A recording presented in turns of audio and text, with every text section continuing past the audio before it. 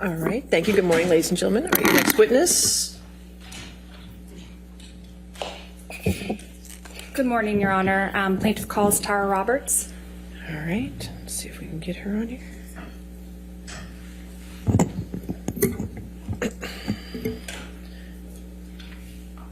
Can you hear me, Ms. Roberts? Yes, I can. Okay, great. Can you raise your right hand for me? Do you swear or affirm to tell the truth under penalty of law? Yes, I do. Okay, thank you, ma'am. All right, go ahead and ask your question. Go ahead. It's the best we're going to do right now. Okay. Good morning. Would you please state your name for the record? Tara Lee Roberts. Ms. Roberts, how do you know Johnny Depp? I manage his island in the Exuma Keys in the Bahamas for the past 15 years. Ms. Roberts, where do you live? I live on the island, and I have a home in Nassau and in Long Island, Bahamas, which I try to get to as frequently as possible. Can you please describe Mr. Depp's private island generally? My duties on the private island would be to maintain the island, the buildings, the houses, logistics, not included or limited to provisioning fuel, gas, groceries, just day-to-day operations, staff, and kind of like an estate just in the middle of nowhere. Okay. Your Honor, I would like to pull up Plaintiff's Exhibit 49, which has previously been submitted into evidence. Okay.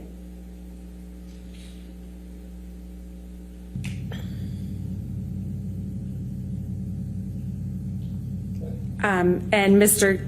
Gibson, if you could play this, and Your Honor, if we could publish this to the jury.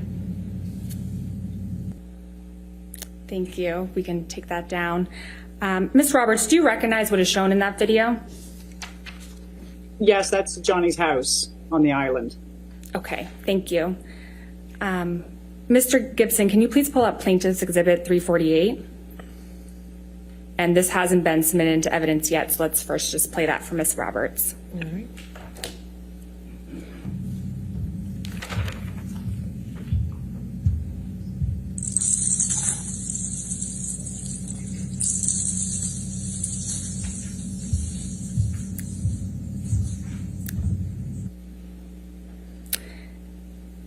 Ms. Roberts, do you recognize what is shown in that video?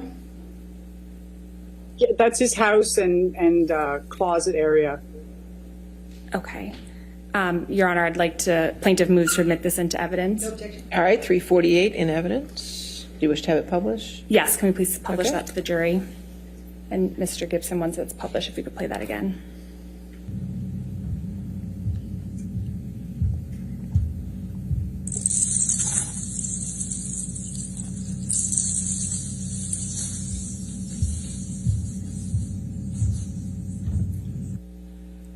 And Ms. Roberts, what is that doorway with the beads that was just shown in that video? That's the entrance to the closet Okay, thank you. We can take that down. in his house. Thank you. Ms. Roberts, I believe you mentioned that you manage staff on the island. How many people work with you on the island? Myself and three others is Jason Major, goes by CJ, Stephen Farrow, and Rico Major. Is this, I believe the witness is not being shown to the jury right now on their screens. Thank you. No. The witness. There you go. Thank you. Ms. Roberts, how are you compensated for your work on the island? I receive a monthly salary. Other than this monthly salary, what other sources of income do you have? I get dividends and rental from family properties and businesses that we have. Since you've been working for Mr. Depp, how often have you seen him? On average, 2-3 times a year. Sometimes it was longer. more visits. Sometimes I didn't see him for a period of time, depending on what his schedule was or what was happening on the island.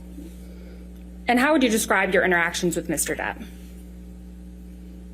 The island was a very family atmosphere, dinners together. He was very social, funny, humorous, very kind with all of us, and very outgoing. Enjoyed working with him and for him. When you first started working on Mr. Depp's island, who would come down to the island? At the beginning, it was Vanessa and the children. Objection. When he started dating Relevance. Amber. All right, hold on a minute, ma'am. Objection. Relevance. It goes to just Ms. Roberts' knowledge of who came down to the island with We Mr. can Depp. move forward. Next question. Okay. Ms. Roberts, Ms. Roberts, are you aware if Mr. Depp brought, or how often did Mr. Depp bring guests with him to the island?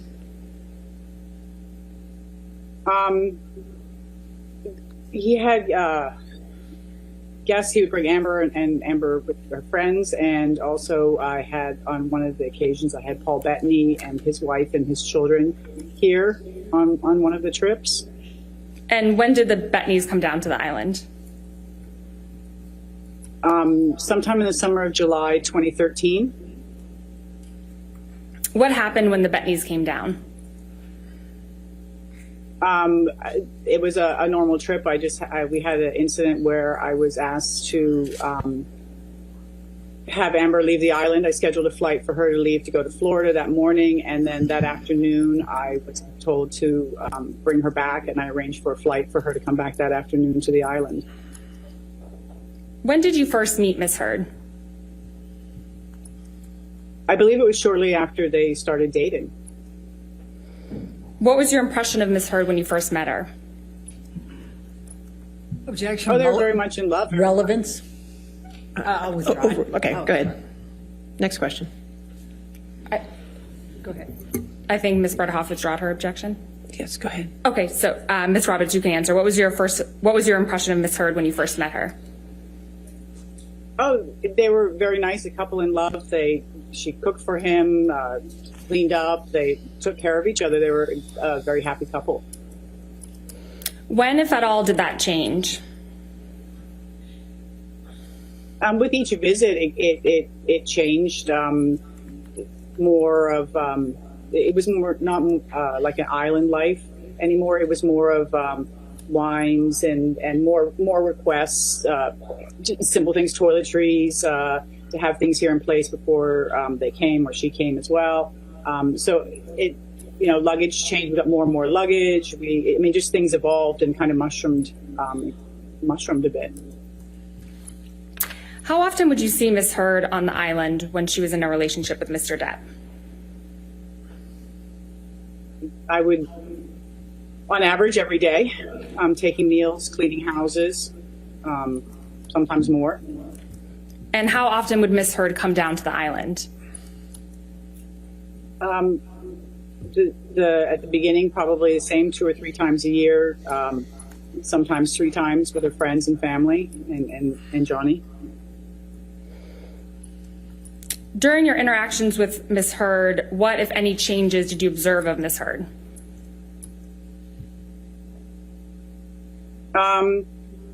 The taking care of the cooking the meals. We then had a chef come to cook.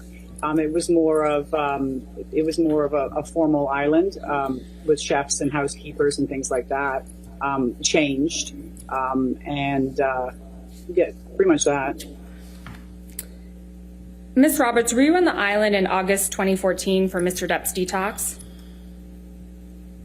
Yes, I was. Who else was on the island? I flew to Nassau and met Johnny, Amber, and Deb. I flew them back to the island, and then a couple of...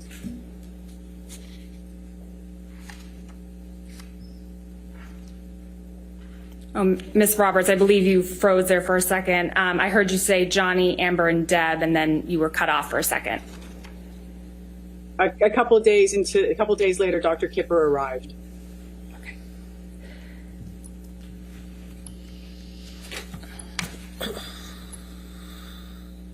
What do you recall about that time that Mr. Depp came down to the island in August 2014?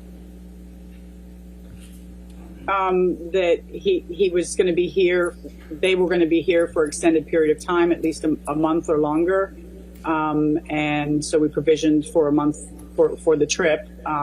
And after about a week or two, they left. Where was Mr. Depp staying for the detox? In his house. Is that the same house that was just shown in those videos earlier? Yes, it was. How often would you see Mr. Depp when he was on the island for the detox? I was every day, but not face to face, just from delivering, replenishing the house, delivering supplies, waters, and things like that, linens, and changing things out. So glimpsing him, not a conversation as it used to be. How was Mr. Depp when you saw him? He was always asleep on the couch.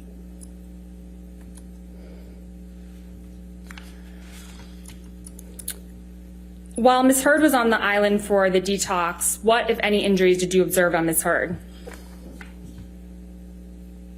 I didn't see anything.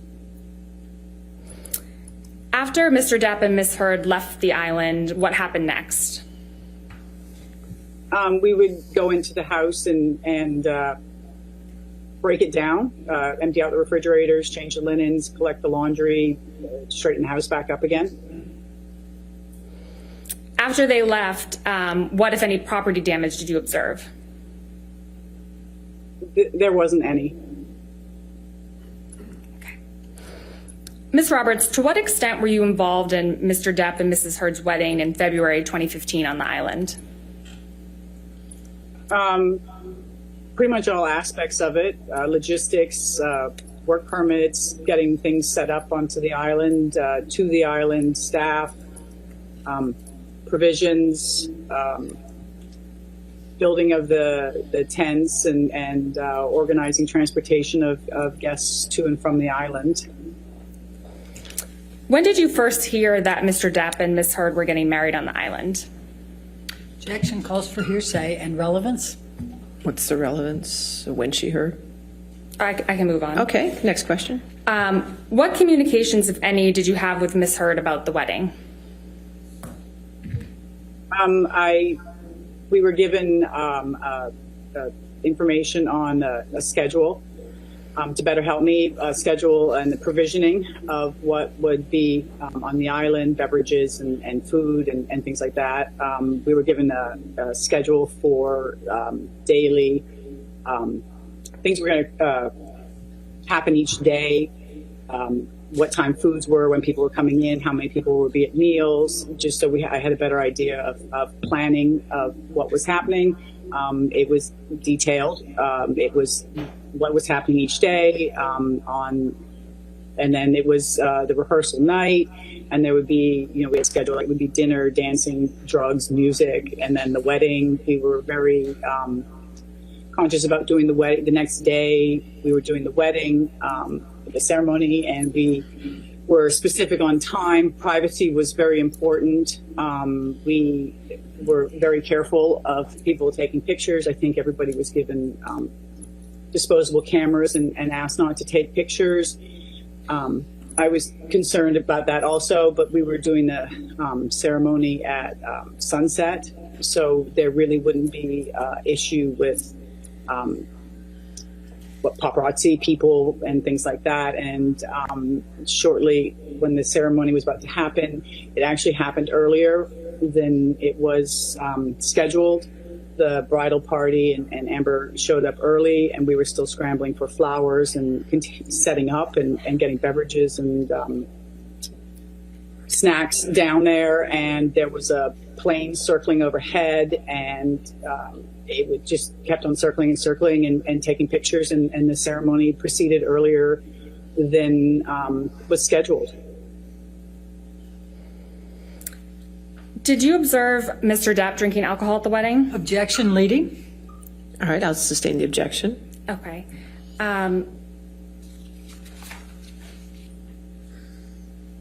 Ms. Roberts, as part of the provisioning for the wedding, did you order alcohol for the wedding? Objection, leading. Sustained. Okay.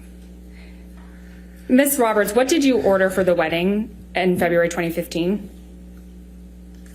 I was given a list of food. I was given a list of beverages for wines, champagnes. I was asked to have Dr. Pepper and sugar-free Red Bull here because at that time that was what Mr. Depp or Johnny was drinking, was Dr. Pepper and sugar-free Red Bull. Okay. Did you observe Ms. Heard drinking alcohol at the wedding? Objection, leading. Sustained. Who did you observe drinking alcohol at the wedding? Pretty much everybody was drinking and doing shots and celebrating. It was a party. Ms. Roberts, I'd like to discuss with you when Mr. Depp and Ms. Heard were on the island in December 2015. Who came down to the island with them? I flew to Nassau to meet them, which is what I normally do. I meet himself, Johnny, and whoever comes to the island. I fly to Nassau to meet them just to make sure that the transition is smooth with customs and immigration. So I flew to Nassau and I met Johnny, Amber, his children, and a friend of the children, and load the luggage onto the caravan plane, and we boarded the plane and came to the island. And a couple days into the trip, Alice and Greg and Alice's 3 children and a nanny came to the island as well. Who are Alice and Greg?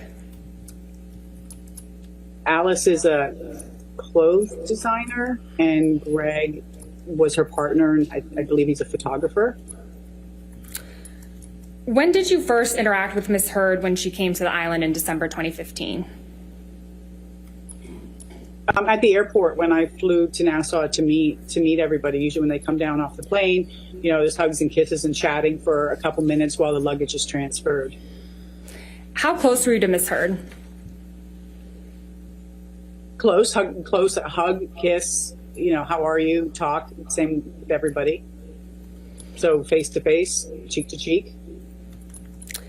What, if any, makeup did you observe Ms. Heard wearing when you first interacted with her? I don't recall if she was or was not wearing makeup. If she wore makeup, it was very natural. I don't think often she wore makeup on the island. I don't recall her wearing makeup. What, if any, injuries did you notice on Ms. Heard? I didn't notice any. Ms. Roberts, you mentioned that Gregory, a photographer, came to the island during that time. How often did you observe Gregory on the island? I interacted every day because meals went down and changing the sheets and cleaning the room. So I see everybody every day there. And when you saw him, what was he doing? They were doing. There was a photo shoot on the island. Amber was wearing the clothes. Amber was wearing Alice's clothes, and they were doing a photo shoot on the beach. And Greg was taking the pictures. Okay. What, if anything, do you remember about that particular time that Mr. Depp and Ms. Heard came down to the island? There was a incident between Johnny and Amber here during that trip. Okay, can you please describe that incident? On the evening, we kind of called it a night. Dinner was finished. We wrapped everything up down here at the staff area in the kitchen. Myself and CJ came to the office later on that evening, and Johnny was in the office up here, and he was agitated, kind of walking back and forth. I'd asked him if he needed anything because I wasn't sure if he was up here to get something or was looking for something, which wouldn't be unusual. for people to come up here. So he was here, talked for a couple minutes, the three of us, and a couple minutes later, Amber came into the office and the three of us were in the office, and Amber came in, and she was asking him to tell him to come back to the house. Please come back. I'm sorry. Come back. And he stood here, reluctant to go, didn't want to go, and a little exchange back and forth. He left the office and got into his vehicle and started it up, and Amber went outside and stood in front of the vehicle so that didn't drive away. Amber was standing in front of it, and again, she was asking him to don't leave. I'm sorry. Come back to the house. After a couple minutes, she got in the vehicle and they left to go back to their house. What happened after they went back up to the house? CJ and I were still in the office and weren't really sure. Decided that maybe it would be best if we just drove up there just to make sure that everything was okay. And so we got in the golf cart and we drove up to their house, got into the parking lot, and his vehicle was in the parking lot, and you could hear them. You can hear them inside you could hear inside the house yelling. Amber yelling and Johnny answering back, and you could really hear what was being said. We stood there for a couple minutes, CJ and myself, and then you started to hear, it became audible. Amber was telling him that he was a washed up actor. He was going to die a fat, lonely old man. Then you heard, you hit me with a can. You heard Johnny say, you hit me with a can. And then he came down the steps and Amber was behind him and she had a bottle in her hand. It was removed, and there was a brief pause, the moment, I think, of initial shock or uncertainty of why, that we were there. Neither Johnny nor Amber knew that we were there. He proceeded to walk back to the John Deere, and she again he was just sitting in the seat. Amber came up to him and was asking him to come back in the house, that she was sorry, please come back in the house. He didn't come out of the seat, and she was hugging and kissing him, and I love you, I love you. She was telling him I loved you. He didn't react. Johnny sat there, eventually got out of the John Deere and proceeded to start to walk away. At that time, Amber started to grab at him and his shirt and trying to pull him back to the house, just basically viciously trying to pull him back and get him back to the house and yelling at him. And at that point, I was between them and felt it was best, and I was getting worried about what was going to happen, and it was best that I remove him from the situation. And so CJ took Amber back to the house, and I walked Johnny over to the cafe, which was basically 30 seconds away from the house, because it was the only place I could take him to at the time.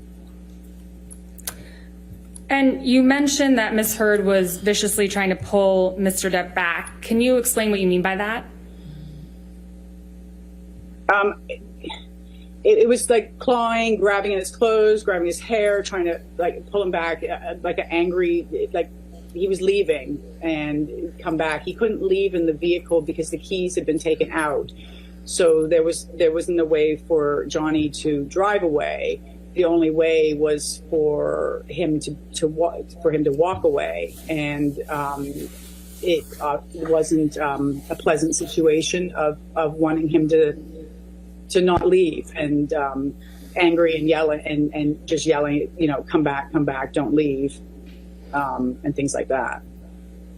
At any point, did Mr. Depp hit or touch Ms. Heard? Objection leading. All right, I'll sustain the objection. Ms. Roberts, how did Mr. Depp react to Ms. Heard viciously grabbing him?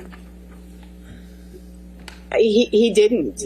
He stood there with his arms by his side, and he didn't do anything.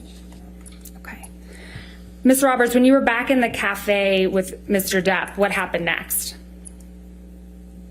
I was concerned because I had heard him say that he'd gone. Objection to her being concerned. That's not responsive. I'll sustain it as to concerned, all right? Okay, Ms. Roberts, without testifying as how you felt, what did you observe when you went back to the cafe with Mr. Depp? When we went back to the cafe, he had a mark across the bridge of his nose. I got a bag of ice to put on it so that it wouldn't swell, just to make sure that it wasn't bleeding. And he walked over to the love seat at the cafe, and he laid down and went to sleep. And CJ came back over, and I asked CJ to stay there for the remainder of the evening, for the remainder of the morning. And I left CJ inside the cafe, and I left Johnny on the couch. When did you next see Ms. Heard? That morning, I saw her that morning. How close were you to Ms. Heard when you interacted with her the next morning? Conversation in a couple feet away. When you saw her, how did she appear?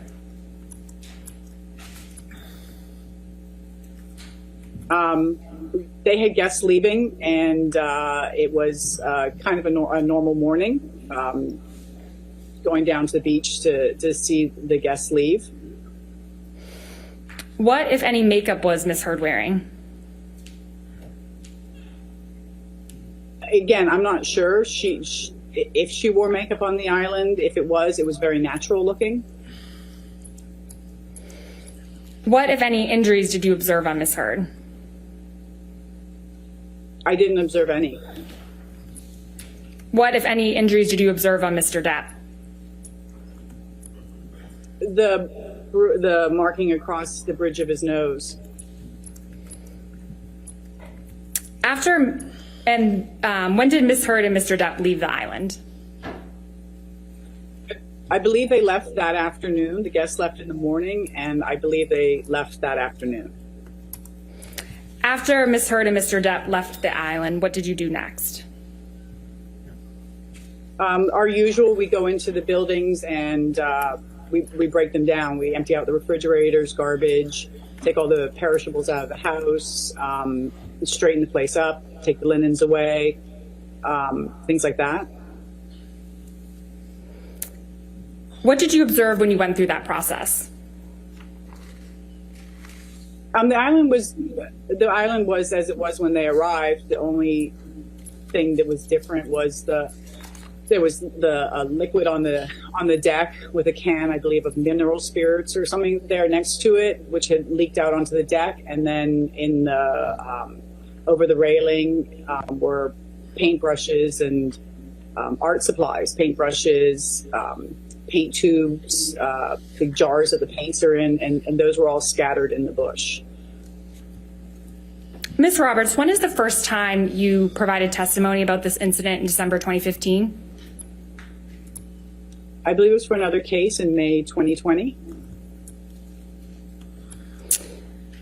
Ms. Roberts, how often have you seen Mr. Depp drink alcohol on the island? He goes through periods of time where he's been here and he doesn't drink, and it's non-alcoholic Beck's or something like that. It varies. Sometimes he drinks when he's here, sometimes he doesn't. How often have you seen Ms. Heard drink alcohol on the island? She drank wine. She drank wine with her drink was wine with dinner, maybe in the afternoon, but I know definitely with dinner. Did you observe Ms. Heard drinking alcohol when Mr. Depp was not drinking alcohol? Objection, leading. No, sustained as leading. Okay. How often have you seen Mr. Depp drunk?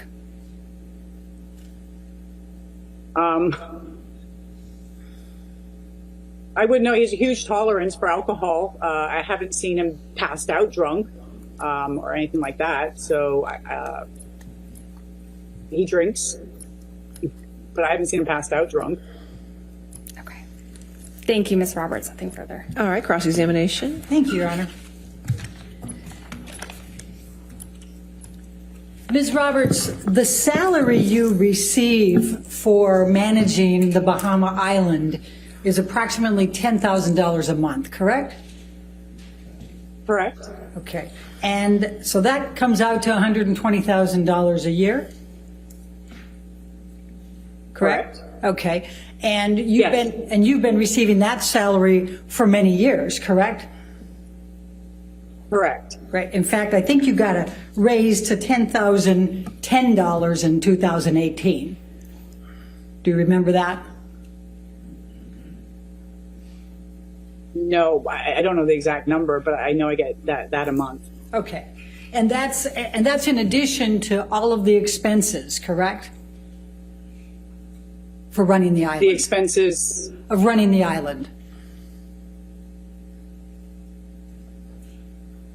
I get a salary every month. I'm not sure what you're asking me. So the other people that are on the island, to the extent they work, they get a different salary, right? Yes. Okay, and all of the expenses you have, you talked about what you have to do to provision the island and everything else and run it. All of those expenses are paid separately, correct? Correct. Okay. And you said you've been managing this island for 15 years for Mr. Depp, is that correct? Approximately, yes. All right. Now, let's talk for a moment about those two videos that you testified to were part of the house. The first video was missing both the closet and the bathroom, correct?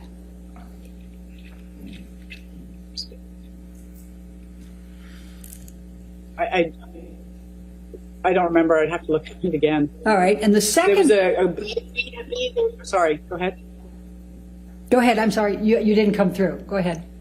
No, I'm sorry. I think in the first video, the beads were the closet, and then there was the bathroom next to the closet. Okay, that was the You asked me. That was the second video. Oh. Do you know who? Sorry. Do you know who took those videos? Oh, I did. Okay. When did you take those videos?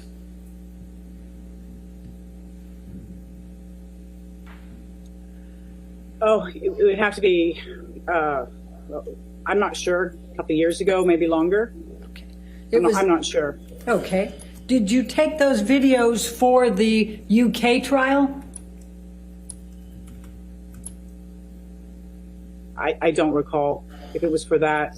All right. Is there a reason that the closet and the bathroom were left out of the first video? No, I stood in the house and did a circle around of the house. Okay. Who asked you to make that video?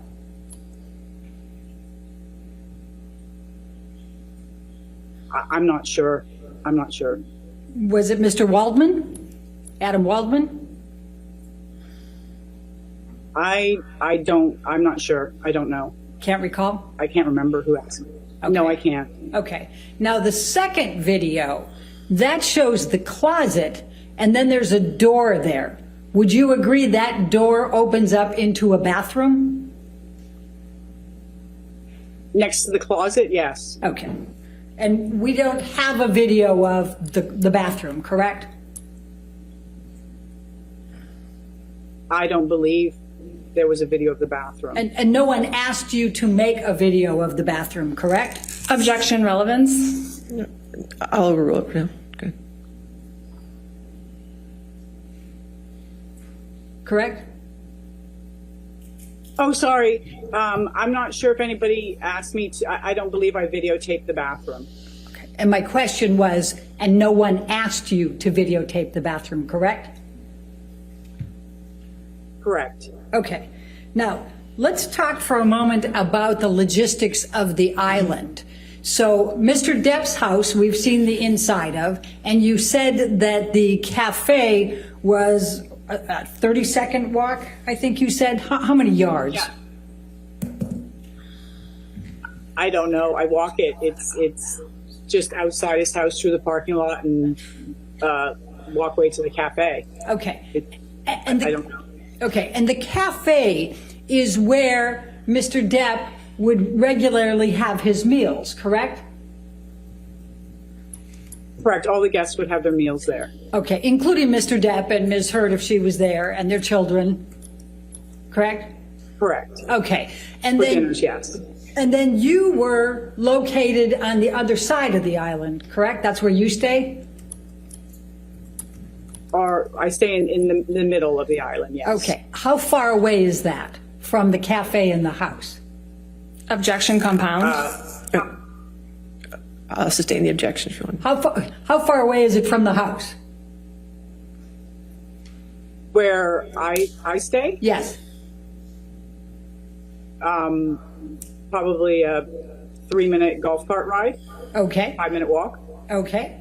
And then when other guests come, I think you were talking about tents. Do they stay in tents? No, the tents were erected for the wedding, and then they were dismantled. And sometimes we would erect them if we were asked to, just in case somebody wanted to stay there. But people didn't stay in the tents; they stayed in the buildings here. Okay. So how much accommodation can you handle in the buildings for other guests? I'm not talking about the house, Mr. Depp's house. We've seen that. But how many people can actually be accommodated in the buildings? We have a 2-bedroom yurt on Brando Beach. We have a beach house which has the bed in it, and then we have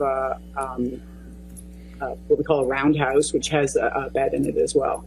Okay. Now, when Mr. Depp and Ms. Heard were visiting, whether they had the children there or not, typically, would you bring the meals to the cafe for each of the meals? No, sometimes I would take them to the house. It depended on where they wanted to eat. All right. And then typically, would you join them for the meal, or would you leave the meal and then come back and clean up afterwards? Objection compound. All right. I'll sustain the objection. All right. We'll take that one at a time. Typically, would you bring the meals to them? Myself or one of the workers here would take the meals. Okay. How often was it you that would take them?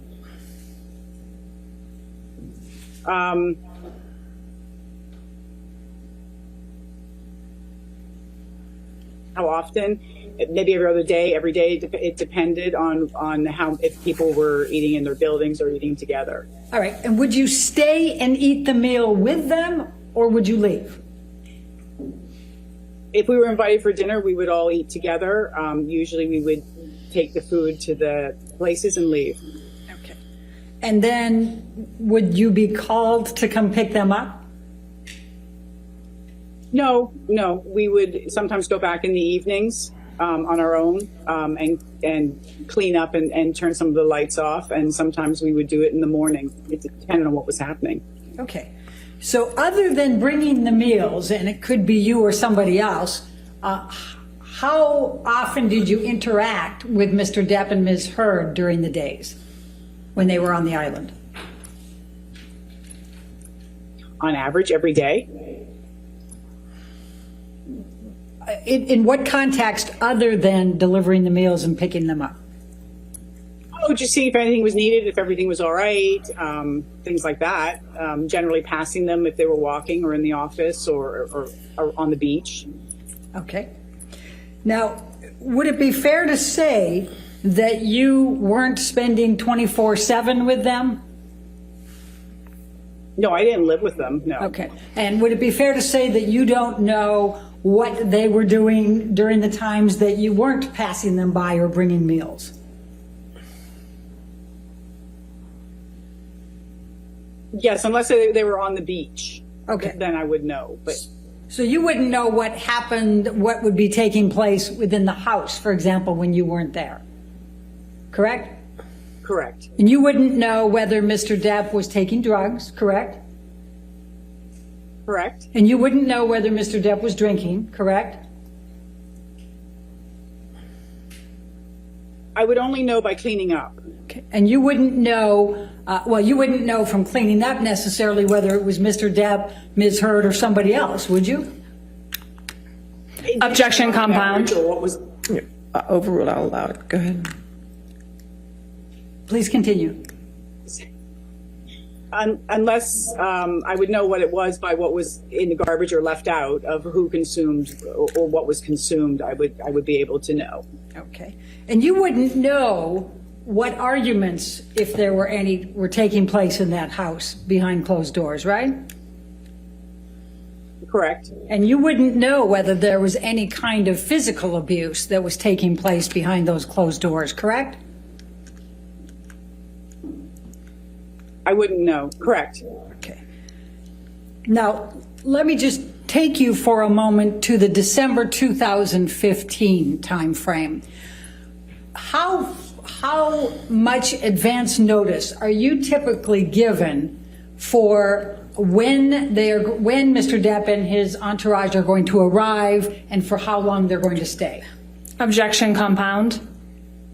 All right, I'll sustain the objection. All right, let's break it down. How much notice are you given when Mr. Depp and his entourage are coming? It varies. Sometimes it's a couple days, sometimes it's a couple weeks. So how much notice were you given in December of 2015 to who would be coming for Christmas on the Bahama Island? I believe sometime in November Okay. for that trip. All right. And in November, how many people were you told were coming for Christmas on the island?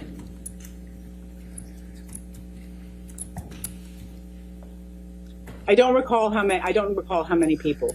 It was a lot more than Amber, Johnny, Lily Rose, Jack, and Lily Rose's boyfriend, wasn't it? Yes, it was. In fact, it was Amber's parents, correct?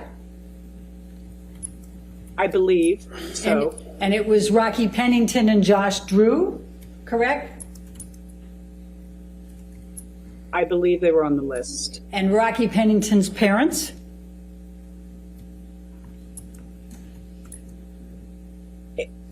Yes, I believe they were on the list. Do you recall them canceling? Objection, hearsay. I recall.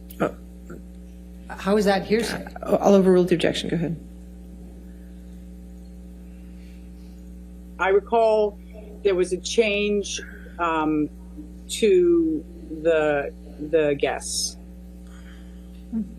When did you learn of that?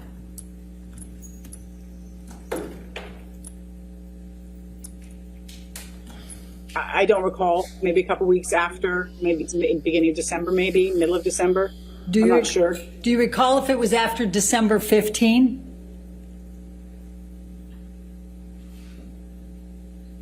I don't recall. Did you think that was a little strange that here these people were going to be at Objection. Christmas on the island and suddenly they cancel? Objection, relevance. I think it's highly relevant. I'll sustain the objection. Next question. What, if anything, were you told about why they canceled? Objection, hearsay. Party opponent admission. Yep. We've You laid a don't know. foundation for that. Okay. Who told you that Amber's parents, her best friend and fiance, and her best friend's parents were suddenly canceling coming for Christmas on the island? Objection, compound. I'll allow that. Go ahead. I don't know who told me, but I did receive I did receive information that they weren't coming and somebody else was coming instead. And who was that somebody else coming instead? That it would be Alice and it would be Alice and Greg and the children and the nanny. And they were coming later, right? They would be joining. That, I think, was the words. Okay. So On the December trip, you testified about a few arguments between Amber and Johnny, right? Do you recall that testimony? Yes, I do. Okay.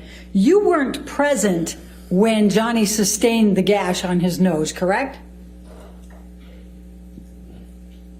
I wasn't there, no. Okay. And you weren't present when the mess was made through the paints that you've described, correct? No. And so you don't know whether there had been a physical altercation and that led to throwing a paint can to try to slow down Johnny, right?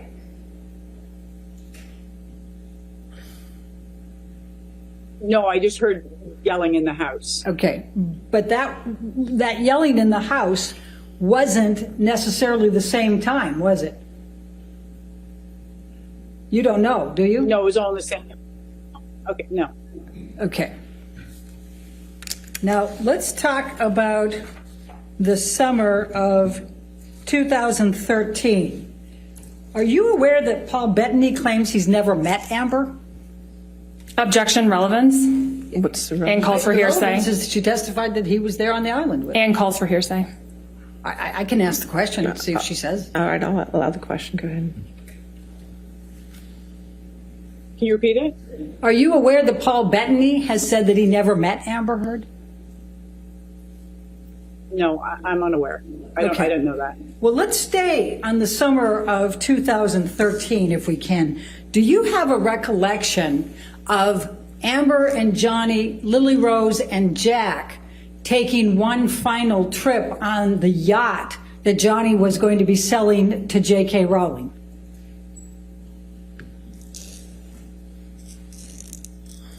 I don't know what year that was. I don't know what year that was, but I do remember the yacht being sold. If I tell you it was July of 2013, does that help refresh your recollection? July 9? Yeah, All right. Now, it doesn't. I just know the yacht was sold. okay, and you made arrangements, did you not, for a captain to captain the yacht and for them to go out on the yacht? No, I didn't have any responsibility for the yacht and the crew on the yacht. Okay. Do you have a recollection of being called because Lily Rose and Jack were upset and they wanted to leave the yacht and have a helicopter take them away? Objection, hearsay, and compound. I'm asking whether she has a recollection of this. I'll allow the question. Can you ask me it again? Do you have a recollection of Lily Rose and Jack being upset on the yacht and wanting to leave it immediately, so you arranged for a helicopter to come in to fly them away with Amber? Objection, compound. I'll allow it. Okay, let's just hear. I don't know if Lily Rose and Jack were upset. I do know that I did arrange for transportation off the island at the time. And in fact, Amber went with Lily Rose, correct? It was Amber and her friend and Lily Rose. Okay. And Jack decided at the last minute to stay back, correct?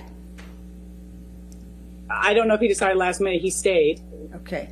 Do you recall Lily Rose telling you that she was upset because her father was drinking and trying to hide it from him? Objection, hearsay. I'm asking whether she has a I'll recollection. sustain the objection. to Okay. that. Then I'll ask the next one. Do you recall Mr. Depp passing out in the sand face first? I recall that he was passed out on the beach. He was out on the beach. Yes. Okay. And do you recall Jack calling you because he was concerned? Objection, hearsay. That's just asking if he called. I haven't asked what he said. No, you did. I'll sustain the objection. Okay. Do you have a recollection of Jack being present when Mr. Depp was passed out face first in the sand? Yes. And do you have a recollection of Jack being upset?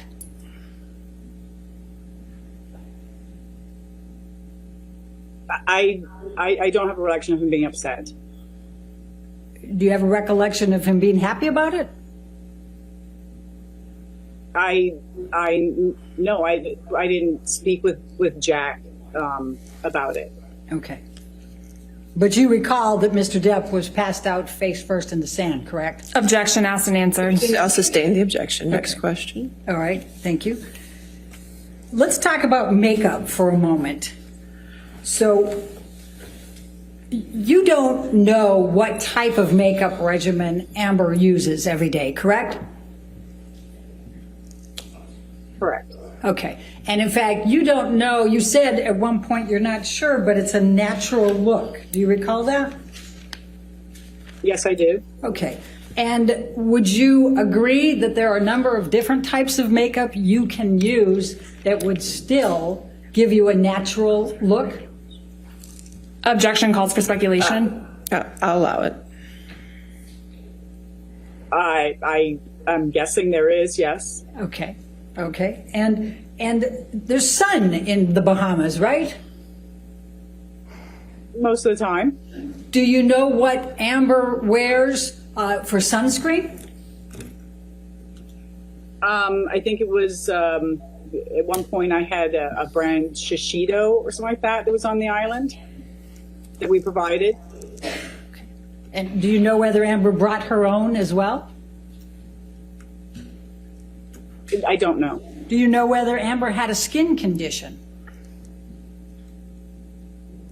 I wasn't told. Okay. But I take it you didn't ask. No, I wouldn't have asked if somebody had a skin condition. Okay. The wedding. The wedding was planned at sunset, correct? Correct. And in fact, it went forward at sunset, correct? It went earlier. It was earlier than sunset. So your recollection is that there's no sunset pictures at the wedding?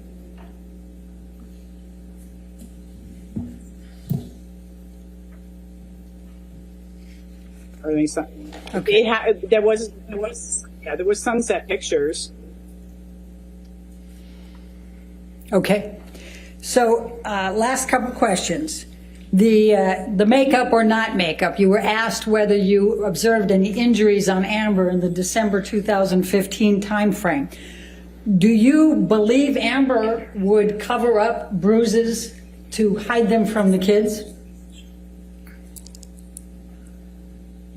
Objection calls for speculation. I'll sustain this. Do you have any understanding, based on your knowledge of Amber, whether she would try to cover up any bruises or cuts Same to objection. keep them from the kids? I'll sustain the objection. You said that you didn't believe that Amber was wearing much makeup, but you said she participated in a photo shoot in December 2015. Do you recall that? Yes, I do. Do you know whether Amber was wearing any makeup for a photo shoot? I'm not sure the part that I saw she was in and out of the water. Do you know whether Amber would want to show bruises or cuts in a photo shoot? Objection calls for speculation. I'll sustain the objection. I have no further questions. Okay. Thank you. All right, redirect. Redirect.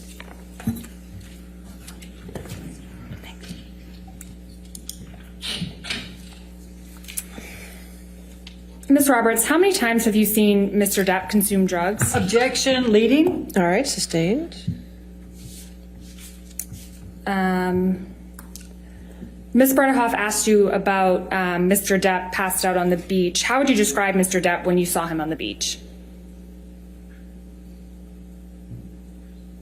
He was passed out. I picked him up and brushed him off, and I left him underneath I believe he was in a hammock, and I believe he had fallen asleep, or he was asleep, and the hammock had overturned, and I picked him up and brushed him off and left him underneath the lanai with Jack. Okay, no further questions. All right, Thank you, is Ms. this witness Roberts. subject to recall, Ms. Roberts? Yes, All potentially. right. So we'll, Ms. Roberts, since you're subject to recall, did not discuss your testimony with anybody and just did not watch anything about this case. Okay, ma'am? Okay, thank you very much. All right, thank you. All right, your next witness. Dr. Shannon Curry. She'll come right now. Dr. who? Shannon Curry, Can you, is it C-U-R-R-Y? Curry. Yes. Okay, thank you. Good morning, Dr. Curry. Good morning. I'm Wayne Dennison. Could you state your full name for the record? Shannon Curry. What do you do for a living? I am a clinical and forensic psychologist. What's your educational background? I started college at Georgetown University. I then transferred to the University of California, Irvine, where I received my bachelor's degree in psychology and social behavior. I completed my master's degree in psychology at Pepperdine University. I went on to complete my doctoral degree in clinical psychology at Pepperdine University, which included several training rotations at different practicum sites. Those are essentially clinical rotations we do to learn various types of psychology. You learn how to do psychological assessment, counseling, etc., and you do that in a variety of different settings. And then I completed a year-long doctoral internship at an American Psychological Association accredited doctoral internship. You do this year before you get your degree, and that was at Tripler Army Medical Center. It's traditionally a military internship. They did admit 2 civilians. I was lucky enough to be one of them.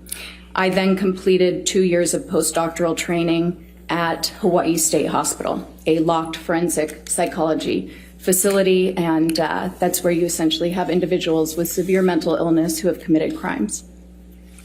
Have you done any additional coursework or educational work? I have. So after I completed my doctorate and my postdoctoral training, I obtained it's called a postdoctoral Master of Science degree in clinical psychopharmacology. That is for partial fulfillment of prescription privileges, meaning that it's part of what we need to be able to prescribe medications as a psychologist, because psychologists don't traditionally prescribe, and we can do that with certain military jurisdictions in other states. I also obtained advanced training in the Gottman method of couples therapy. I completed all 3 levels of training, and then I'm also a Gottman educator for several workshops involving helping parents learn how to prepare to bring their baby home and helping couples without serious problems improve their relationships. What's the Gottman method? The Gottman method is a highly research-based method of couples therapy. It's very structured, so different than what many people expect when they think about couples therapy.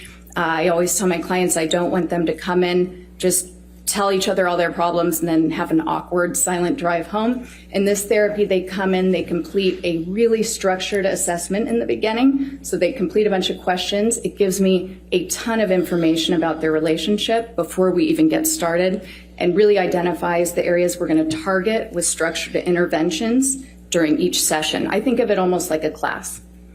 Okay. Did you get, in the course of your education, any specialized training? Any what? Specialized training? I did. So my internship specifically was dedicated to essentially working with post-traumatic stress disorder, traumatic stress. A lot of my training has been with psychological assessment and testing. And then my training during practicum and then in my postdoctoral work was dedicated to working with trauma populations and also conducting forensic psychological assessments. Oftentimes, forensic psychological assessments actually refers to doing testing and an interview and a couple other things for purposes related to law. So it's the application of psychology to the courts, to legal issues. And sometimes that also involves doing assessments for the military to determine whether somebody has sustained a mental disability after combat. You indicated that you did some work at Tripler. What's Tripler and what's the work you did? So Tripler Army Medical Center is a hospital in Honolulu, Hawaii. If anybody's ever gotten to have a vacation in Hawaii, it's a giant pink building there. And it's one of the top training sites for military psychologists. I was very, very lucky to be able to train there. They have wonderful funding and a lot of new research going on, particularly for PTSD, but really for all areas of mental health. While I was there, I did rotations in family psychology, so doing family therapy. I worked with children, but I also did a neuropsychology rotation, learning really the ins and outs of advanced psychological assessment, identifying not just mental issues, mental illness, but also traumatic brain injuries after trauma, and doing those PTSD evaluations, and then also working with service members who were struggling with a whole host of issues, military stressors, normal life stressors, and then also those who sustained tremendous trauma from combat. Do you still continue to work with the military? I do, actually. My practice is very focused on military service members, veterans, and their families. Okay.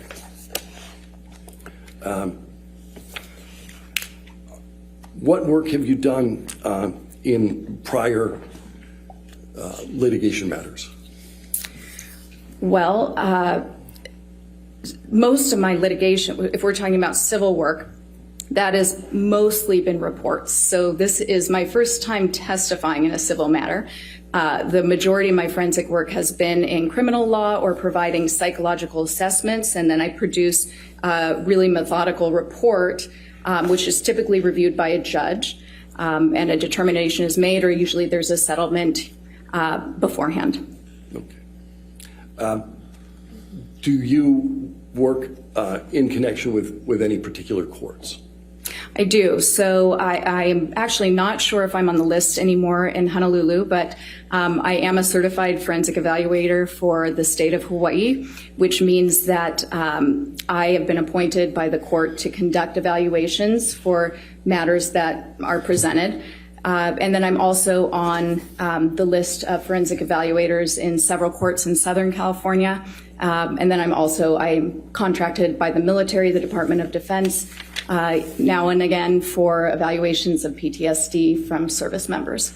Okay, you mentioned PTSD a couple of times now. Yes. What are you referring to there? So PTSD is a mental illness. It can develop after a person has been exposed to a traumatic event. And our Diagnostic Statistical Manual, the DSM, is sort of the authoritative manual of mental illnesses. It's considered our Bible of mental illness. We go there for diagnoses. And according to that, there's a specific type of trauma that a person must experience for them to be able to qualify for a diagnosis of PTSD. And that's an event that is life-threatening. It can also involve sexual assault, and you can experience that either directly, but you can also be traumatized if you've seen it happen to somebody else, or if it's happened unexpectedly or violently to somebody close to you, a family member or a friend. And then there's also a provision for people who are first responders, if they're encountering really traumatic information regularly, that qualifies as a trauma. Now, there are a number of symptoms that can develop. Sure. We'll talk about that some Okay. more. Do you hold any credentials relevant to the work that you do? Well, I am a licensed psychologist Where? in California and Hawaii. Okay, and any other certifications or other credentials? Not that I can think of off the top of my head other than the training with the Gottman method of couples therapy. Okay. Have you worked with the Hawaii Department of Courts and Corrections? Yes, I have. In what capacity? Well, so that I guess would be a credential. So I am a certified forensic evaluator for the state of Hawaii.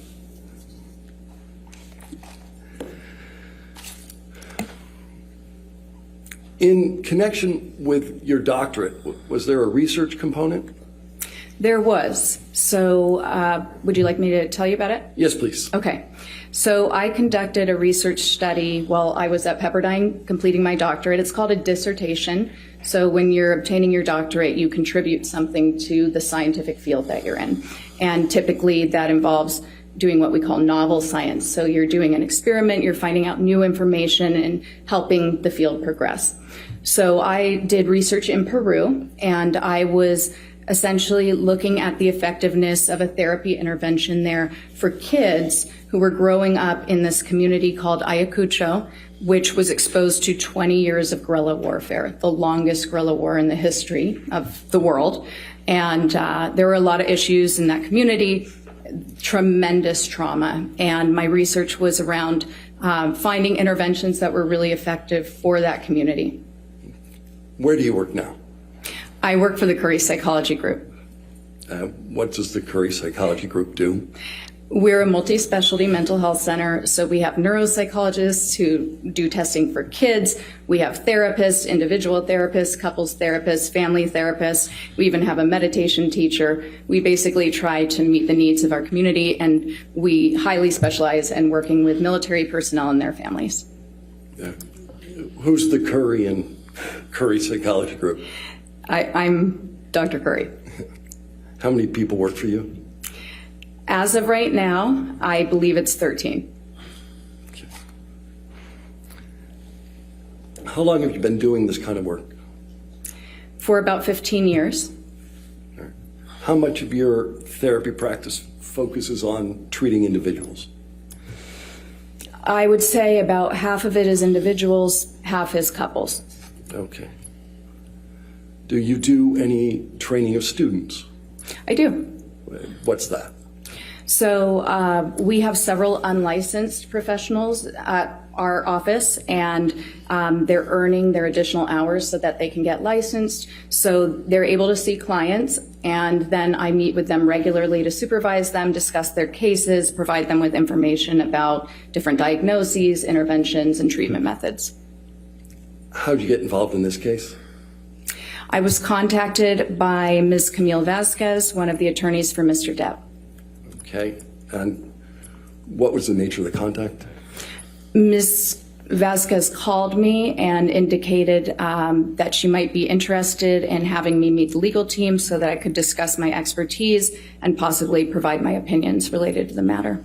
Yeah. What were you asked to provide expert opinion on? So initially, my role that I understood at the time was to review the case materials and provide my opinions regarding anything that I noticed that was consistent or even inconsistent with the psychological science that exists today on intimate partner violence in Mr. Depp and Ms. Heard's relationship. But, all right, you used a phrase there, intimate partner violence. What are you talking about? So there are a multitude of different definitions depending on the source or the state, but essentially intimate partner violence is abuse. It could be physical, psychological, and it's from one partner to another in an intimate relationship. Okay. Did your role in this case evolve over time? Yes, it shifted. So I was retained at the end of January 2021, and then had just barely begun to review the documents. The case was postponed, and then in October 2021, I was asked by counsel to provide a psychological evaluation of Ms. Heard. Okay. Were you ever asked to do a psychological evaluation of Mr. Depp? No. Okay. What types of documents did you consider in this analysis? So I reviewed quite a few documents as part of my evaluation. That included all of the case documents, Ms. Heard's medical records by Dr. Kipper, her prior mental health treatment records. I believe I reviewed records from Dr. Amy Banks, Dr. Bonnie Jacobs, Dr. Connell Cohen, And also a significant portion of my review involved notes from Nurse Erin Filati, at the time Erin Borum, who spent a significant time with Ms. Heard in her direct company. I also reviewed exhibits, quite a few audio recordings, a video recording, several video recordings, or possibly photographs. I might be getting them confused. And multiple witness statements, testimony, and declarations. Did there come a time when you met directly with Ms. Heard? Yes, I did. So in conducting my evaluation, I met with Ms. Heard on 2 separate dates, December 10th and December 17th, 2021. Approximately how much time have you spent with Ms. Heard? So the evaluation, we spent 12 hours directly with one another. However, there were more hours involved in the evaluation with some breaks. So we spent 7 hours together on the first day, December 10th. Not necessarily together, because there was a 1 hour lunch break and about a half hour with breaks split up through the day. And then on the 17th, we spent a little more than 8 hours in the evaluation from start to finish, with a 1 hour break and another half hour of breaks distributed throughout the day. As a result of the work that you performed, did you form any opinions with respect to Ms. Heard? I did. What were those opinions? The results of Ms. Heard's evaluation supported 2 diagnoses: borderline personality disorder and histrionic personality disorder. What is a diagnosis? A diagnosis is a way that that psychologists, psychiatrists, anybody in the mental health field thinks about a disorder. It helps us to communicate a set of symptoms that a person is experiencing, and along with that set of symptoms, it tells other professionals a lot about how those symptoms might have developed, how that person might behave, perceive the world. It also drives treatment. The real purpose is to determine what sort of interventions will be most effective for the person. Yeah. Previously, you made reference to, I think you called it the DSM-5. What's Yes. that? So the DSM-5, that stands for the Diagnostic Statistical Manual, version 5, and that contains every diagnosis we use in mental health, and it's the authoritative manual of mental diagnoses. Is performing diagnoses something you typically do in your line of work? Yes. Thank you. So you referenced 2 personality disorders. What's a personality disorder? To understand a personality disorder, I think it can be helpful first to kind of define personality. So personality, something we take for granted, but these are the traits, the characteristics, the way we think, we feel, and we act that make us who we are. And these traits are pretty stable over time and across situations. We might, be sure to mind our P's and Q's when we're meeting somebody new. But overall, if somebody were to describe us, or if we were to describe ourselves, we have a pretty good sense of who we are. Sometimes an easy way to think of it is imagining how you might describe a brother or sister or a child if you have children. Their personalities are pretty clear to you. A personality disorder is some sort of dysfunction in those enduring traits. So as opposed to other types of mental illness, when you think about something like depression, that's episodic. It comes and it goes. And when it's treated with medication, it can pretty much be completely mitigated or minimized in a person's life, and their personality is still there, separate from the depression. When we have a personality disorder, there are going to be disturbances in several different areas that are visible in almost all different facets of their life. Is there a manner in which personality disorders are commonly diagnosed? Yes, so they can be diagnosed in a treating environment. Treating psychologist or a therapist or a psychiatrist simply does a diagnostic interview, which involves assessing multiple areas of a person's history back down through childhood. I'm going to stop you for a second. Yes. What's a treating environment?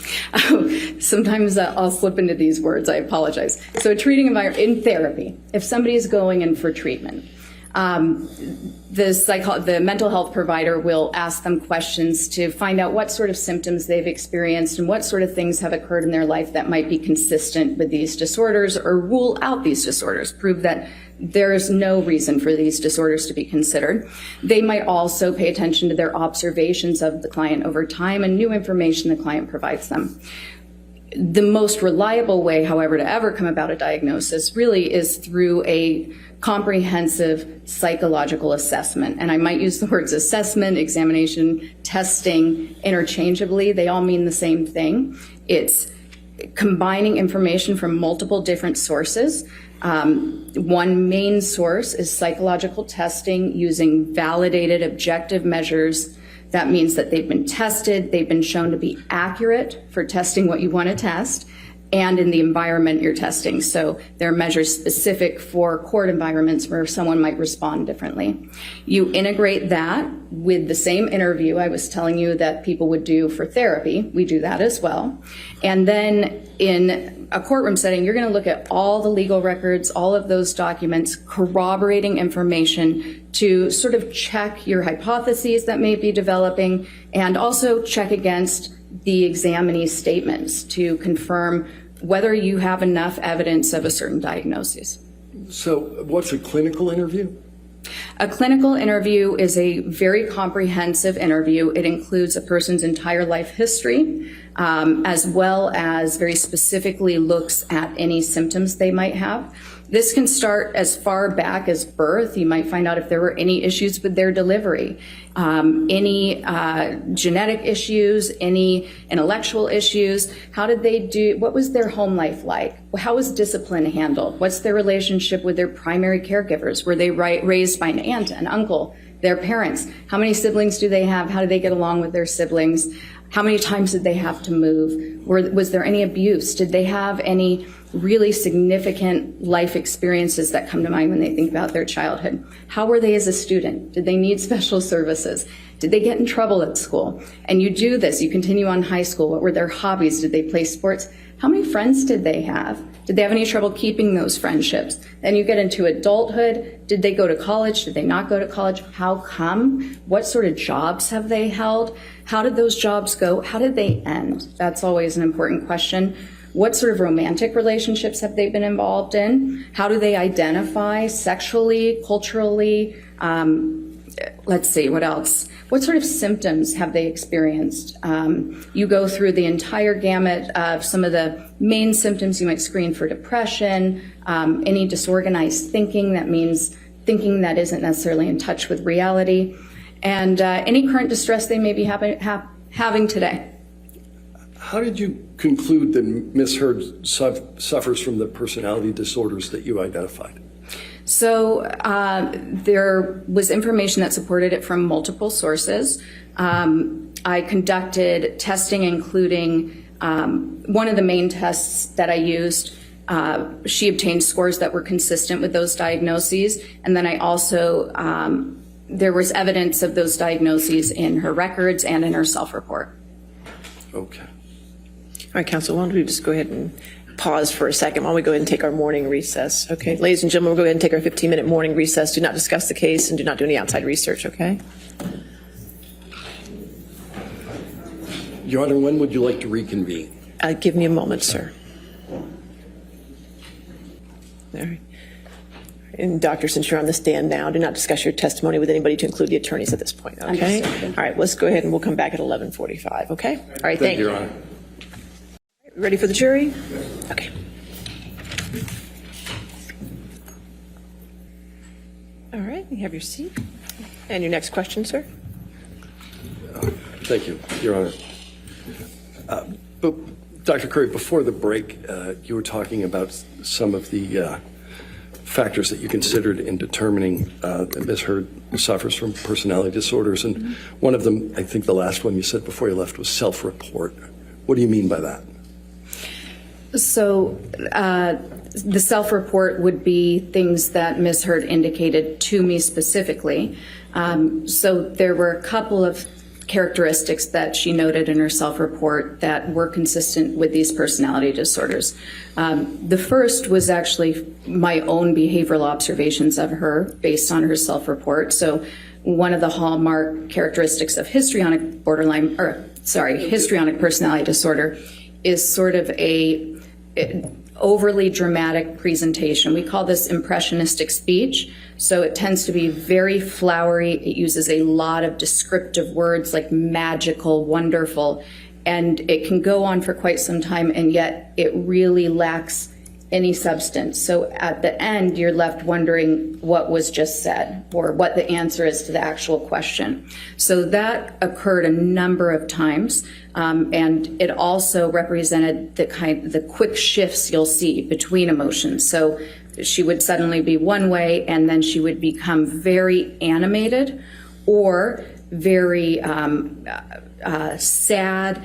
And when people are displaying these emotions with this personality disorder, there's a sense of shallowness to it. People who are observing them will feel like it's almost play acting, and they might not be able to put their finger on it. But part of it is because of the rapidness with which the person can switch emotions, and also the lack of substance. They don't really refer to, I feel this way. They might describe emotions, they might describe events, but very rarely, and Ms. Heard did not say, I feel vulnerable. She never really indicated a vulnerable feeling of her own.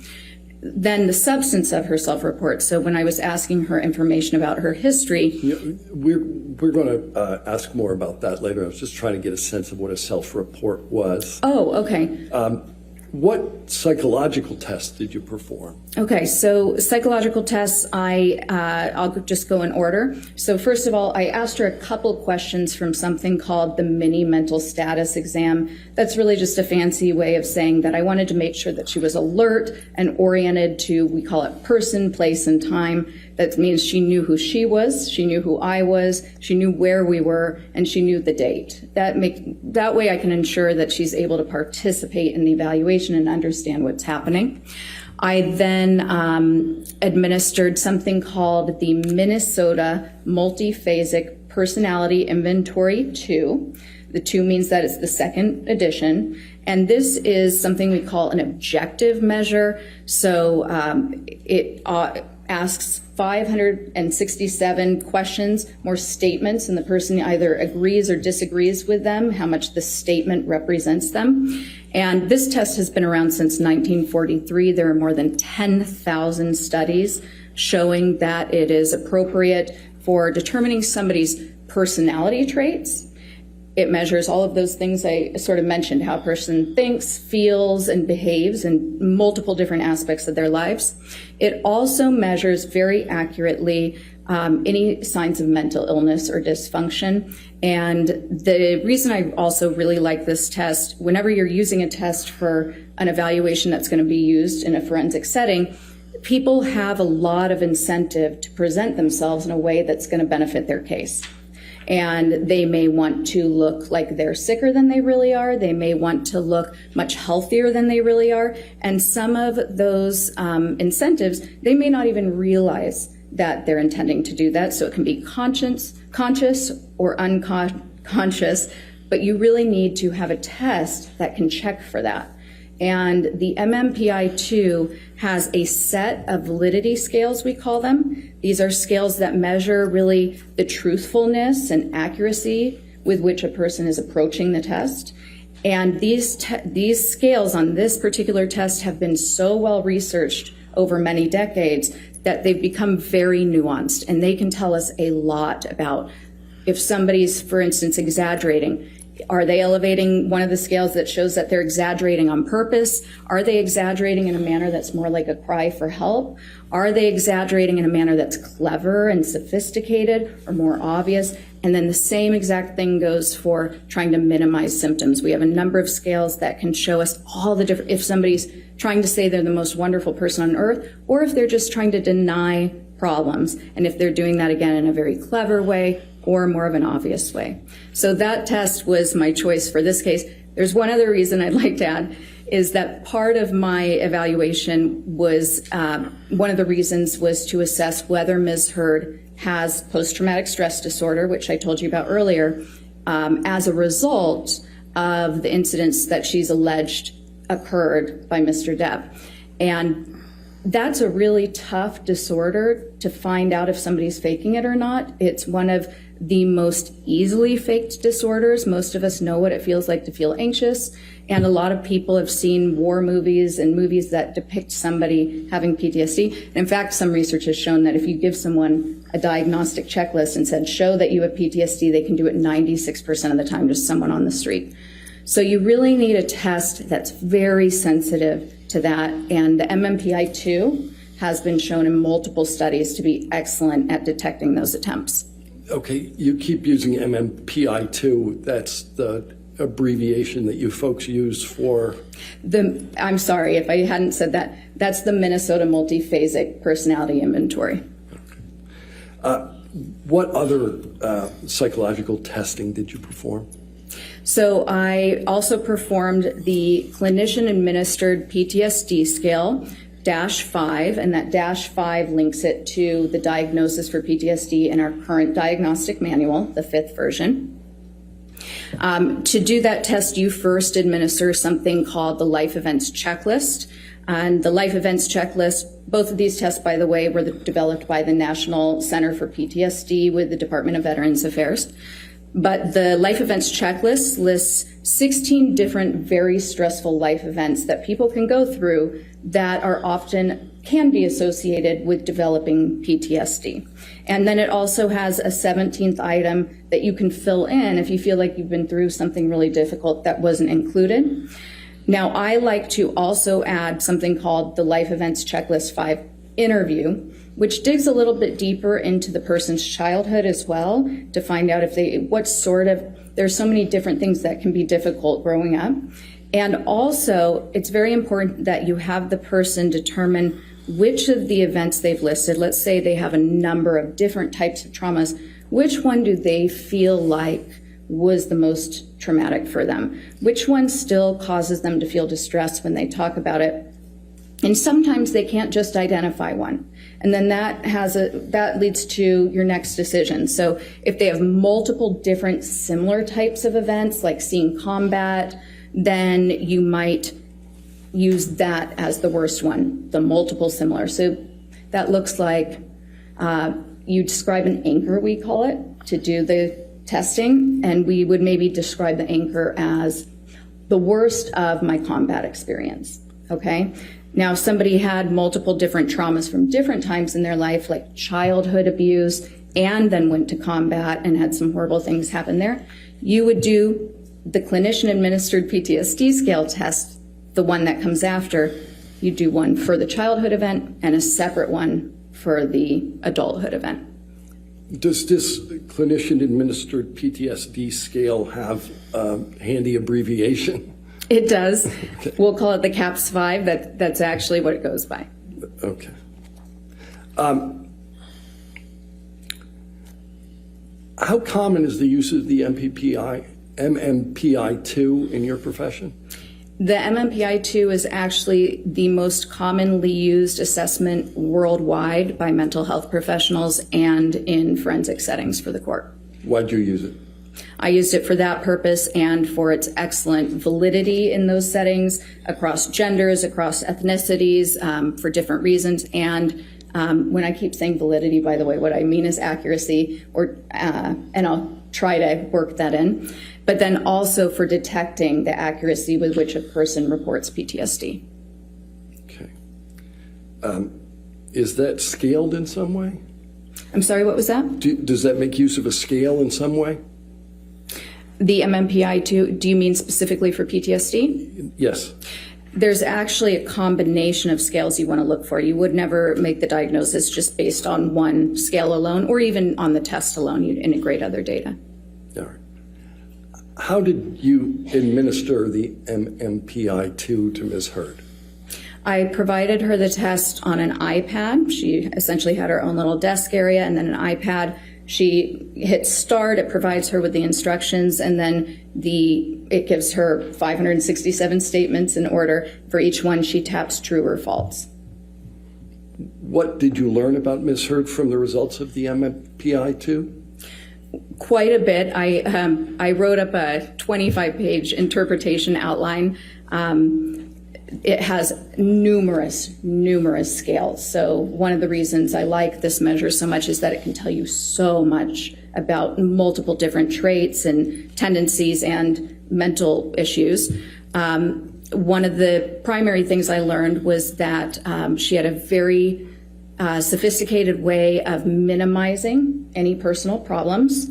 I also learned that she tends to, well, there were a number of characteristics that were consistent with the eventual diagnoses, but some of the primary characteristics, and I'm going to try to condense 25 pages here, were essentially externalization of blame, tending to have a lot of inner hostility that is attempted to be controlled, a tendency to be very self-righteous, but to also deny that self-righteousness and to judge others critically against these sort of high standards for moral value, but also to deny doing that, essentially to claim that one is very non-judgmental and accepting and yet very full of rage, really. And these aren't facts, but her scores essentially correlated.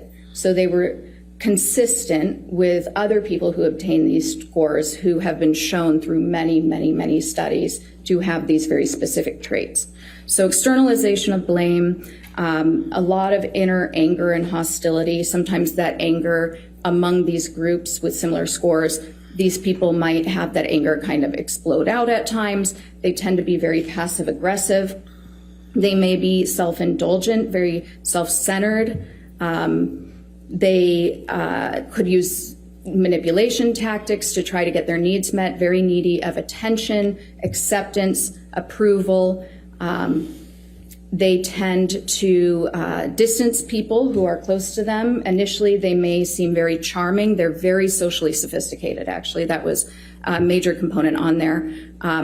They have a capacity to kind of offer some of their faults, but in a way, but only the ones that people think of lightly and can all relate to. And so they can present as very fair and balanced, but in actuality, they really might be very judgmental of others and unaware of problems in their behavior and their thinking. So after you provide the examination via the iPad, what do you do? So once they've completed the test, you can have it scored by the computer immediately. It's a very complex test to interpret, but right away you get a list of what's called critical items, and these are just a couple of the items, the statements that are presented that are more clearly symptom-based, and I always follow up with the examinee. Some of these might have to do with suicide, some of them might have to do with other symptoms that you just like to get a little bit more information on, because sometimes an examinee might tell you they're completely fine when you're doing your interview with them and that they have no symptoms. And then when they take the test, it says that they're having trouble sleeping, or they struggle with nausea all the time, or they feel very anxious. And so you want to follow up on that. Okay. What's a code type? A code type, let me think of how to explain this very simply. So the main scales, and I keep referring to scales, these are just the main scores that come up on this test. We can refer to them as codes. And when I was saying that Ms. Heard's scores could be compared to certain groups of people that had been researched before to obtain similar scores, the research has shown that certain people will have certain scores that kind of spike on this, okay? And so all of those traits that I was describing, those are traits that are found in these code types. So it means that score number 2 was high, and score number 6 was high. And so if we have those two scores were both high, then that's a 2-6 code type. And these code types... What code type was Ms. Heard? Ms. Heard had the clearest code type was 3-6, but then she also had some other code types that were less significant. What characteristics are associated with a 3-6 code type? So a 3-6 code type, a lot of that anger is expressed in this code type. There can be actually a lot of cruelty, usually with people who are less powerful.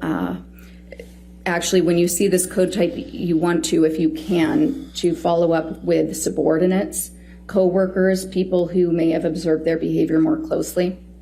The 3-6 code type is very concerned with their image, very attention-seeking, very prone to externalizing blame to a point where it's unclear whether they can even admit to themselves that they do have responsibility in certain areas. A lot of suppressed and denied anger, but the anger is very present, will explode out, and a lot of issues in their close relationships. How does Ms. Hurd's code type fit in with your overall opinion as to personality disorders? Well, this might be an appropriate time to describe a little bit about these personality disorders, because I think what you'll hear is that there's a lot of consistency there. So borderline personality disorder is a disorder of stability. It's instability, and it's instability in personal relationships. It's instability in their emotions. It's instability in their behavior, and it's instability in their sense of self and their identity. And that instability is really driven by this underlying terror of abandonment. So one of the key features also of this disorder, and all of it is like pistons of an engine kind of firing off and igniting one another. But when somebody is afraid of being abandoned by their partner or by anybody else in their environment, and they have this disorder, they'll make desperate attempts to prevent that from happening. And those desperate attempts could be physical aggression, it could be threatening, it could be harming themselves. But these are behaviors that are usually very extreme and very concerning to the people around them. The anger is typically what, sadly, it's counteractive, right? So the thing these people fear most is being abandoned, but over time, the anger, the explosive anger that they show when somebody is needing space, or when somebody's really not doing anything wrong, because a lot of times they read into things that they perceive as being a slight to them or being somebody intending to harm them that actually isn't happening. They'll exaggerate it, and they'll explode. They'll react in this heightened manner that is just exhausting for their partners. Oftentimes, their partners will try to make them happy at first and really allow themselves to be a punching bag, thinking that they can somehow solve this problem, that somehow they can make this better. And eventually, it just overwhelms them. Histrionic personality disorder is very Before similar. we move on to that, Okay. Are you familiar with the term emotional reactivity? I am. What is that? So emotional reactivity is very common in the diagnosis. So essentially, like I said, there's instability in emotions. People with borderline personality disorder are often misdiagnosed as having bipolar disorder because they can be up and down. They can look very depressed, then they can look very elated, but these changes are happening within a matter of hours. Somebody with bipolar disorder, this is a clinical depression lasting days, weeks, a clinical mania where sometimes they even need to be hospitalized because they're so grandiose. They clear out their bank account and go to Vegas and spend it all. They're acting in some very bizarre ways. With borderline personality disorder, you're having these fluctuating moods constantly. And again, this hypersensitivity to being slighted or feeling offended, really driven by the fear that if you're offended or slighted, if the therapist comes in 2 minutes late, or if somebody shows up to dinner 2 minutes late, that they might be abandoning you. And it's not as if the borderline is considering themselves abandoned in that moment, but they just know that they have this overwhelming emotion, and there are no attempts to control that emotion. There are no attempts to regulate it. So if they're in the middle of the restaurant and they feel offended, they're going to start the fight. People are going to see it, or they might just start crying or break down, but they'll make a lot of accusations, And that reactivity is when you're going to see a lot of this escalation in the bizarre behavior. They can react violently. They can react aggressively. They will often physically prevent their partner from trying to leave if their partner wants to get space from all of this intense emotion. And oftentimes they will be abusive to their partners in these situations. Sometimes they'll physically restrain them from leaving and become injured that way. But also, people with borderline personality disorder, it seems to be a predictive factor for women who implement violence against their partner. And one of the most common tactics that they'll use is actually physically assaulting and then getting harmed themselves. But mostly, we call this administrative violence. So essentially, this is saying that they'll make threats using the legal system. So they might say that they are going to file a restraining order or claim abuse, or they might do these things to essentially try to keep their partner from leaving. In the moment, again, they're not consciously thinking, I'm going to keep my partner from leaving right now. They're just thinking, I can't stand this. I hate my partner. They went from idealizing to suddenly devaluing because of the hurt, and they'll do anything to express that big emotion of anger. Your Honor, may we approach? All right, yes, sir. Okay. You indicated you were talking about emotional reactivity. What, if any, emotional reactivity did you observe in your review? And let's do this one at a time. Okay. So there were a couple indications to me.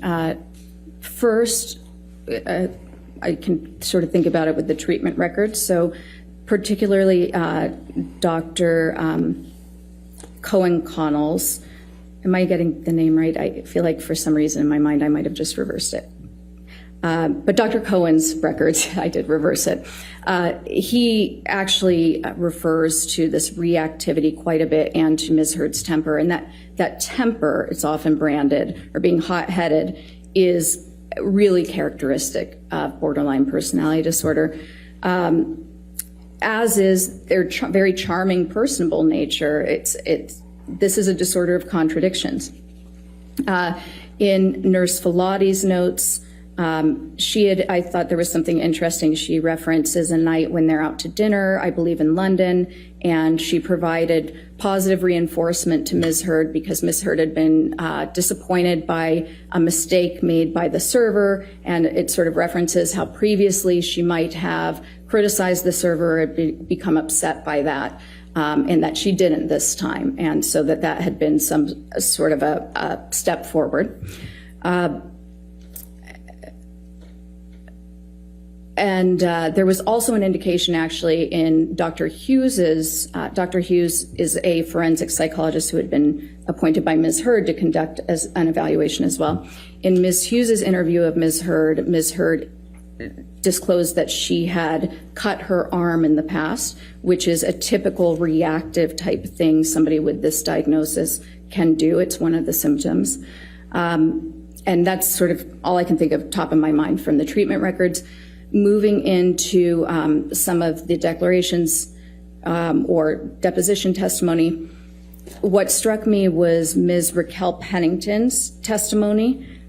She's a former friend of Ms. Heard's, and she told a story about, I suppose, they were shopping for Thanksgiving accoutrements, something to prepare for Thanksgiving, and Ms. Heard struck her in the face, sort of out of the blue, which is I thought was interesting because that is one of those signs of borderline personality disorder where if a friend or a loved one isn't meeting your needs in that moment, people with borderline personality disorder can be very caring in their relationships as long as their needs are being met. They feel that their needs should be met when they want them met at a specific level, and if they're not, then that anger, that sense of harm causes them to react. So the striking Ms. Pennington's report in the declaration or the testimony, I thought was pretty consistent. And then Ms. Heard's own self-descriptions. Okay, I'm going to ask you a question about. Sure. You indicated Ms. Pennington was a former friend of, Yes. of Miss Heard. Is there a relationship between borderline personality disorder and intimate relationships? Yes, so the instability definitely translates to their relationships. You'll see relationships start very intensely. People will, somebody with borderline personality disorder perceives the relationship as extremely close. This pattern of idealizing and devaluing is definitely at play. They do this with their lovers and also with their friends. And so this might be the perfect person, their perfect soulmate friend, perfect soulmate partner, and their engagement in the relationship is very alluring, very charming to the other person. And so initially everything seems great. But what occurs is that reality sets in. People are not perfect, even when we have a lot in common with them. Whereas most of us can accept somebody as a whole, somebody who has a little bit of flaws, and still think this is my great friend who is constantly running late for dinner. The person with borderline personality disorder, things are in these extremes, this black and white, we call it splitting. And so that person goes from being idealized, the perfect person, to dumpster. They are totally devalued. They are the worst friend. They don't care anything about me. I have better people around. And then there will be a repair because the person with this disorder does feel remorseful after they have these reactions, angry, tell their friend off. But over time, it wears away at these relationships. And so what you'll usually see is many transitions in their friendships over the years, people who have sort of fallen by the wayside, who were really very close-knit at one time, and then, but there's not a lot of consistency in the long term. You'll also see that with their intimate relationships, many relationships, but none that are particularly long-term. How does borderline personality disorder relate to identity issues? So again, that instability also travels toward identity. And when I was describing personality earlier, I was talking a little bit about those traits we have that help us know who we are. When you have borderline personality disorder, that actually is not something you understand. So people with this disorder actually take on the identity of the people they're spending time with because it's comforting. It's very uncomfortable to not know who you are. Some people with this disorder will describe a feeling of emptiness when they feel like they've been abandoned because now they don't know who they are in the world. And so when somebody with this disorder is going through that initial enmeshment phase with new people and they're idealizing them, they often will take on the identities of those people. So they may mimic them in a lot of ways. They might mimic the way they dress, their interests, the way they talk. And for this reason, the people around somebody with this disorder kind of from the outside may feel like, wait, I thought you were this way. Now you're advocating for this, and this is your new main interest in life, or the thing you're throwing yourself into all completely. Music tastes might change. Hobbies will change. The way they dress. Okay. In addition to borderline personality disorder, I understand that you diagnosed another personality disorder. What's that? So histrionic personality disorder, and these are really two sides of the same coin. They belong to the same cluster. We call these clusters. It's a way to organize personality disorders in that DSM. And this cluster is described as the personality disorders that are dramatic, erratic, and emotional. Okay, so unpredictable, but really having to do with emotions and relationships. They're very similar. Whereas I was saying that borderline personality disorder, a lot of the key features that you're going to notice are instability. When it comes to histrionic, a lot of the key features are going to be drama and shallowness. Similarly, with borderline personality disorder, there's this underlying drive of avoiding abandonment. With histrionic personality disorder, that underlying drive is to always be the center of attention. Because if you don't have that attention on you, it feels similarly to borderline personality disorder. You feel pretty empty, like you don't have that sense of being or of value, okay?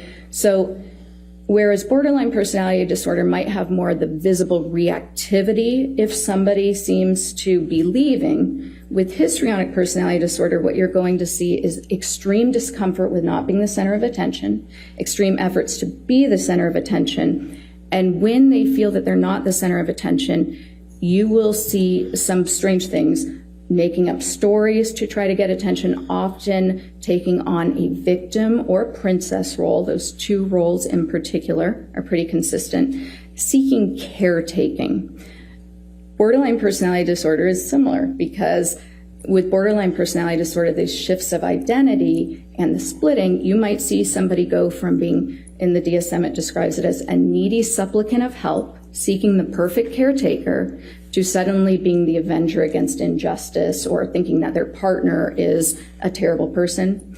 With histrionic, what you'll see is somebody who wants to be the center of attention, has sort of that impressionistic speech, very flowery, very enthusiastic, but nothing's really being said.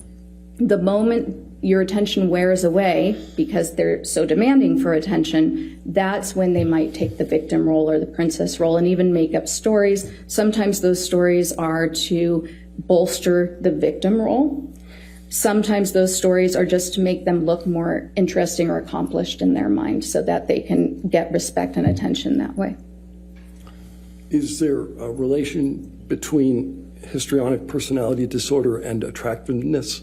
There is, strangely, and this is always one of the trickiest things to talk about. How is that a symptom? But characteristically, people with this disorder are very, very interested in looks, but more importantly, they utilize their looks to get that attention, to get that respect that they're seeking. And so this type of a personality might be flirtatious with everybody.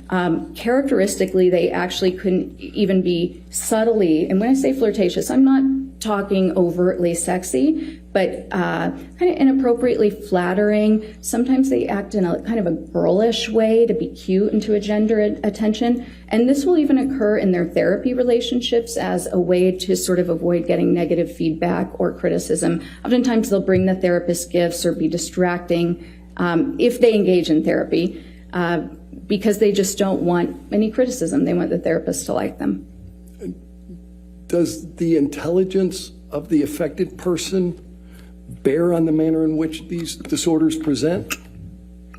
Excuse me, I choked a little at my water. Yes, and I think one way to think about it that's probably a little more accurate than just intelligence is, in psychology, we would describe this more as sophistication. So street smart, so to speak. The way, for instance, I've had many clients who have borderline personality disorder who are messy and really clearly suffering, and they might be difficult and all over the place and yell at you in the middle of a session, but it's so, it's not tailored. It's so much easier to work with because of that just openness and rawness of it, genuineness. Sometimes you'll have a more sophisticated presentation. There are 9 symptoms and only 5 have to be met. So there are a lot of different combinations and different ways it can present. And sometimes you'll have more of a petulant version of this where it really shows when you push the button and you're kind of, whoa, what was that? So somebody who's really productive, high functioning, successful, and you get to know them and you think they're fantastic because they're so interested in you too. And you might not realize it, but they're mimicking you perfectly. So you're really just kind of falling in love with this new friend who is being you. But then all of a sudden, you say something that they think is offensive, and you can't, even in your wildest thoughts, understand how that could have offended somebody, but their reaction is so strong that you kind of buy into it. Gosh, maybe I did say something offensive, and you feel bad about it. So that sophisticated version, they can be a little bit more calculated in the way they present. They tend to kind of hit you where it hurts a little bit more, and they can be actually very, very destructive. What conclusions were you able to draw about Ms. Hurd's sophistication from her testing? Well, from her testing and from her presentation, she was very likable, but her testing in particular showed that she approached it in a manner that, remember I told you about those scales that are pretty neat. She approached it in a manner that very clearly minimized any psychological dysfunction, not just that, but really presented herself as free of any problems. And she did so in a way that was very, very sophisticated, not obvious, by responding to questions that most people might not notice were trying to detect that. How did you determine that? So that's based on a particular scale on the MMPI-2 that is designed specifically to detect a type of responding that's a little bit more clever, a little bit more sophisticated, minimizing problems in a way that most lay people probably wouldn't understand, and even providers, very difficult to detect. You mentioned that one of the characteristics of borderline personality disorder is emotional reactivity. How might that present in an intimate relationship? So I think it probably presents mostly, or you'd see the bulk of it in intimate relationships because of that regular interaction and the desire for your partner to meet all of your needs, to be the perfect caretaker. Also that the hallmark of the disorder with the splitting, so idealizing, devaluing, and the perceiving of all sorts of neutral events as somehow demeaning or disrespectful. It's regular escalations of anger, frustrated complaints, criticisms of your partner. But because the person with borderline personality disorder, first of all, they're more sensitive to things, they feel distress more strongly, and then that distress lasts longer. So these types of blow-ups go on forever, and they're very cyclic. It feels like you just can't get a resolution, and eventually the partner will try to leave, will want to leave to take a break. It wears them down, and that's when the borderline might explode and act very aggressively or violently to try to prevent them from leaving.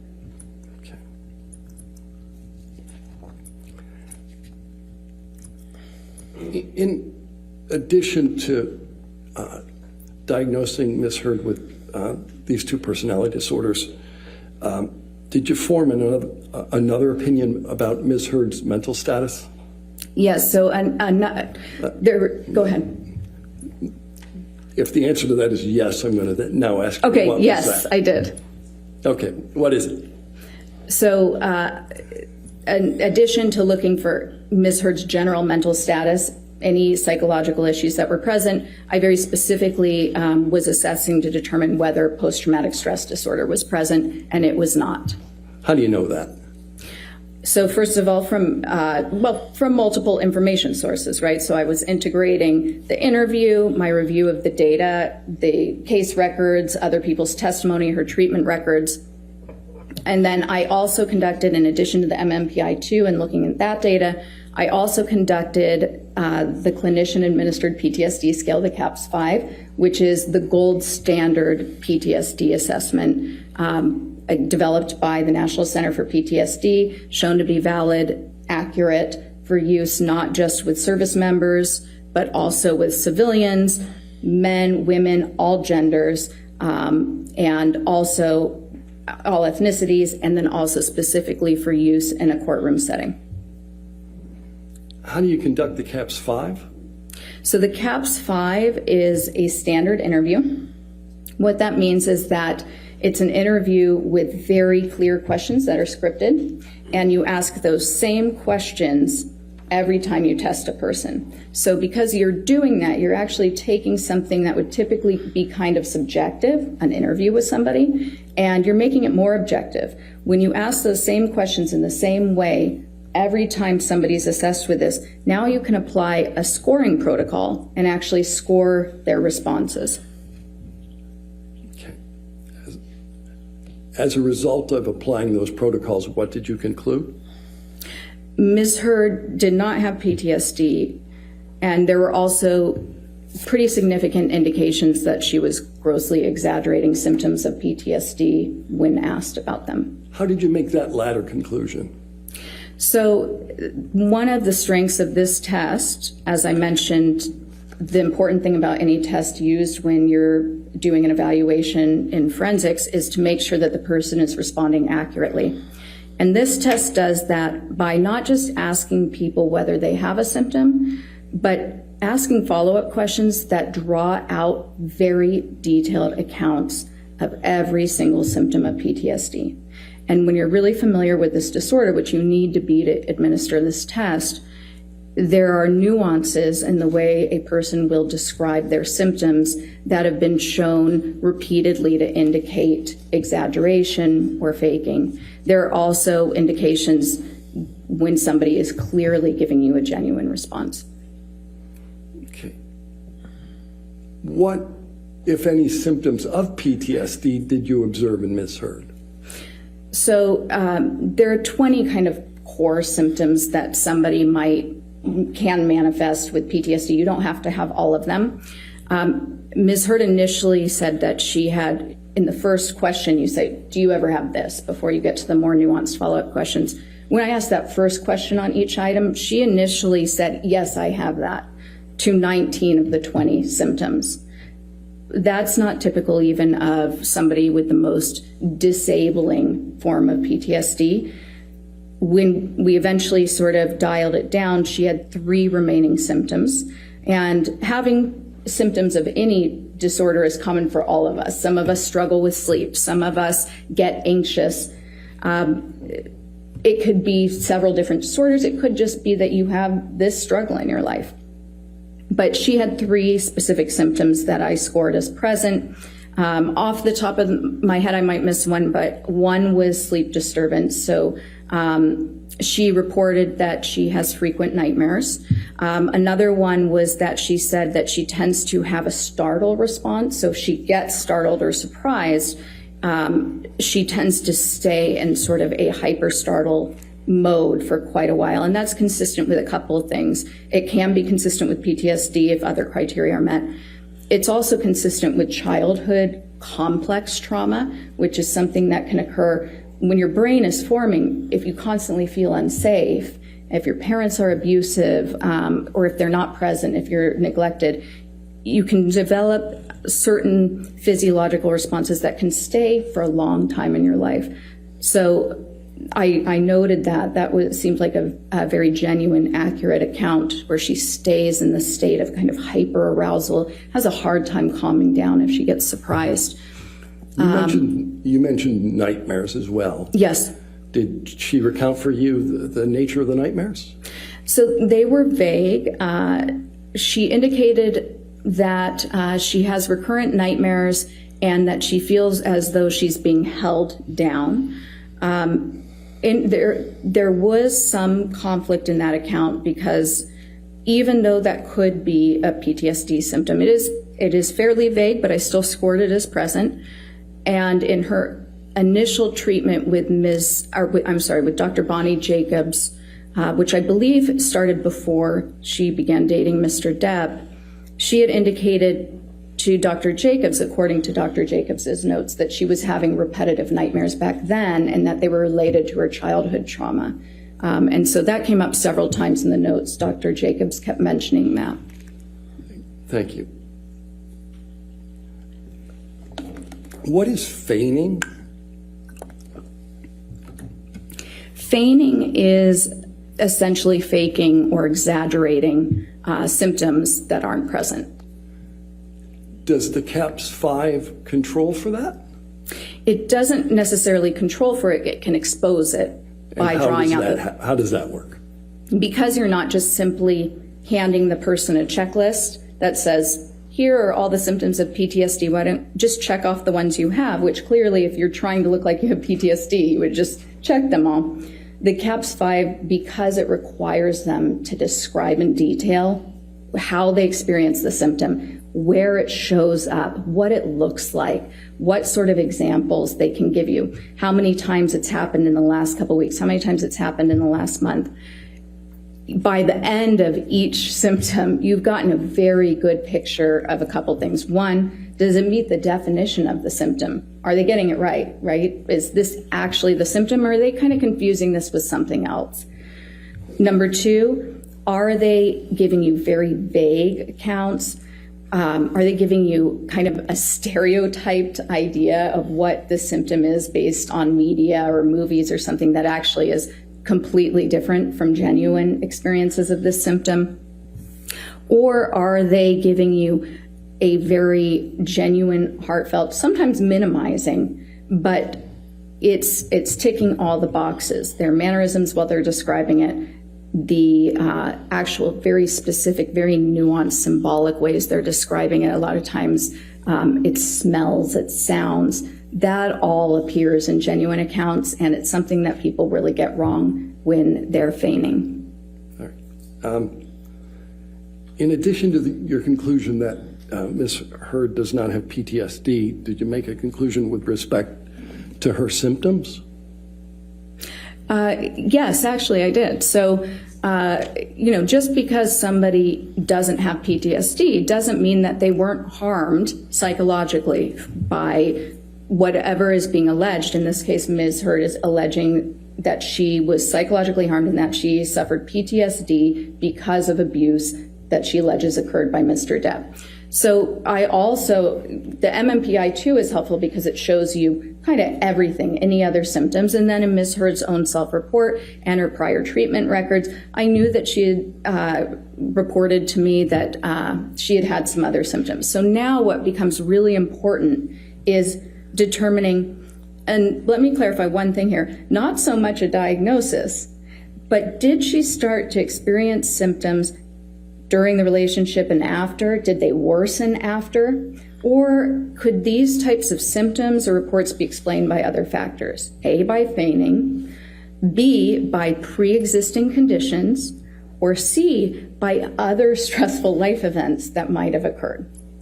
So the main symptoms that I was looking at didn't meet criteria for PTSD, right? There was also, substantial evidence of this sort of emotional dysregulation, emotional disorganization, the shallowness, the dramatic affect. Now, when you have a lot of childhood trauma, you can actually have some similar type presentation in adulthood. There are some differences though, but also that's not something that would have occurred after this relationship. So now I was looking at, are there indications that these types of things that she's described, this transient anxiety, the issues with sleep, were these there prior? And sure enough, Ms. Heard, in her own self-report, stated to me that when she first got to LA, she was seeking treatment for, in her words, blanket anxiety and depression. She also reported that she was taking medications. In general, none of them were helpful. That's actually very typical of borderline personality disorder. Medications typically aren't very helpful for somebody with the disorder. They really need an intensive, lifelong type of therapy, which is not necessarily as relevant to this. But interestingly also, people with borderline personality disorder often respond really positively to stimulant medications that are given for ADD or ADHD. And in one of Nurse Filati's notes, she reported that Ms. Heard told her that none of the medications were working for her except for one Provigil, which is often prescribed as stimulant medication. And I just thought that was interesting and sort of consistent with more of these lifelong personality disorders that aren't necessarily caused by a harm by any allegations, but have been there and will remain there typically. The other issue, so the anxiety, she had already indicated that had been there prior, but the form of the anxiety. So looking at Dr. Hughes's testing and then also looking at the scores on the MMPI, when you look at all these little combinations of the scores, you can actually learn a lot about, is the anxiety related to an event, or is this more a person who tends to be an anxious person regardless of what's going on in their life? And somebody might describe them as a worrywart. And the scores, the little combination of scores that she obtained actually indicated that it was the latter, that her anxiety tends to be separate from events and more just kind of a constant, and it comes and goes, but it's more of a trait. I have no further questions for this witness. All right. Maybe why don't we go ahead and, Ms. Burr, go ahead and have our lunch break. It might be a good idea to break it up there. Okay, I know. I can see you jumping up. All right. Ladies and gentlemen, let's go ahead and take our lunch recess. Just again, do not do any outside research and don't discuss the case with anybody, okay? And we'll have you back here.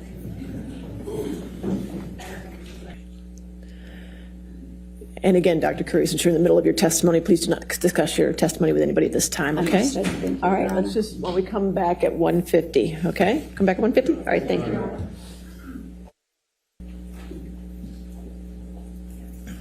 All right, you have your seats. All right, cross-examination. You can sit down, ma'am. Thank you, Your Honor.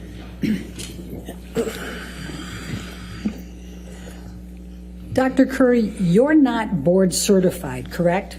No, I'm not. Not in clinical psychology or in forensic psychology, correct? No, I'm a licensed clinical psychologist. But you're not board certified? No, Okay. And you also have only been practicing approximately 8 years, is that correct? that's not correct. How many years? I've been licensed for 10 years, Okay. and I've been practicing for about 15 years. Okay. And that includes what you went through with your different trials in Hawaii and everything else that you testified to, correct? Yes. Okay. Now, you went to Mr. Depp's home for dinner and drinks before you were hired as an expert in this case, correct? That's not quite right. I was interviewed at Mr. Depp's home by his legal team. Dinner was served. You, in attendance with Mr. Depp was Adam Waldman, correct? Yes. Ben Chu, correct? Yes. Camille Vasquez? Yes. Okay. And the dinner lasted approximately 3 to 4 hours, correct? Yes. And it included The interview. drinks, correct? Yes. Dinner and I believe drinks were served. Okay. And this was before you were hired as an expert, correct? Yes. This was an interview so that they could make an informed decision as to whether or not to retain me.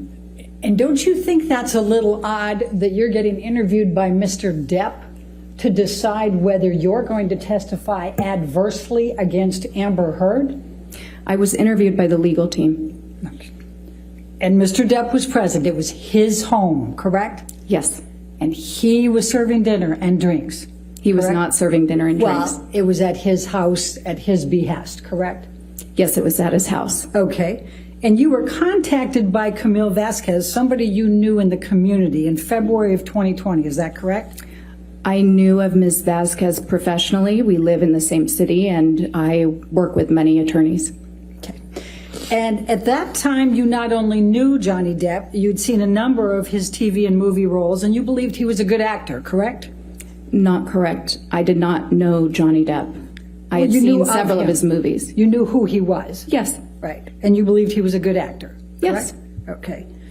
And then you provided an expert designation in this case before ever seeing Amber or having an opportunity to review any documents or records. Isn't that correct? I did not provide an expert designation. That's an attorney thing. My opinions are contained in my report. Let's pull up Plaintiff's Exhibit 884, please.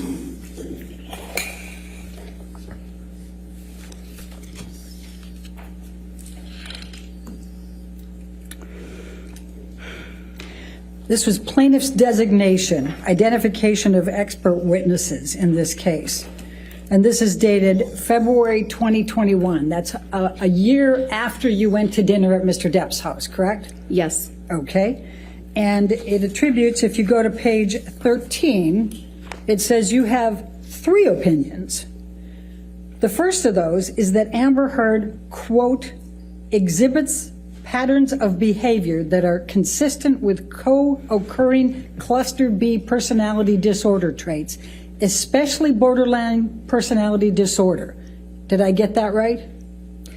I'm reading that here. That is not my opinion. Okay. Well, but it's a current attributed- opinion, but this was not an opinion of mine then. I didn't have any opinions at that time. It says Dr. Curry will testify, correct? That's what it says, yes. Okay. And this is a signed pleading, correct?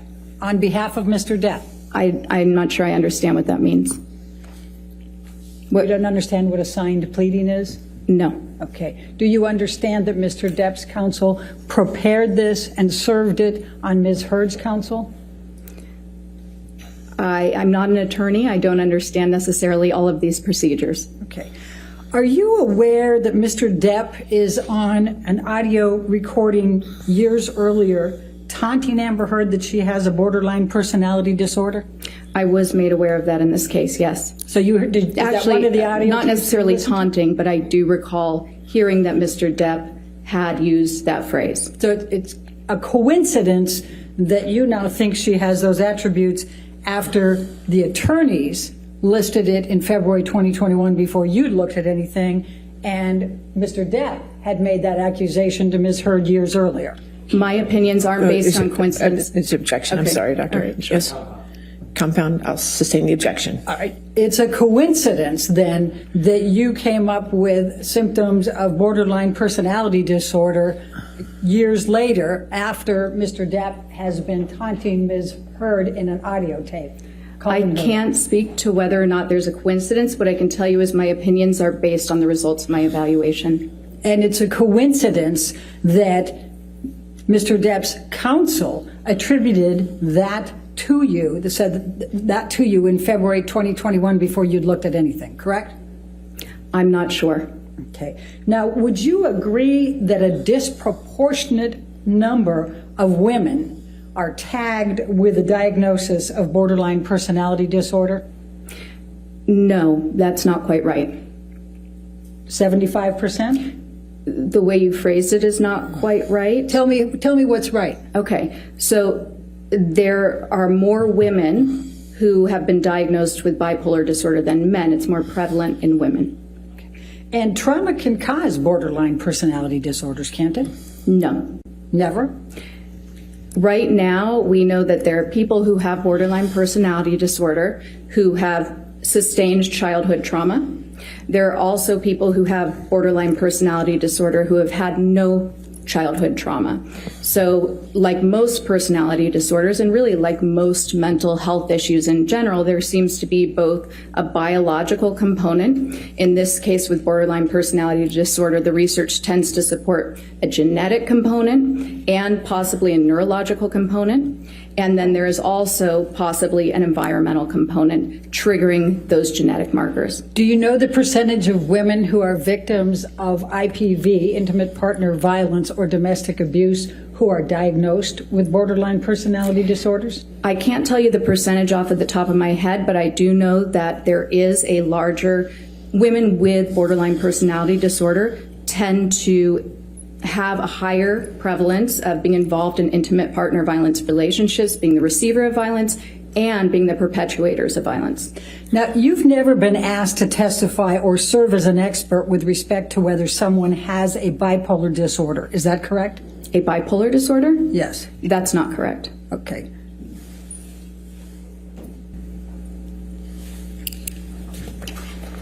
Bear with me.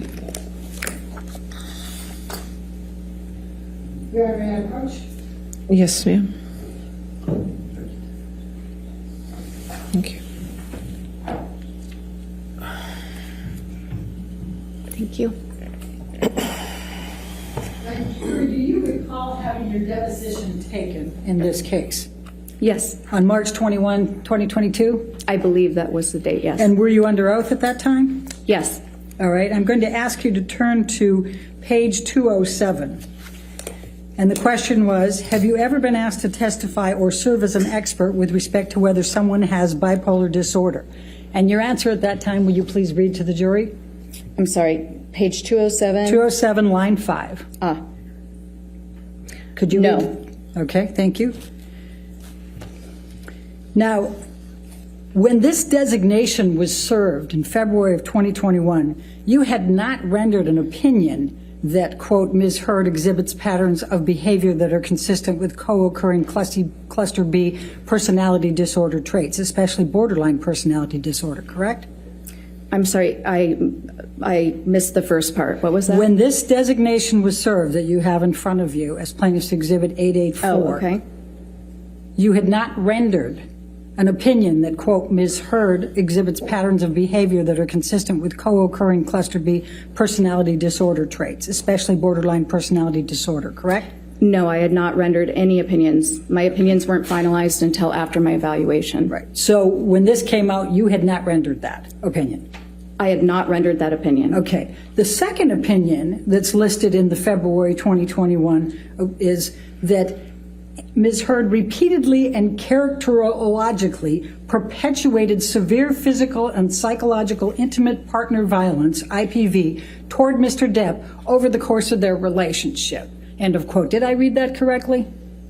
It says perpetrated, but other than that, yes. Okay. And so is it correct that this pleading says in February 2021 that you are going to testify to that?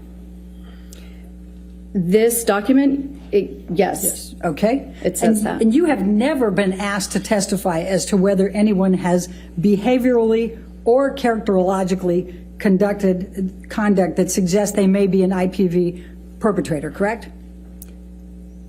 I have to ask that again because I stumbled. Okay, I can't do characterologically. That one's just a tough one for me. Okay. You have never been asked to testify as to whether anyone has behavioral or characterological conduct that suggests they may have been an IPV perpetrator, correct? No, I've never been asked to testify for that. Okay. And that was not your opinion in February 2021, correct? No. And in fact, you do not hold that opinion now, and you were not even asked to provide such an analysis or opinion. Isn't that correct? No. Or that is correct, That's yes. correct. Okay. And you have never held that opinion, correct? No, that is correct, yes. Okay. And your third opinion, if we can go to page 14, was that Ms. Heard exhibits patterns of behavior that suggest her allegations of abuse against Mr. Depp are false, end of quote. Do you see that? I see that. You said it's my third opinion. That is not my opinion. All right. But in this pleading, it says that you will testify to that, correct? Yes, that's what this says. Okay. And that was not your opinion in February 2021, was it? No, as I said, I had not formed any opinions at that time. I had just been retained. Okay. And in fact, you have never arrived at this opinion as an expert witness in this case, correct? In terms, no, the opinions that I've rendered are provided in my report. And they're what I'm testifying to today. And you have never arrived at this opinion as an expert witness in this case, correct? Objection made. I'll sustain. You have never arrived at the opinion that Ms. Heard exhibits patterns of behavior that suggest her allegations of abuse against Mr. Depp are false, correct? That's correct. Okay. And in fact, you've said that has never been my opinion, correct? What I'm saying is that the opinions in here, these are not my opinions. My opinions are provided in my report. Can you please turn to page 255 of your deposition?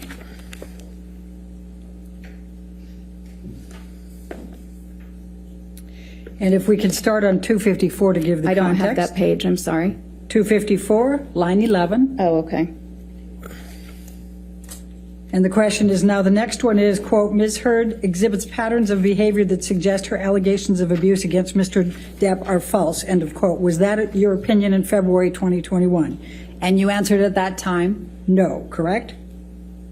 That is correct. And then I asked, have you ever arrived at that opinion in the time that you have served as an expert witness in this case? And your answer was, could you read that to the jury, please? Yes. So no, it's not the task. I was cut off, or essentially what I said then was, no, Dr. that's not Curry, the task of Dash. That was never my task to determine. Can I say what that means? No. And then the question is, so is it fair to say that you have never arrived at an opinion that, quote, Ms. Heard exhibits patterns of behavior that suggest allegations of abuse against Mr. Depp are false, end of quote. And what was your answer? Well, there was an objection. All right, I'll read it for you if you're having difficulty. Okay, no, Your answer was, under oath, correct. That is not my opinion. That has never been my opinion. Isn't that what you Correct, said under yes. oath on March 21st? Okay. And then I wrote, then I'm going to ask you, do you know who wrote this portion of the designation suggesting that these were your opinions in February of 2021? And what was your answer? I said no. Now, as of the time of this initial expert designation, you had not reviewed any materials, reached any opinions, correct? I believe I had just started to review materials. I believe that I indicated that in my deposition. I had not yet rendered any opinions. I hadn't completed my review, and I hadn't conducted an evaluation. Okay. And in fact, you've never testified as an expert on IPV, intimate partner violence. Isn't that correct? I believe that is correct, but I may not be remembering all of my cases. Oh, let's go to page 200. Okay?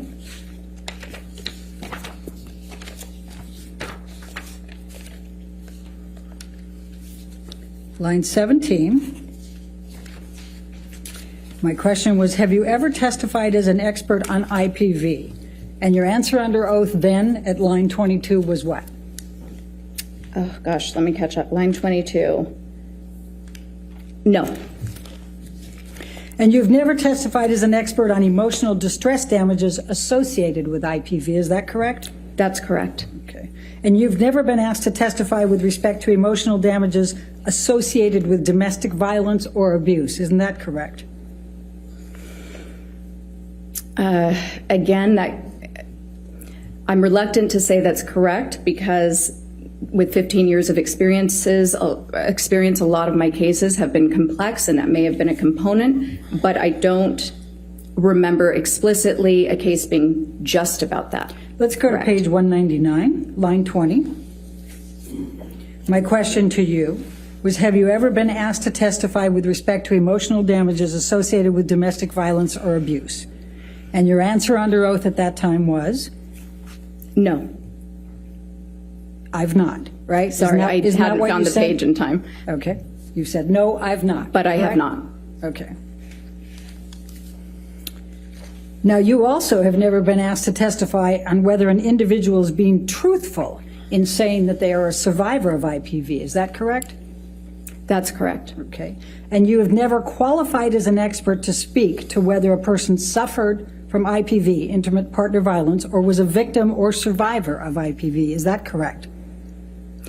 That's outside the task of a psychologist to determine whether an event occurred. We assess behavior, we assess mental status, we don't detect crimes. So you have not been asked to testify to that, correct? It's not something that occurs, so no, I have not. And you were not ultimately asked to provide any opinions on that, correct? No, I was not. Okay. Now, you did not disclose in any of the designations or your report that you had met with and had dinner and drinks with Mr. Depp, did you?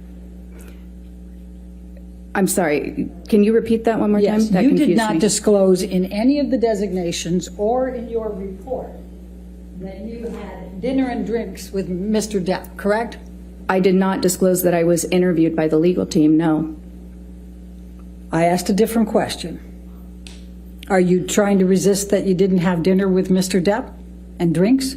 I'm not trying to resist that, but it's not quite right. You What did you're have dinner with stating. Mr. Depp, did you not? I did, with And his you had legal drinks team with and Mr. Depp, did you not? And what? You had drinks with Mr. Depp, did you not? Drinks were served. This was over 2 years ago. I may have had a drink with dinner, yes. In fact, you thought you had a mule something, right? Possibly. Yes, okay. And you didn't disclose that you had met with Mr. Depp, Mr. Waldman, Mr. Chu, and Ms. Vasquez at Mr. Depp's house for 3 to 4 hours and had dinner and drinks, correct? I did not disclose that. It's not significant to the report. You don't think that's significant, correct? I don't. Okay. But you've never been asked to meet with a client in his counsel before being retained as an expert, either before or after, have you? No. And you justified that it was okay in this case because it was a high-profile case. That's not quite right. I justified it in this case. Actually, I sought consultation about it. First of all, the person who had retained his attorneys was unable to come to my office with his attorneys. And yes, this is a very visible case. It's been going on a very long time, and I understood that there would be a need to interview me and make an informed decision about my qualifications.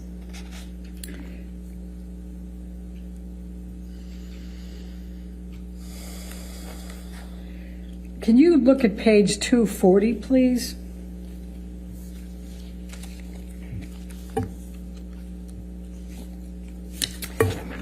Line 3 is my question. Would you agree it's highly irregular to meet with the subject in a litigation?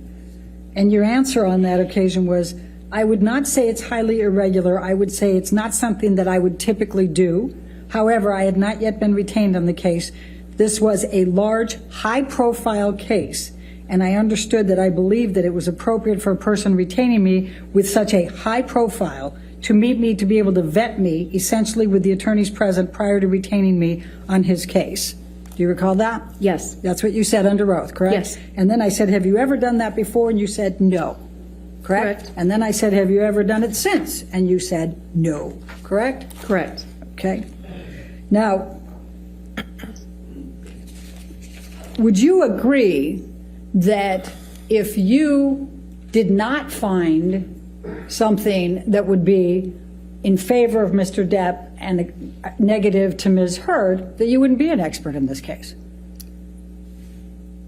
That I can bring you into court if you're going to say that Ms. Heard is right and Mr. Depp is wrong, correct? So as a forensic psychologist, my obligation is to the court, is to the fact finder. I present science regardless of what that science may be. Now, when I take a case, my retainer agreement is explicit about that, and I discuss that with the attorneys. I'm asking you a question. I'd like you to try to answer Okay. my question.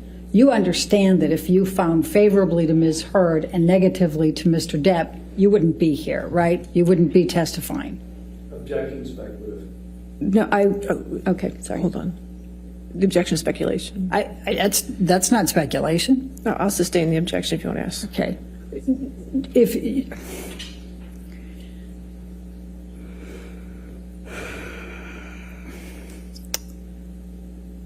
It goes to bias, Your Honor. I sustain the objection. Next question. Okay, all right. You were, in fact, so excited about being involved in this case that you told your husband, even though this was a highly confidential matter, that you were going to be conducting the examination of Ms. Heard, didn't you? That is not accurate. You not only told your husband, but you told Ms. Heard that you told your husband, correct? Ms. Bredehoff, that is not accurate. What is accurate? You're incorrect. That is not correct. Is your testimony today under oath that you did not tell your husband that you were going to be conducting the examination of Amber? That is my testimony. Okay.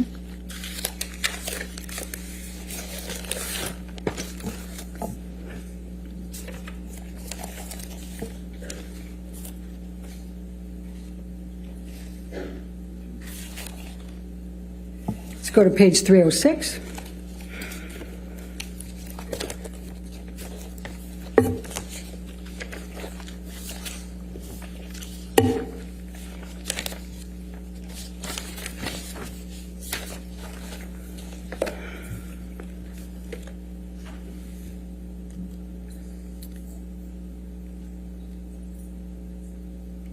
So the question that was asked was because you brought muffins, you said, from your husband, right? You gave those to Ms. Heard, correct? May I clarify what occurred so that we can stop talking about the muffins? What happened was that I was getting ready that morning. I frequently bring muffins to the office. My husband did happen to know that there was going to be a celebrity client coming in, because on the mornings that occurs, which often occurs, we have to actually clear the office and move the staff to the other office. So yes, on the one hand, he was aware of that. I was getting ready. I asked him to go to the bakery near our house and pick up the muffins for me because I was running late. He often has to do that because I often do run late. He brought the muffins back to the house. I brought them into the office. Ms. Heard and I enjoyed the muffins together. I think I made a comment to her along the lines like, we can thank my husband. My husband got these for us today, meaning he purchased the muffins. We are now enjoying them because of him. Did you say on pages 305 and 306 that you frequently have examinations of high-profile clients? You want to just take a quick look and tell us? What, 305, 306? Yeah, that's where we're talking about it. Is there a line you'd like me to look at? You can start with 15, line 15, 305. Just read through that and tell me whether you said anywhere in there that you have a lot of high-profile examinations. You do this frequently. Objection to improper impeachment. I don't agree. Won't you approach, please?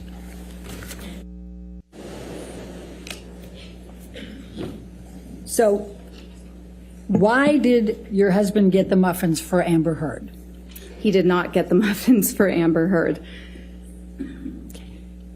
He knew you had a high-profile client, and you were preparing for a very long time, and you asked him to pick up the muffins, correct? I asked him to pick up the muffins for me, yes. Okay. Now, would you agree that domestic abuse can be verbal? Absolutely, yes. Would you agree that domestic abuse can be emotional? Yes, certainly. Would you agree that domestic abuse can be psychological? Yes. Would you agree that domestic abuse can be physical? Yes. Okay. Now, you indicated, and I believe you testified in your direct, that it's very important to review the treatment records before forming opinions. Is that correct? Yes. Okay. In fact, that's the first thing you would do, correct? Not necessarily the first, but it's part of the evaluation. Let's go to page 261.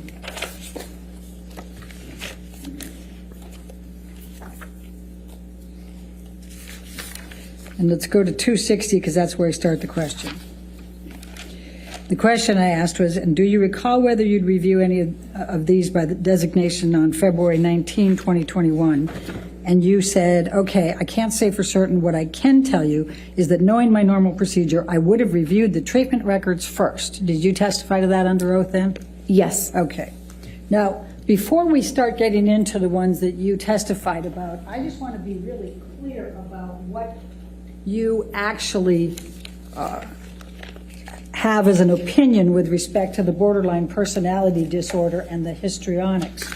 You didn't diagnose, you didn't actually have a DSM-5 diagnosis that Amber Heard suffers from either borderline personality disorder or histrionic personality disorder, correct?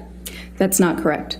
In fact, your report says Ms. Heard demonstrates psychological symptoms of a combined borderline and histrionic personality disorder. Would you agree? Yes, I did say that in also what designation was that? I believe January 18th that report was included? Yes. Okay. And that's what you said at that time, correct? Yes. Okay. I said a little bit more than that as well. You said, and I'll read it, I'll quote it, quote, based on the combined results of my interview with Ms. Heard, behavioral observations, psychometric test data, and review of the available records, Ms. Heard demonstrates psychological symptoms of a combined borderline and histrionic personality disorder, BHPD. That's Yes. what you wrote in your report as one of your conclusions, correct? And that's a DSM-5 diagnosis. And it did not say that you were diagnosing with a DSM-5 for borderline personality disorder or histrionic personality disorder, did it? That's what it says in different semantics. Oh, so what you meant to say... It did not use the words you just said. Now, let's talk about the treatment records that you said that you reviewed. But I'm going to start with Rocky Pennington. Your testimony was that out of the blue, Amber hit Rocky Pennington, correct? I can't remember exactly what I said, but I did reference Ms. Pennington's deposition that Ms. Heard struck Ms. Pennington in the face. In Yes. fact, Ms. Pennington testified that she hit Ms. Heard. And in response to that, she can't recall, but Ms. Heard either pushed or slapped her, correct? I don't recall. That's a pretty important distinction, don't you think? My recollection is that there was some sort of violence both ways in the relationship. Either way, it seemed that both of them might have been unstable. Oh, now I'm only we- evaluating Ms. Heard. So now we have an evaluation of Rocky Pennington? No, from- I just said, but that was not relevant to my opinion because I'm only evaluating Ms. Heard. But you testified to that on direct, that that was a factor, right? Yes, Okay. Well, wouldn't it make a big difference if Amber struck first or just responded back? given the dynamic, not necessarily. No, it would not have. So now you're an expert on Rocky Pennington and her dynamics with Amber Heard. I'll withdraw. Sustained. Okay, so now let's talk about Dr. Cowan. You not only reviewed his treatment records and his text messages and documents, but you also attended his deposition, did you not? Yes, Okay. And do you recall Dr. Cowan testifying that Amber told him about Depp physically abusing her contemporaneous with the events? I don't recall specifically his words, but I remember him recalling that she had disclosed abuse in their treatment, yes. And do you recall Dr. Cowan testifying that he received a text message contemporaneous that Johnny did a number on me tonight. I'm safe in my support tonight, but I need some real help. Do you remember him testifying to that? I don't remember the testimony, but I do remember seeing that text message as one of the exhibits. And do you remember Dr. Cowan testifying that on another occasion, Amber sent him a text, Johnny beat me up pretty good last night, end of quote. Again, Not in this Constance. She can rely on it. She testified. Overrule. Thank you. Thank you, Your Honor. I didn't need to argue that hard, I guess. Do you recall that? Again, I don't recall the testimony, but I do remember that being an exhibit. I've seen it. Do you recall Dr. Cowan testifying that not only did he believe Amber in her reporting of the abuse by Depp, but that she had no ulterior motive? I actually don't recall that. I'm not saying that it didn't occur. Okay. Do you recall Dr. Cowan testifying that he believed the relationship was toxic and he was concerned for Amber's physical well-being? I do recall him saying that he believed the relationship was toxic. And you don't recall Dr. I do not. Cowan saying that he was concerned for Amber's physical well-being? I don't remember those exact words. Do you recall Dr. Cowan testifying in that deposition that you were present for, referring to Mr. Depp, quote, his controlling nature, jealousy and suspiciousness, addiction to drugs and alcohol, and violent and indulgent temper? Do you recall him using those terms to describe Mr. Depp? I remember thinking that would be an inappropriate impression for a treating provider of a different person to give, but I do recall him making that statement. Do you recall Dr. Cowan testifying that if he pushed her, she was going to push him back? And I never had the impression that she was the provocateur, but that she was indicating to me she had a hard time, de-escalating these types of situations. Yes. Okay. And do you also recall him saying that she didn't say she pushed him, she just said, I got right back up. She told me that he pushed her down and she got right back up. I remember him saying that Ms. Heard told him that, yes.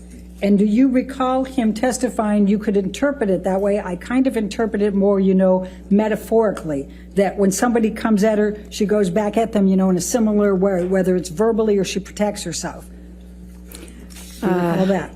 I recall something along those lines, but it was a 6 or 7 hour deposition, so the specifics are not fresh in my mind. Do you recall Dr. Cowan specifically testifying that he believed Amber Heard when she reported the physical abuse by Mr. Depp? I recall him saying that and following it up with a statement that you have to take the patient at their word when you're the therapist. You recall that? Yes. Do you recall him saying that he believed her? That he found her believable? Yes, that he found her believable. Okay. Now, you also testified about Amy Banks. Do you recall that? Yes. And before we go there, Dr. Cowan has been a clinical psychologist for 40 years, correct? I'm not sure. Okay. Well, he testified to that, didn't he, in the deposition? I don't recall. And he also saw Amber Heard for over 2 years, correct? Yes. From 2014, approximately August 2014 to 2000 through 2016, correct? Yes, he did. For a period of time, would you agree? Okay. And he also testified that he did not diagnose Amber with borderline personality disorder. Do you recall that testimony?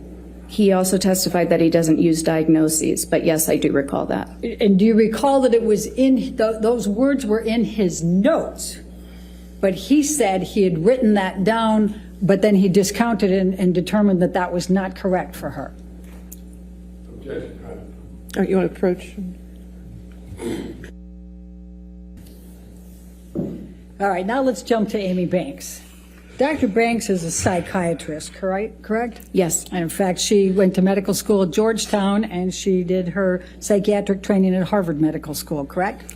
I believe that's correct. I don't recall 100%. All right, and she was a psychiatrist in Massachusetts that Amber Heard had reached out to Yes. after the Australia incident to try to help her relationship with Mr. Depp, correct? Yes, let me back up. You attended Dr. Banks' deposition as well, did you not? Yes, I did. And Dr. Banks testified to that, correct?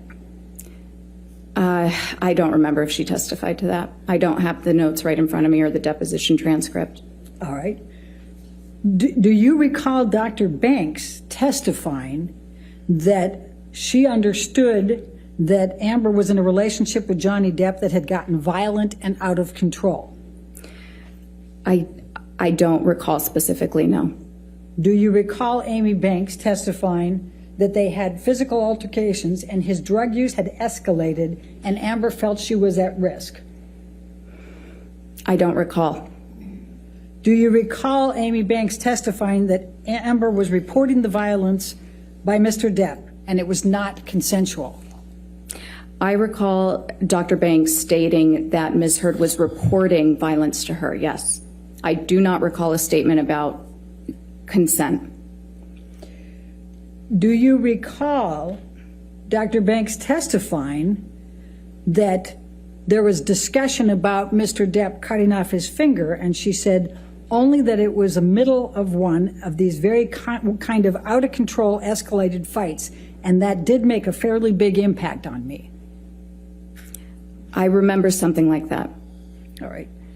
And do you recall Dr. Banks saying it was a whole other level? As I remember, it told to me he actually cut off a part of his finger during one of these altercations, meaning to me, the way I digested that, if you will, was that things had gotten particularly out of control. I do not recall that exact statement. I'm not saying it didn't occur. I just can't recall it. All right. And you recall that Mr. Depp was in sessions with Ms. Heard with Dr. Banks, correct? Yes. My understanding, however, is that they met with Dr. Banks, and then it was primarily Ms. Heard meeting with Dr. Banks for treatment after prescriptions and therapy. All right. And do you recall Dr. Banks saying that she was not surprised that Amber was seeking a restraining order because of the violence that she knew existed in the relationship? I do recall that, and it would be impossible to know that violence exists as a treating therapist or as a psychologist. Again, we're not investigators. However, I do recall that she said that because I remember having that thought. And do you recall Amy, and she's a psychiatrist, right? Psychiatrist. Okay. And do you recall Amy Banks saying that it was clear to her that Mr. Depp was the one who initiated the violence? I don't recall that. All right. Do you recall that Dr. Banks said that she knew for certain that Mr. Depp was the one who had committed the violence because Ms. Heard reported it in the presence of Mr. Depp and he did not contradict?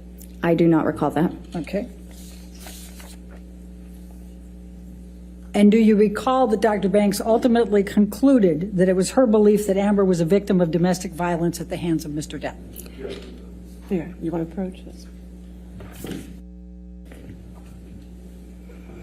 And what was your answer to that last one? I'm sorry. I think I can't recall, but I also can't recall that last question. Do you recall that Dr. Banks concluded that Amber was a victim of domestic violence at the hands of Mr. Depp? I don't recall that. Okay. Now, you also reviewed the records of Laurel Anderson and you reviewed her deposition, is that correct? let me refresh my memory for a moment. I reviewed Dr. Anderson's deposition, yes. Okay, and do you recall that she reported that Amber Heard had reported physical violence by Mr. Depp to her? I recall that she said that Ms. Heard had reported that, yes. Okay, and do you recall that she said that it changed over time? I don't recall that specifically. Okay, and do you recall Dr. Anderson saying that she had witnessed her face being bruised after the December 15, 2015 incident? I don't recall that. You don't recall that, okay.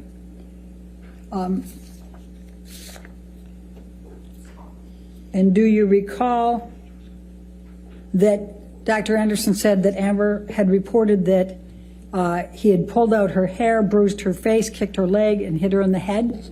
Yes, Ms. Heard did report that to her according to her testimony. Okay. And do you recall that Amber Heard said that Mr. Depp was scaring her? I don't recall that specifically. Okay. And do you recall that Dr. Anderson said she believed that Amber Heard was a victim of domestic abuse at the hands of Mr. Depp? I recall, no, I don't recall that statement. All right, let's go to Bonnie Jacobs. You said that you reviewed the notes from Bonnie Jacobs, correct? Yes. And what you testified to was that you discounted these because the first notes from Bonnie Jacobs indicated that she already had all of these symptoms, correct? I'm sorry, I don't understand what you're saying. I discounted. Tell me why you discounted Bonnie Jacobs' notes. I did not discount Bonnie Jacobs' notes. You said that Bonnie Jacobs, in her notes, had already determined that these symptoms were present for Amber Heard before the relationship with Mr. Depp, did you not? What I recall saying was that within Dr. Jacobs' notes, she's documented instances in which Ms. Heard reported to her over the course of therapy that she was experiencing nightmares, recurrent nightmares, in fact, about childhood abuse. Okay. Now, the very first entry on Bonnie Jacobs' notes, and these are the notes, right? Do you recognize these? I do, and we Okay. received more sort of at the tail end just a couple months ago. All right, so the first of Bonnie Jacobs' notes is on 10/17/2011.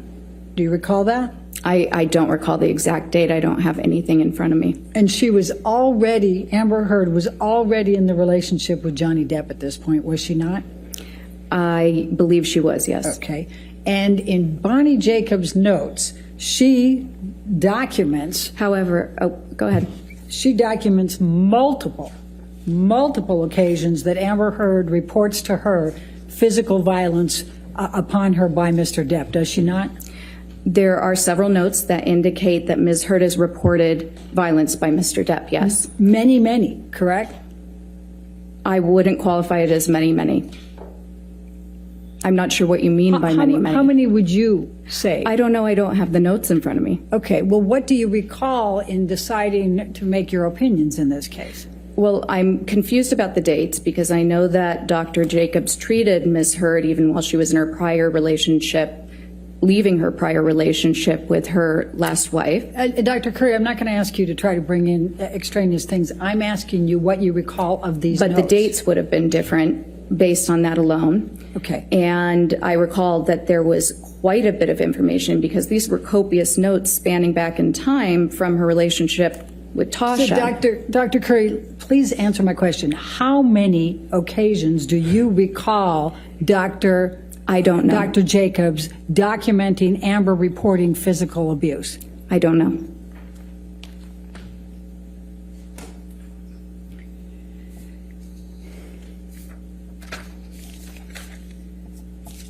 Now, you also said that you listened to audio tapes in this case, correct? Yes. Did you hear Mr. Depp admitting to headbutting Ms. Heard? That is not what I heard. You didn't hear that? I heard a conversation about headbutting. I did not hear him, as you said, admit to headbutting Ms. Heard. Okay, that's your characterization of it, correct? Yes. Okay. Did you see the videotape of Mr. Depp in the kitchen? Yes. Okay, did Ms. Heard imagine that or create that, or was she responsible for that somehow? Objection, I respect it. I'll sustain the objection. Next question. Okay. What, if any, impact did that have on your opinions watching Mr. Depp in that video? I'm not sure it was one of many pieces of the exhibits and other collateral data that I considered. I'm not sure what the direct impact was or if that could be measured. All right. Now, counsel asked you whether you had conducted any type of examination on Mr. Depp, and I believe your answer was no, correct? No. You did not review any medical records or psychological records from Mr. Depp either, did you? I reviewed all of the records that were available. Do you recall reviewing medical and psychological records on Mr. Depp? Yes. Do you recall Dr. Blaustein referring to Mr. Depp having rage? No, I actually recall him referring to Ms. Heard in that note. Your testimony is that Dr. Blaustein was referring to Amber Heard as having rage? I transcribed several of the notes, and I may be missing a time when I said that about Mr. Depp. The handwriting was very difficult to transcribe, but there was one instance in which I recall transcribing him stating that Mr. Depp reported that Ms. Heard had rage. Dr. Blaustein's deposition was taken, was it not? I don't recall. Do you recall, so I take it then you don't recall him testifying that Mr. Depp told him he had rage and demons? I don't recall. Do you recall Dr. Blaustein testifying that Mr. Depp looked at his wife, Amber, like his mother or his sister that he didn't like? I haven't seen his deposition. I don't recall that. Okay. Now, did you see and do you know whether Mr. Depp has ever been diagnosed with any personality disorders? That's not relevant to my task to conduct an evaluation of Ms. Heard. So I do not know that he has had one. It was not in the records that he did. All right. So one way or the other, you don't know whether Mr. Depp suffers from any personality disorders. That's not my task. Okay. Let me go to IPV perpetrators. Would you agree that accusations of infidelity can be considered one of the characteristics of a personality perpetrator of IPV? It can be a characteristic of a lot of things. It is something that can be weaponized if somebody is trying to or is having rage toward their partner. Let's go to page 270.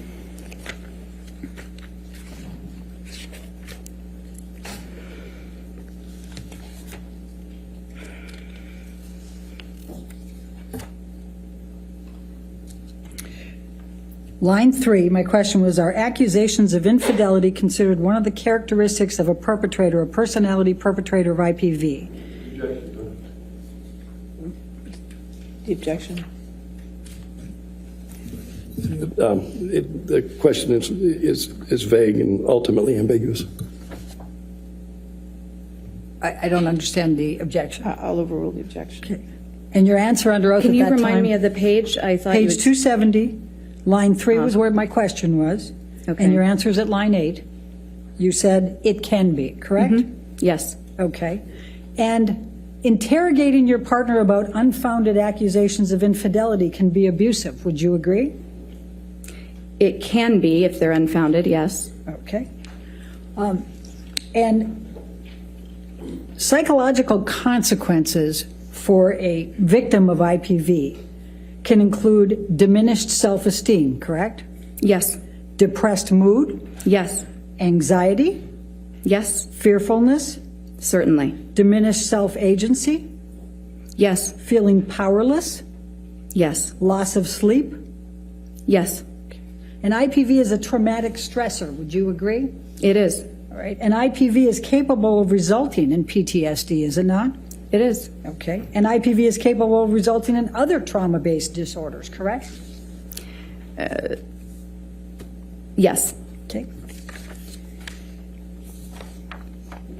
Now, Amber's medical examination, she was cooperative, correct?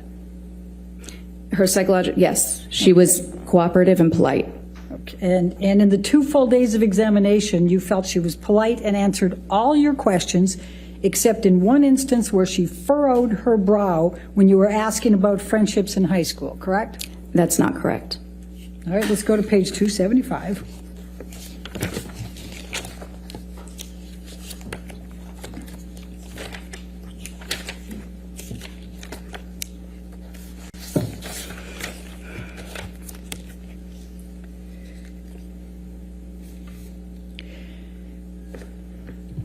So we start on 274 with the, was she polite? You said yes. Was she cooperative? Yes. Did she answer your questions? For the most part, yes. This is, now we're on page 275, lines 4 and 5. And then my question was, did she at any time become combative or unfriendly with you or angry? And your answer was, there was one instance in which she appeared annoyed and the posturing forward a bit, more assertive tone, furrowed brow, when I was questioning something, following up on data that had been inconsistent about friendships in high school. Other than that, she was very polite. Is that your answer at that time? That was my answer at that time, and it's inconsistent with the question you had just asked me. And would you agree that appearing for this examination with an expert who had been retained by Mr. Depp more than a year earlier might be a little stressful? Yes. Okay.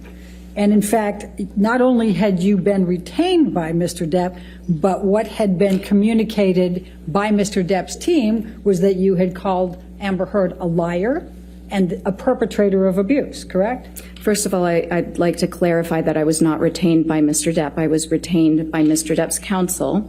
And what I can say that, yes, any examinee in a forensic context, you would consider that they're probably stressed. All right. Would you agree that all perpetrators of IPV have anger management issues? Yes. And a large portion of IPV perpetrators have substance abuse issues. It's one of many factors that correlates with intimate partner violence, but there are certainly many people who perpetuate intimate partner violence who do not have substance abuse issues. All right, let's go to 131, line 17.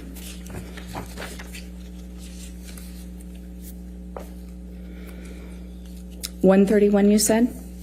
Yes, line 12 is what I have here.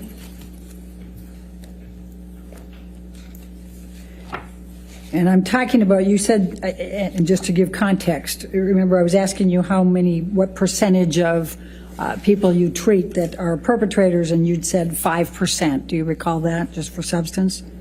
I see that here. Okay, and then I said, of the 5% that are IPV perpetrators that you've treated over the last 8 years, how many of these perpetrators have substance abuse issues? And your answer was? I see that I answered with a figure of speech, a large portion. Okay, thank you. And it's common for the perpetrator to essentially gaslight the victim, accuse them of being the perpetrator. Would you agree? Are you in a different area, or are you asking me a separate question? I'm asking you a question. Oh. And it's common. Sorry, can you please repeat it? Yes. And it's common for the perpetrator to essentially gaslight the victim, accuse them of being the perpetrator. Would you agree? That's exactly how it was asked in the deposition. So I understand it is a compound question. I'll sustain the objection. And it's common for the perpetrator to essentially gaslight. I don't think that's, Your Honor, I think it's just one question. Let me try it.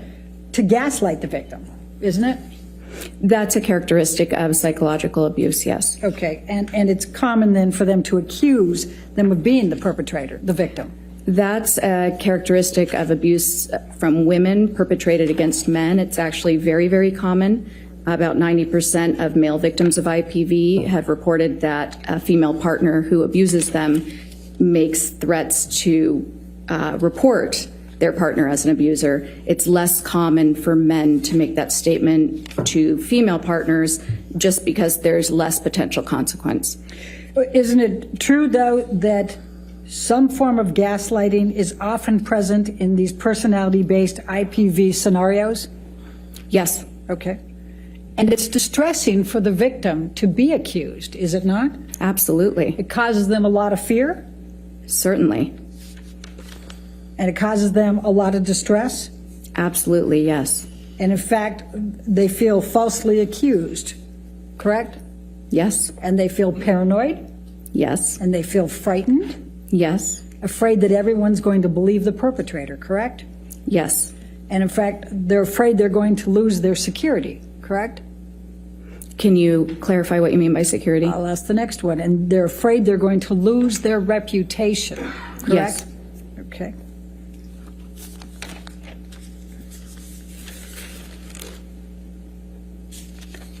Now let's talk about the testing for a moment. You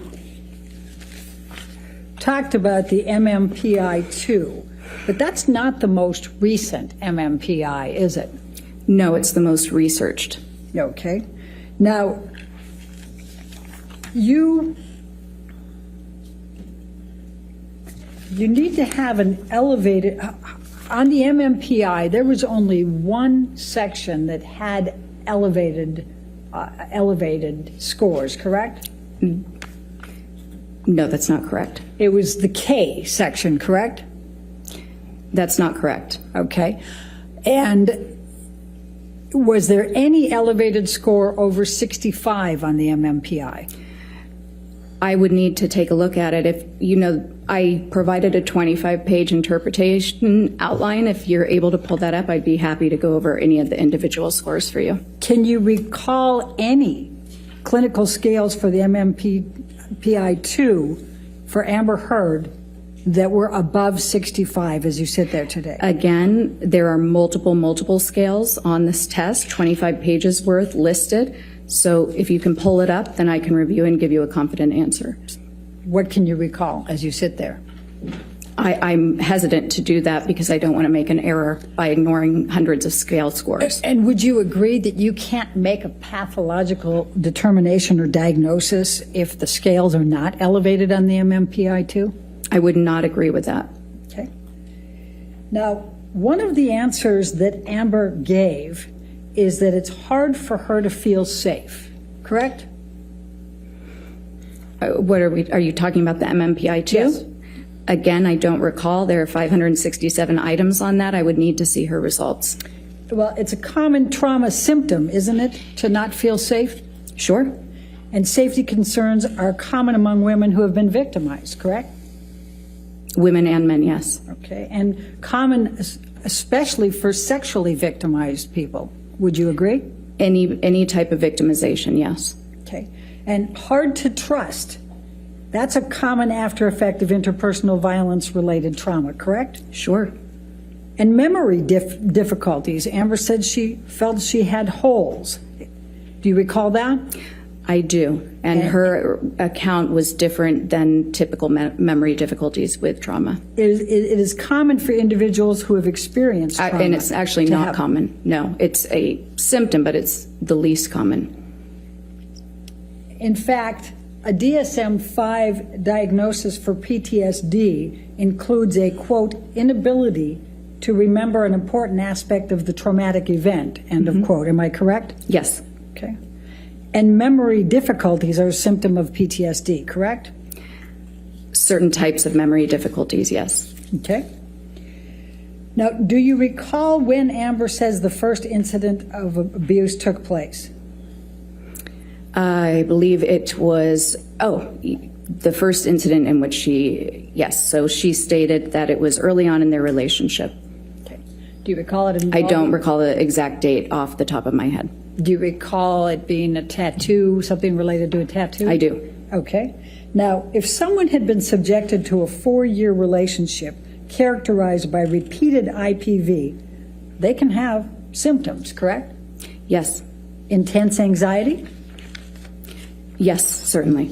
depressed or irritable states, Actually, it's not so much states. When you're looking at a real trauma reaction, it's pretty persistent. It's less of these transient states. intimate problems, Yes. relationship difficulties. Yes. And these are symptoms you're also attributing to the personality disorder, correct? Yes, there are some key differences. Okay. Now, let's talk for a moment specifically about a couple of the profiles on the MMPI. This is not an exaggerated profile for her, is it? No, actually, that was something unique. When she completed objective broadband measures, where the questions, you don't know what the questions are getting at, they seem completely random. She raised scores that indicated that she was trying to minimize any mental issues and appear completely free of pathology. When she took tests that asked questions that were specific to trauma, that's when you'd see these extreme exaggerations. All right, let's go to page 337.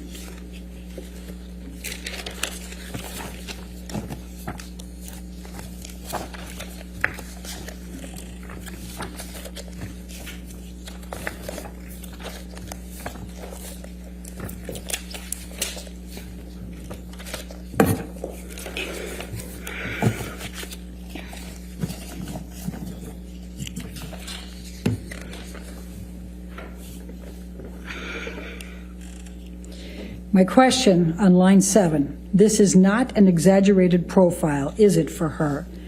And your answer under oath at that time was no, it is not an exaggerated profile. Do you see that? Yes, we're That's what talking you about the testified- MMPI here. You Yes. testified under oath at that time, correct? Yes, that's Okay. correct. Now, the profile is also not consistent with malingering, correct? The MMPI-2 profile, it's specific to how she approached this test, and you're correct. For this test, it was a defensive profile, not an exaggerated profile. So my question on line 10 was, this is not a profile consistent with malingering, correct? And your answer under oath at that time was correct. On this test, it is not consistent with malingering, period, right? Yes. That was your full answer. Okay. Now, is it your testimony under oath today that you have not been asked to testify concerning Ms. Heard's behavior in the context of her relationship with Mr. Depp, including any abuse? That's correct. Okay. And you have not made any determinations, including any of opinions that Ms. Heard abused Mr. Depp or Mr. Depp abused Ms. Heard, correct? Correct. That's outside of the scope of psychology. Okay. And you cannot testify whether Amber Heard suffered any emotional distress as a result of any of the defamatory comments that she has alleged Mr. Waldman made through Mr. Depp made through Mr. Waldman, correct? What I can testify is that there was no indication of a decline in psychological functioning showing any injury since she's been with Mr. Depp. You cannot testify one way or the other on that, correct? Your Honor, may we approach? Okay.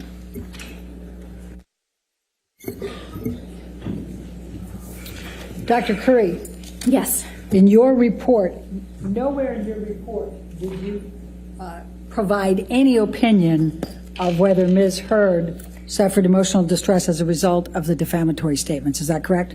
That's correct. Okay, thank you. I have no further questions. All right, redirect.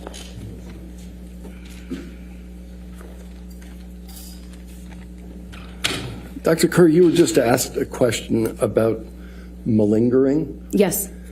and made reference to the MMPI-2. Is there another test that you did to make a determination with respect to malingering? Yes. So I also, well, malingering is a term that most psychologists, we try to be careful of it because it indicates an intent for secondary gain. I prefer feigning, which you had brought up earlier, because it indicates that somebody is intentionally exaggerating, but I don't know necessarily why. So I think that's a more accurate term in general. On the MMPI-2, yes, there was no exaggerated profile. I also gave her the CAPS-5. I don't know if you'll remember, but that is the clinician-administered PTSD scale consistent with the DSM-5. And on that, there were signs of gross exaggeration. I also looked at the test results that were provided by Dr. Hughes, and on an objective test of trauma, there is a scale specific to intentional exaggeration on that test, and Ms. Heard was in the 98th percentile, meaning that she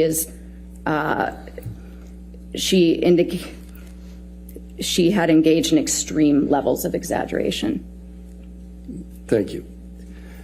You were asked about intimacy problems, relationship difficulties associated with IPV, and you then said there were some key differences. Yes. What are those? So what you see when we're talking about the personality disorders is there is a very consistent pattern of the aggression, the violence, the irritability. First of all, it's escalated. But second of all, it occurs when there is either, for the borderline component, a threat of abandonment, a perceived slight, feeling like the person is about to leave you, about to walk away to get some space from an argument. It also occurs to a more mild extent, but when there's a loss of attention and a need to manipulate to try to get that attention back.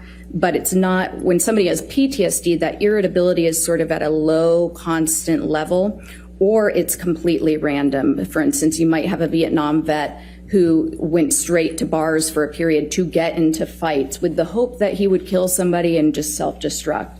So it's a very different type of presentation. IPV, it might be more irritability, but that's actually less of a symptom for female IPV victims. Usually what you'll see is somatic symptoms, the depression, a lot of fearfulness and anxiety, but typically more complaints about somatic symptoms. Okay.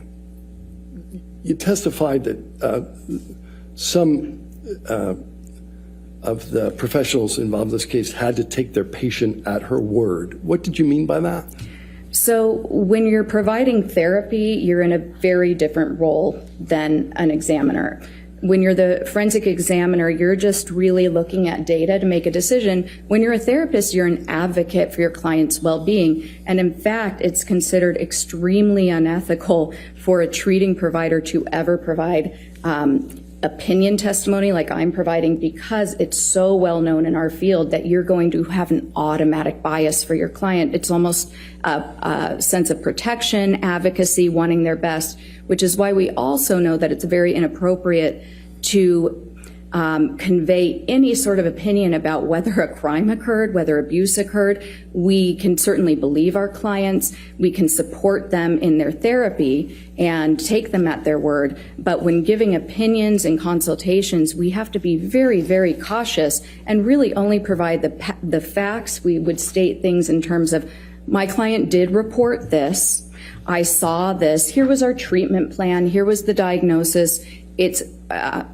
We're trained to stay away from making any sort of opinions, understanding that most of the time, and most of Ms. Heard's providers were just treating Ms. Heard. They had never so much as done an initial interview with Mr. Depp and gotten his whole life story or his symptoms or his side of any of it. And they're going to be advocating, and the treatment relationship is about helping your client achieve well-being, not making formal psychological or psychiatric opinions. So you're asked a question about a series of doctors. Dr. Cohen, treating physician? Yes, he was a psychologist. Yeah. Dr. Banks, treating physician? Dr. Banks, yes, treating psychiatrist. Dr. Anderson? Yes, treating psychologist. Every one of them had to take Amber Heard at his word, right? Yes. Excuse me. Oh, overruled on that. Thank you. No further questions. All right. Is this witness subject? Yes, sorry. Is this witness subject to recall? Oh, yeah, for rebuttal. All right. Since you're subject to recall, Dr. Curry, please do not discuss your testimony with anybody, and please do not watch anything of this trial, okay? All right, thank you. Thank you. You can stay there for a moment. Okay. All right, ladies and gentlemen, we'll go ahead and take our afternoon recess for 15 minutes. Do not do any outside research and don't talk to anybody, okay? All right. Let's go ahead and take our recess till 3:20. Your next witness is by deposition, is that correct? We will get you all set up then. All right, thank you. Okay. We'll come back at 3:20 before the jury comes back out. We'll discuss your exhibits, okay? All right, thank you. All right. All right, thank you. Your next witness. We call Officer Melissa Sines by deposition designation. All right, by And deposition. just so the jury is aware, for the first hour or so, what you'll hear is questioning by Ms. Heard's counsel. It will then shift to questioning by Mr. Depp's counsel. All right, thank you. Please state your name and your business address. Yes, Officer Melissa Sines, 1546 West Martin Luther King Jr. Boulevard, Los Angeles, California. And what is your occupation? I am a police officer. Okay. And how long have you been a police officer? Going on 12 years. What year did you begin as a police officer? 2009. And was that with the LAPD? Yes, it was. Did you have any law enforcement experience prior to coming to the LAPD in July of 2009? No, I did not. As of May 21, 2016, what was your rank? Can you repeat the date? May 21st, 2016. I was a training officer. And was that a P3? Correct. And as a training officer, were you considered a field training officer? Correct. And for how long a period of time had you been a training officer as of May 21, 2016? Approximately, I believe, 4 months. And who was the first officer you trained once you became a training officer at the LAPD? I don't recall. When did you start training Officer Haddon? I don't recall the exact month. Do you have an approximate? If the incident was in May, then it's going to be within 2 months of May, before or after. So are you suggesting that you may not have started training Officer Haddon until 2 months after the May 21, 2016 incident, so he wasn't there? No, I'm not. Was it 2 months or less from the time you started training Officer Haddon before the May 21, 2016 incident? Yes, so I have a probationer for 2 months. So May could have been the second month I had him or the first month I had him. But you don't recall, as you sit here today, how long you had been training Officer Haddon as of the May 21st, 2016 incident? Correct. What does Central Division include? It encompassed downtown Los Angeles. In May of 2016, what shift were you on? I was working nights. And what would the night shift entail? What was the time from when to when? It is approximately 6:45 p.m. to 6:45 a.m. And how many days a week would you work the shift? Usually 3 days a week. Typically, what was the range of the number of units that were working on your shift in May 2016 in Central Division? I don't recall. I mean, are we talking less than 5, more than 10, more than 25? There would be at least 5 units. How high over that, I wouldn't know that. Every night is different. The city pulls from different divisions if there's special events going on. So it's constantly changing. Okay. But it's usually at least 5 and maybe somewhere between 5 and 10 if there's not a special event. Would that be a fair estimate? Correct. What was the process for checking out equipment in May 2016 after roll call?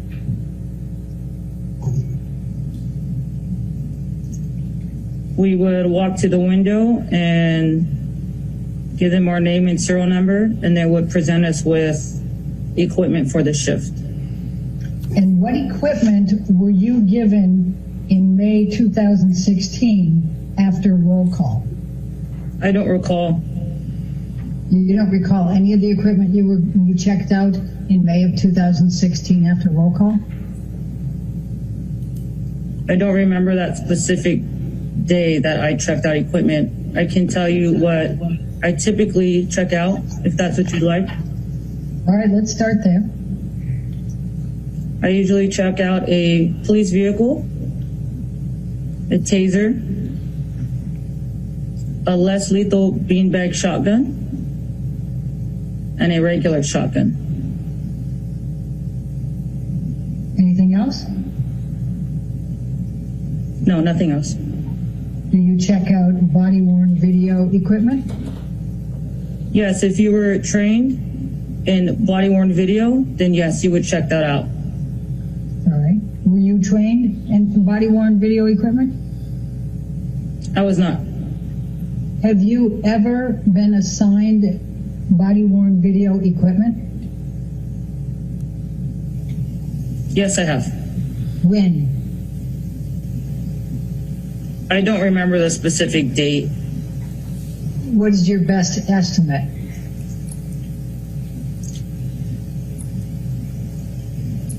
If I had to guess, it would probably be June of 2016.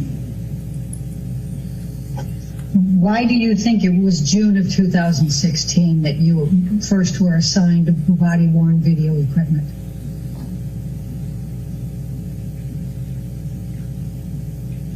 Because that's the time frame that I remember having to use it. It was new to me. I'd never used body-worn before.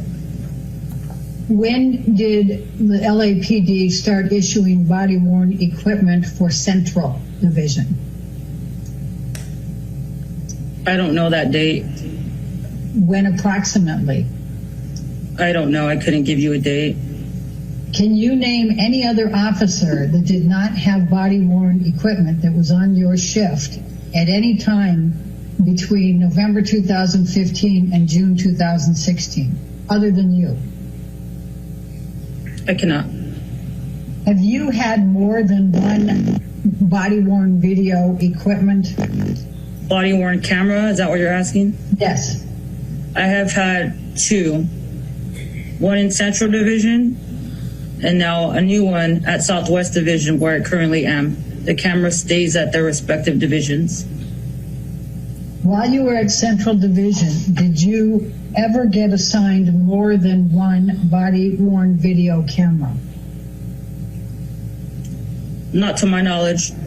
So to the best of your knowledge, you had the same body-worn video camera throughout the time that you were at Central Division, is that correct?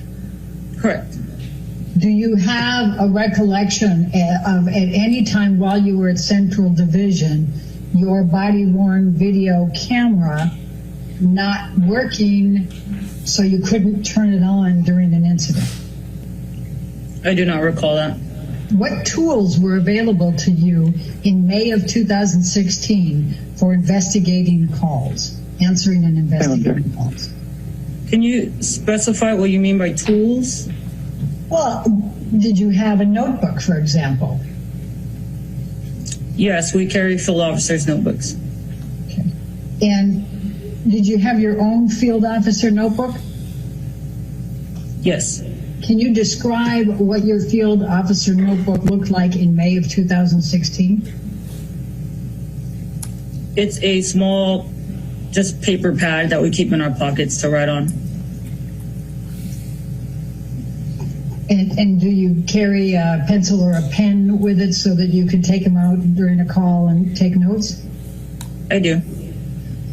What do you do with your notebooks once you have filled them? You can turn them into the kit room and they can store them. Is that what you have done? I have my same officer's field officer's notebook in my locker. Since you started? No, I've had several different ones, but I usually keep them in my locker. So for the field officer's notebook that you had in May of 2016, that would be in your locker? It should be, yes. How many field officer notebooks have you filled since you've been a police officer? Not many, probably less than 5. And do you recall roughly how many pages are in each field officer notebook?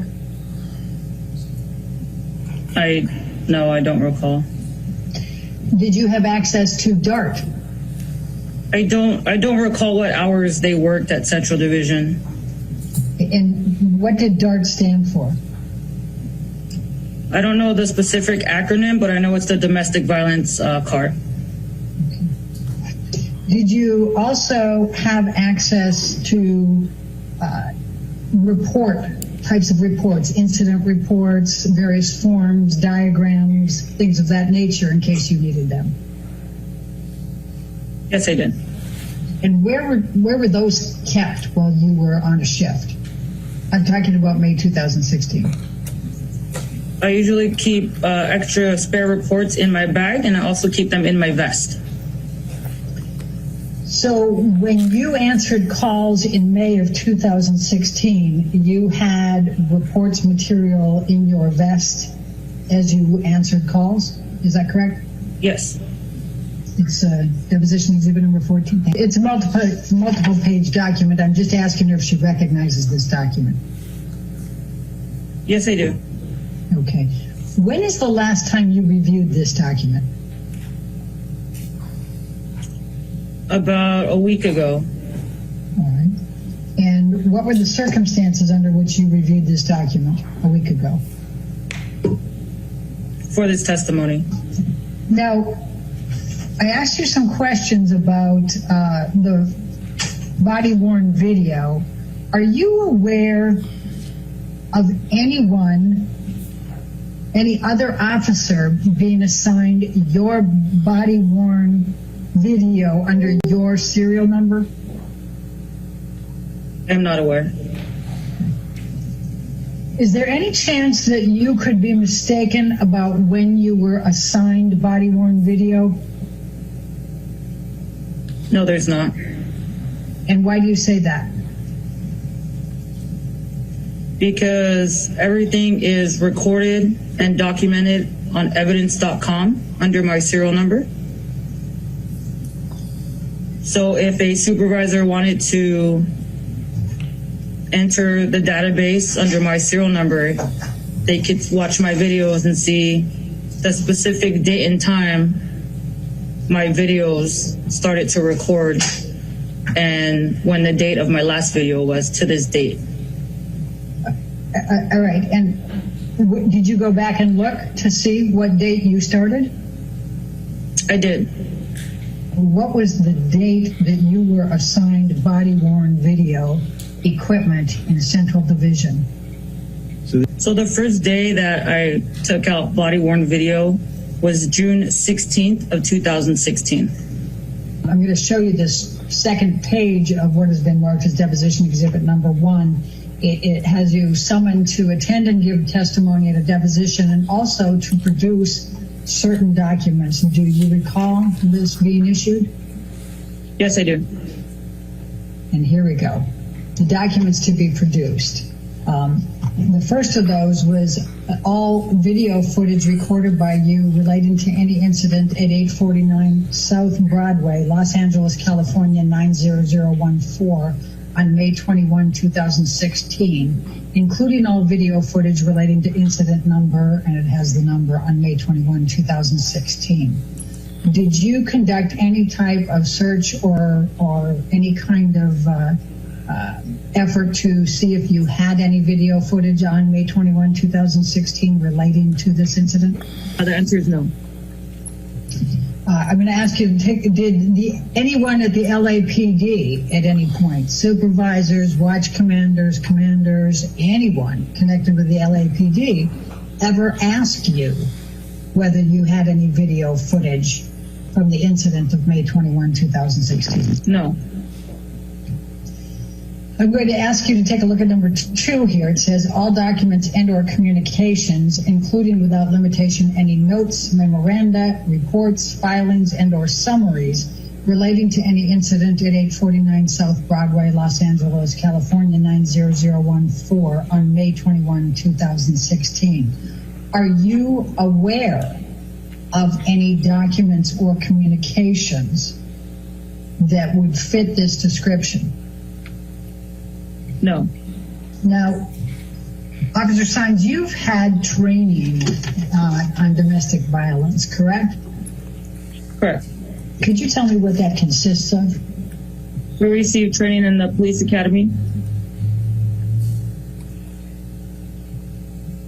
Anywhere else? Did you have any other type of domestic violence training other than when you were in the police academy? Other than my experience in the field dealing with domestic violence, no, not that I can recall.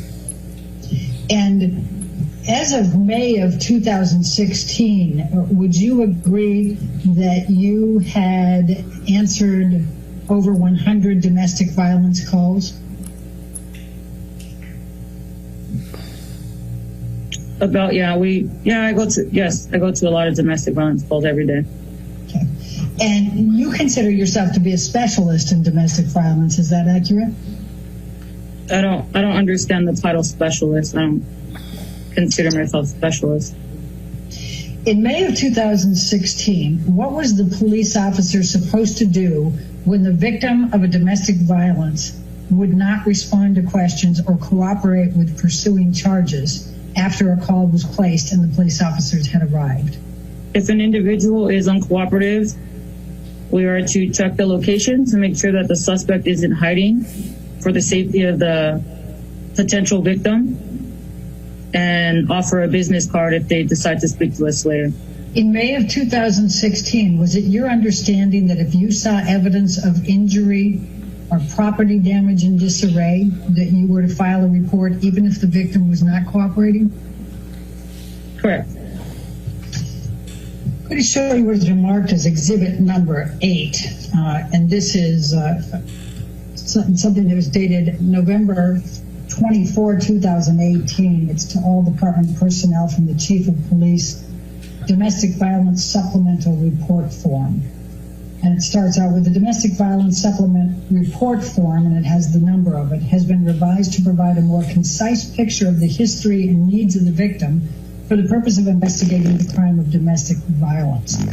Was this a document that you recall receiving at some point? Yes. Okay. And do you understand, do you have any understanding of why this was supplemented in November 24, 2014? I do not. And I'm going to ask you, officer, to take a look at what has been marked as exhibit number 9, and it's called Los Angeles Police Department Domestic Violence Supplemental Report. Do you recognize this document? Yes. Okay. And what is your understanding of what this document is? It's a supplemental document that we add to a police report for domestic violence. All right. And is this one of the reports that you would carry in your vest when you answered calls? Yes. I'm going to ask you to take a look, if you can, at the very left-hand column where it has a number of different categories here, and it has victim shaking, unresponsive, crying, scared, angry, fearful, of why these are included on this supplemental domestic violence report. To identify somebody's emotional state during an investigation. And this is specifically with respect to domestic violence, correct? Correct. Okay. And then if you can turn over to the crime scene section on the right-hand side, you'll notice that there are some categories that include location vandalized / ransacked, personal property damage, furniture disarray, broken. What is your understanding of why those categories are included in there for making notations for domestic violence supplemental report? To identify the crime scene at the time of the incident. Okay. And was it your understanding that these items that they have on here may be significant in assisting in determining whether there was in fact domestic violence and improving the case? Correct. And I direct your attention specifically to the evidence section. And it indicates witnesses present during domestic violence, statements taken, evidence collected, photos taken on there. What is your understanding of the significance of this collecting this information? It's significant to tell a story about what happened at the domestic violence incident. Okay. And then if we can scroll down a little bit further to additional questions, there's a series of those, including has suspect threatened to kill you? Do they possess firearms? Have they ever attempted to smother, strangle, or suffocate you? And things of that nature. What is your understanding of why you're supposed to ask those questions? Give you a background on the relationship and an idea of what the victim and the suspect have been through. Okay, thank you. Just let me ask you the question, Officer Science. You did not fill out that supplemental report when you responded on May 21, 2016 to the Broadway call, correct, with Amber Heard? Correct. It did not meet criteria. The question I asked was, did you fill out one of those forms? No, I did not. I did not meet criteria. Officer Science, I'm going to ask you to take a look at what has been marked as exhibit number 10, and if I can direct your attention to the top, it says domestic violence standards of review, and it has field note divider domestic violence laws, LAPD form number 18.30.02. Are you familiar with that? Yes. It has case preparation. It says, note the complainant's emotional and physical condition. Do you see that? Yes, I do. And then ensure all evidence is gathered and preserved, e.g. bloodied clothing, damaged phones, property. You see that? Yes, I do. And it also says ensure photographs are taken of injuries or lack of injury to complainant and accused, and then suggest both a day or two after. What is your understanding of the reasons for collecting this evidence? Because these are fruits of a crime. I'm sorry, I didn't... Because these are fruits of a crime. If there's a crime, this is important to prove that a crime was committed. And what do you mean by fruits of a crime? If we're talking domestic violence, the location would be evidence. So if there's, a house is ransacked, then that should be noted in the report. That would be considered evidence. All right, then we're going to go to the second page here, and it has ensure photographs are taken of scene and damaged property, e.g. broken furniture, holes in wall, damaged phones, phone card, evidence of alcohol consumption, general disarray. Do you see that? Yes, I do. And what is your understanding of why that would be important? Same thing, proof of a crime. Okay. And then it also says canvass location and interview all witnesses, including children, fresh complaint witnesses, neighbors, and local law enforcement. Do you see that? Yes, I do. And what would be the reason for canvassing the location and interviewing all witnesses? That would be further evidence. All right. And what is your understanding of what fresh complaint means? I couldn't tell you. Okay. And then if we go down a little bit further, it also has complainant questions, and it has questions such as length and nature of relationship, but also prior incidents of domestic violence reported and unreported, and what form of violence or abuse has taken. Do you see that? Yes, I do. And what is your understanding of why that would be important? Because it gives us an idea and background of the relationship. Okay. And then we go to the next page, and we have a little bit more here. We have the... I'm not too far.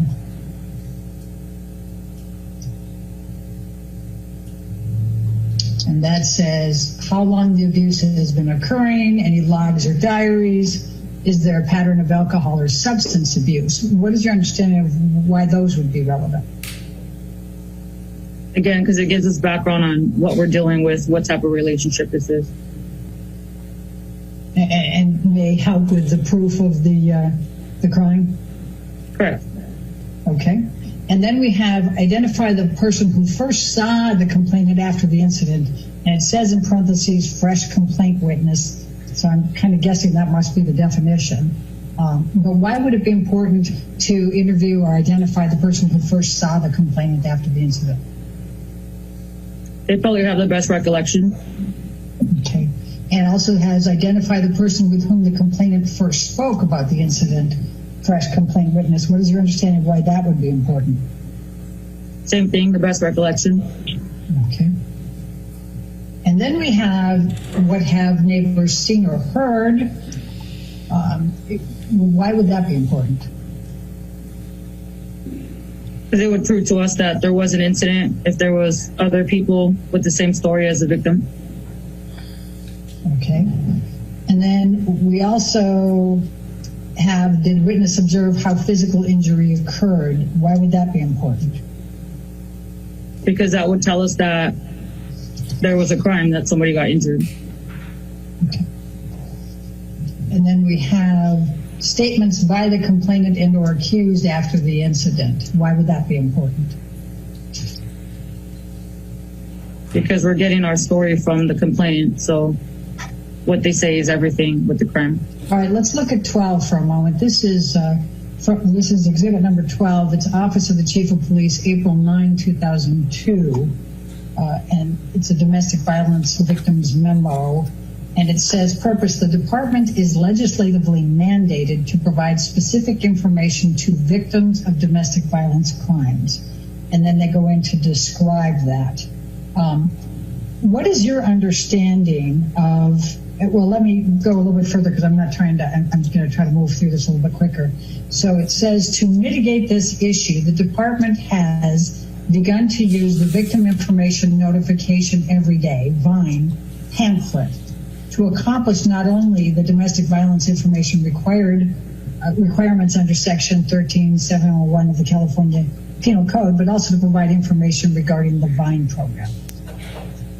Did you have a copy of that pamphlet? Was that something that was given to you? Yes. Okay. And was that something that you typically provided then, as it says you should, to victims of domestic violence?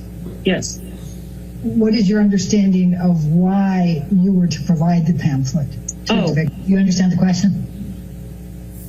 Yes, because it gives resources to the victims, domestic violent resources, like shelters and phone numbers to provide help. I'm going to show you what has been marked as exhibit number 11. Do you recognize this document? Yes, I do. This is the VINE. Okay, when you say VINE, is this the pamphlet that was being referred to? Okay. And it's your understanding that you were supposed to be giving that pamphlet to victims of domestic violence on calls, is that correct? Correct. Did you provide a copy of this pamphlet to Amber Heard? I did not identify her as a victim of domestic violence. Is that the sole reason why you did not give that to Amber Heard? Yes, we want to give them to victims of domestic violence. I'm going to ask you to take a At this point, Your Honor, Ms. Heard's counsel is asking to move into evidence and publish to the jury Defendant's Exhibit 730, and Mr. Depp has no objection. All right, 730 in evidence and can be published.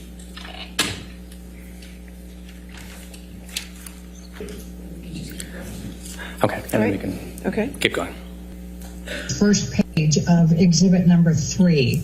It's an incident recall from specifically May 21st, 2016. Do you recognize this document? Yes, I do. And please explain to me what it is. It's a summary of our radio call. All right. And how is this recorded? By dispatch. And how is it communicated to you? a computer in our car. Okay. So I'm going to ask you to take a look at the very beginning of this. It starts out, it obviously has an incident number. Is this your understanding of the incident recall for the report to 849 South Broadway involving Amber Heard? Yes. It starts out with 5/21/16 at 20:30:58, which is 8:30:58 or almost 8:31, and it says incident initiated by such and such. Do you see that? Yes, I do. Okay. And the next thing that's communicated is Penthouse 3, PR received call from victim's friend Amber, assaulted by boyfriend. PR refused to give further. You see that? Yes, I do. Now, when you were out on the road, did you see that right away, or did you have to look this up later when it was you that was going to respond? We review the calls as we're driving to the call. Okay. Then we have at 5/21/2037, which is 8:37, a duplicate call. Do you see that? I do. All right, let's go down to 5/21/16. Officer Sines, can you go where I just highlighted here? And it's 20:57, which would be what time? 8:57. All right, and it has STAT:AS. What does that mean?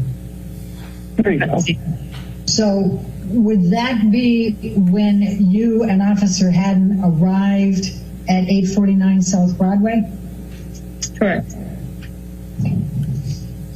And then it has the next entry is 5/21/2016. It has 21/22/57. So that would be 9/22. Correct. Okay. And it says, go ahead. I'll have you read this. What does it say after that?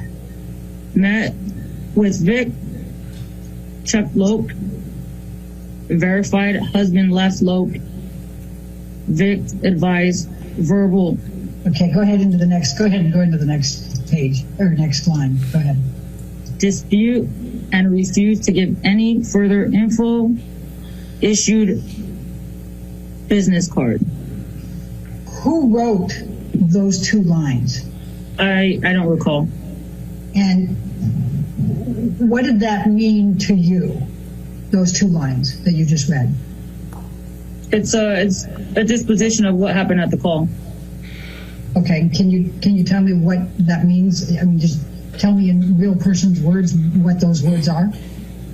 Yeah, that we met with the victim. We checked the location. The husband wasn't there, and that the victim advised us that she just had an argument and that she wasn't going to give us any further information. And because we didn't identify a crime, we issued her a business card letting her know that she could reach out to us later if she changed her mind and wanted to cooperate. Okay. And at what point did you close this incident? Whatever it says on the screen, let's see, 9/22/57. Okay. And what did incident closed mean?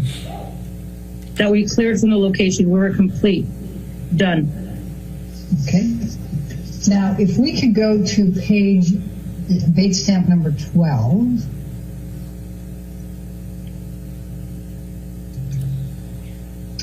And do you recognize this document? I do. It's a summary of all of our calls from that day. All right. And I believe you testified earlier that you reviewed this document in preparation for this deposition. Is that correct? Yes, I did. Correct. Okay. And if we can go down to right here, that's 9/22, correct? At the end of that? Correct. All right. And it says 242D domestic violence. What is that? It's a code for domestic violence. And what does the 242D mean? That's battery. Officer Science, when we broke before the lunch break, I had just asked you about whether you had believed that you were at the penthouse on May 21st, 2016 for 30 to 60 minutes. Do you recall me asking that? Yes, I do.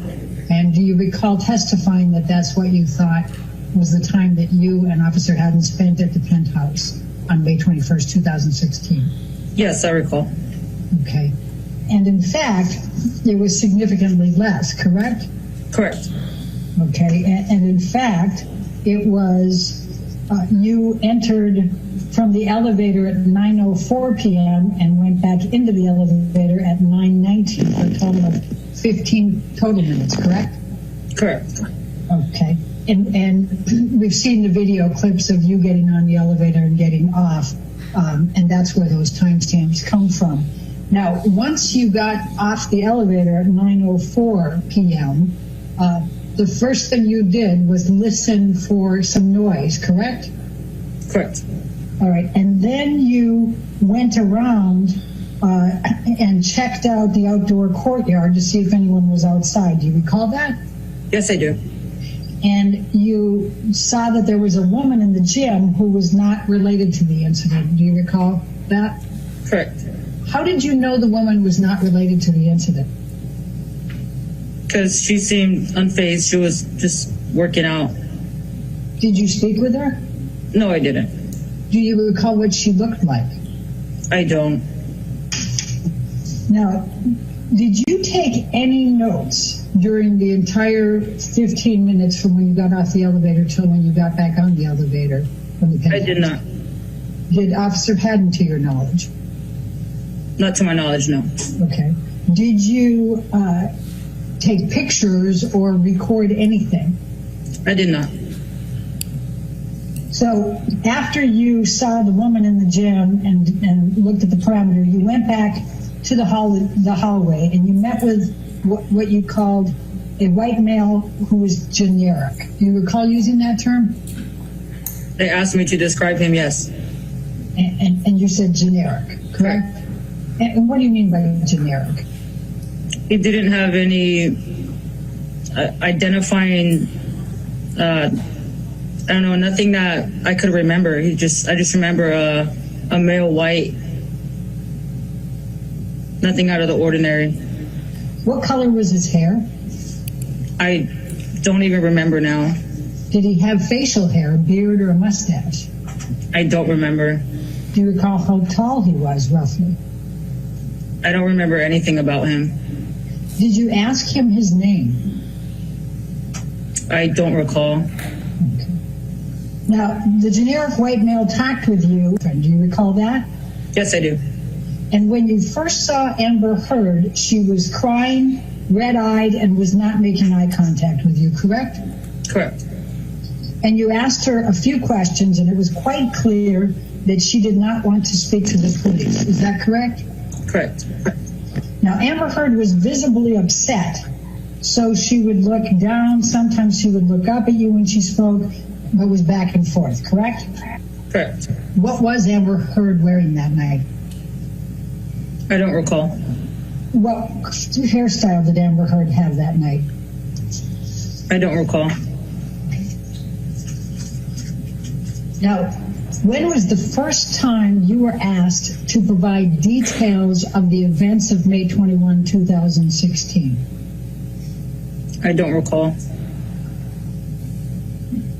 Do you recall providing your testimony at a deposition in July of 2016? Correct. Is that the first time you were asked to provide any details of what your recollection was of the events of May 21, 2016? Correct. Okay. And that was roughly 2 months later, is that correct? Correct. And how many shifts had you worked in that 2-month period? I'm not aware. I don't know. How many calls had you answered in those 2 months? I don't know that number. How many of those calls were domestic violence calls in those 2 months? I don't know that number.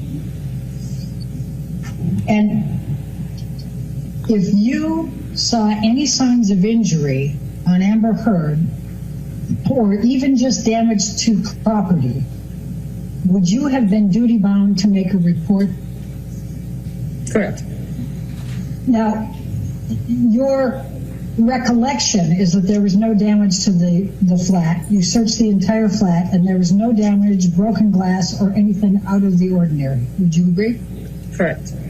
Did you see anything, did you observe anything out of the ordinary during this particular call that you answered at the penthouse on May 21, 2016? I did not. When you left that call, when you got back into that elevator, do you recall what you were thinking? I remember being impressed by the penthouse, how big and beautiful it was, yes. But anything else? No, nothing. And just so we can stay on that for a minute, you had not heard of Amber Heard at the time of this report, right, on May 21st, 2016? Correct. But you did know that Johnny Depp was an actor, correct? Correct. And you didn't know that that was Johnny Depp's penthouse when you reported that, correct? Correct. But you, as you just said, were impressed with the penthouse. Would it be fair to say you thought probably somebody with some wealth lived there? Correct. Can you bring up plaintiff's exhibit number 23? Officer Science, do you recognize this elevator at all? Yes, I do. What do you recall? That's the elevator from the location. Okay. Alex, I'm going to ask you to go to 211940. And as you're moving that, Officer Science, I'm going to ask you to take a look at this and see if you can tell me what you are saying to Officer Haddon in this video clip. That's you, is that correct? Correct. And Officer Haddon, do you recognize? Officer Science, can you tell what you were saying to Officer Haddon? I cannot. Does it look like you might have said at the beginning that was crazy? I can't tell what I was saying. Would you agree, though, that you were quite animated in your discussion with Officer Haddon? No, I wouldn't agree.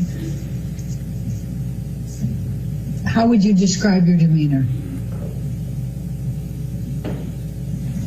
Comfortably talking to my partner. All right, I'm going to ask you to take a look at plaintiff's exhibit number 17. And while Alex is bringing that up, so your best recollection is that you saw no injuries on Amber Heard, correct? Correct.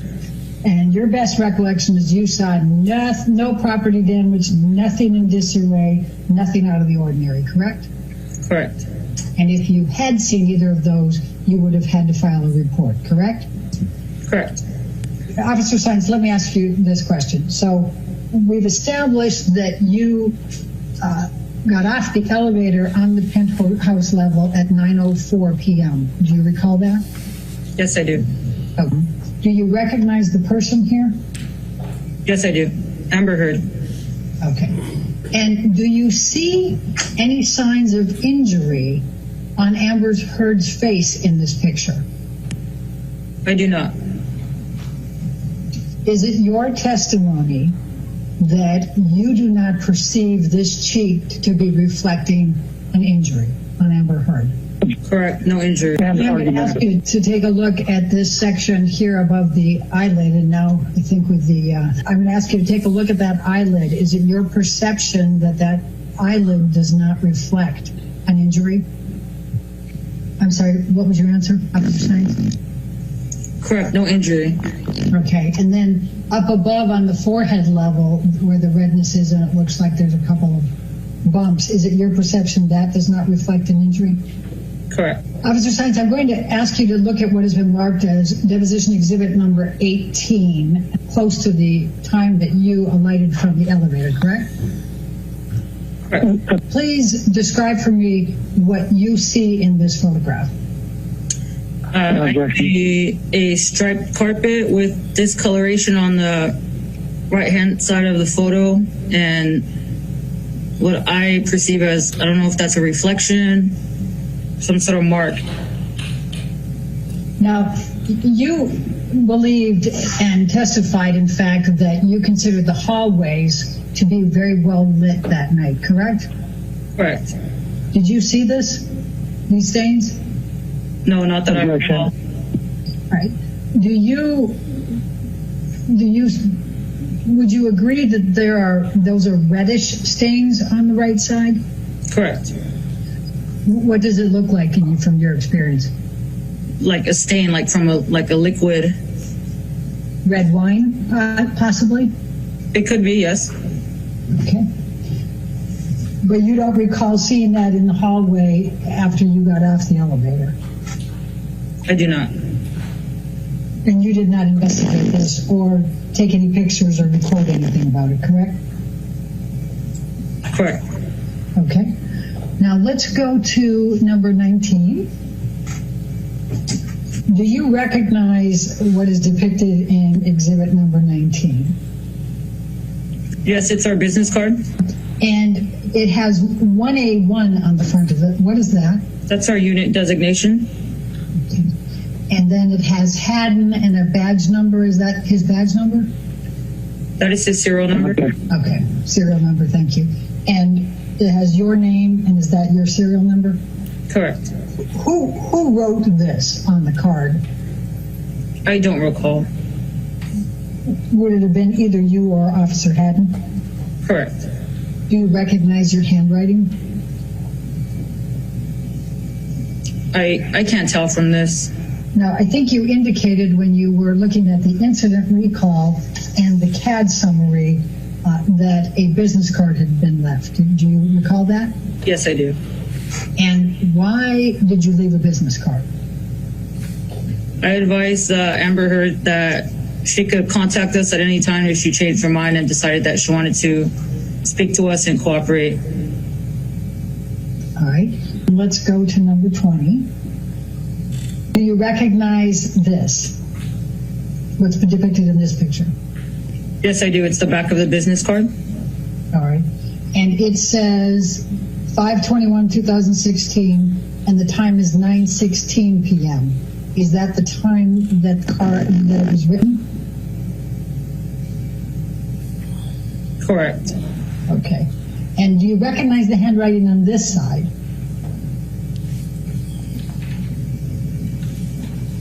It looks like my handwriting. Okay. Now it says radio call of dispute. Do you see that? I do. Why didn't you put verbal dispute?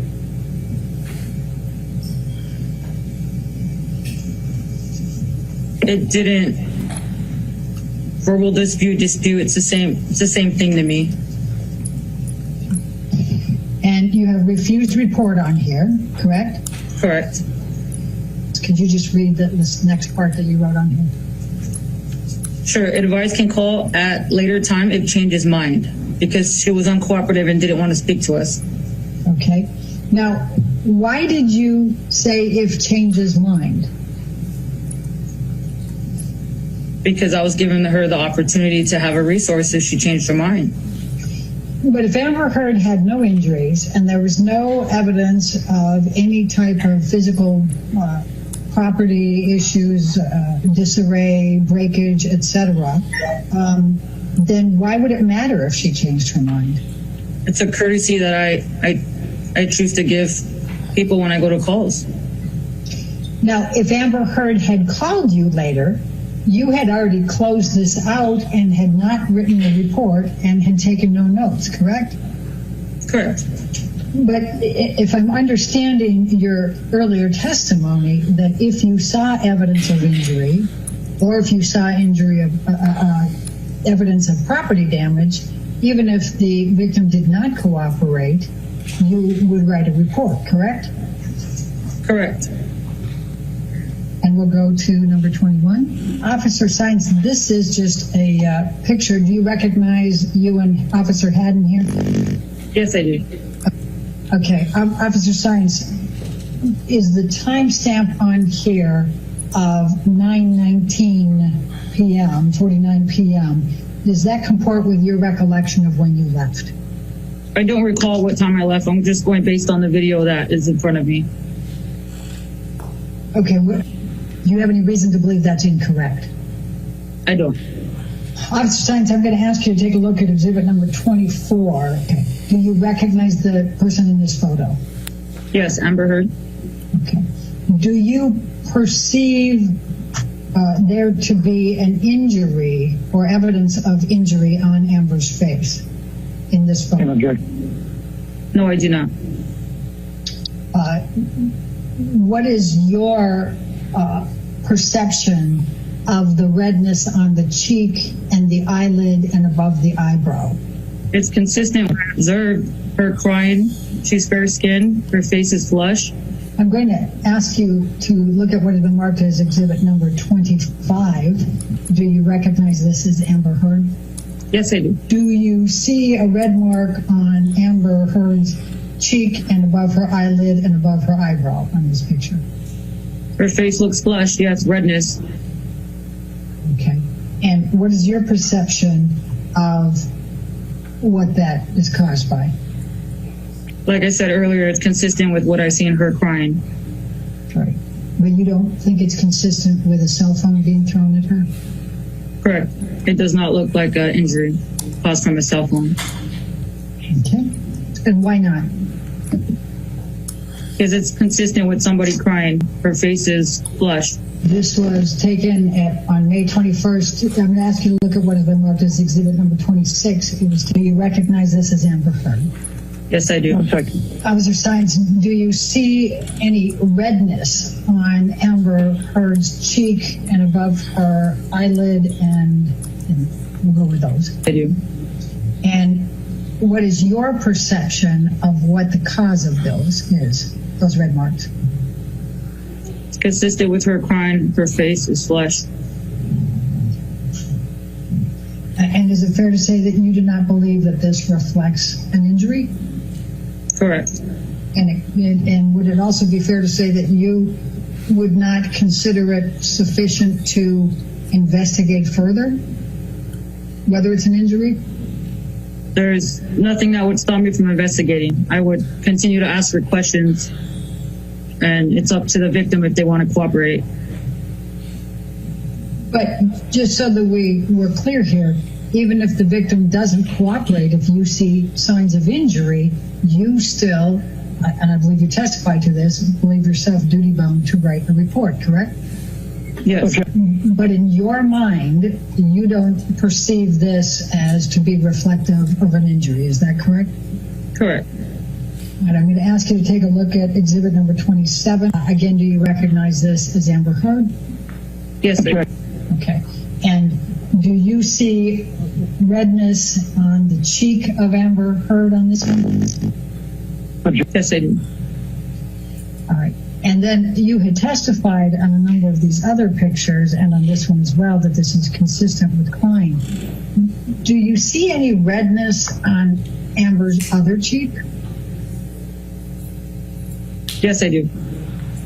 Is it the same or similar to the redness on the cheek, on the right cheek?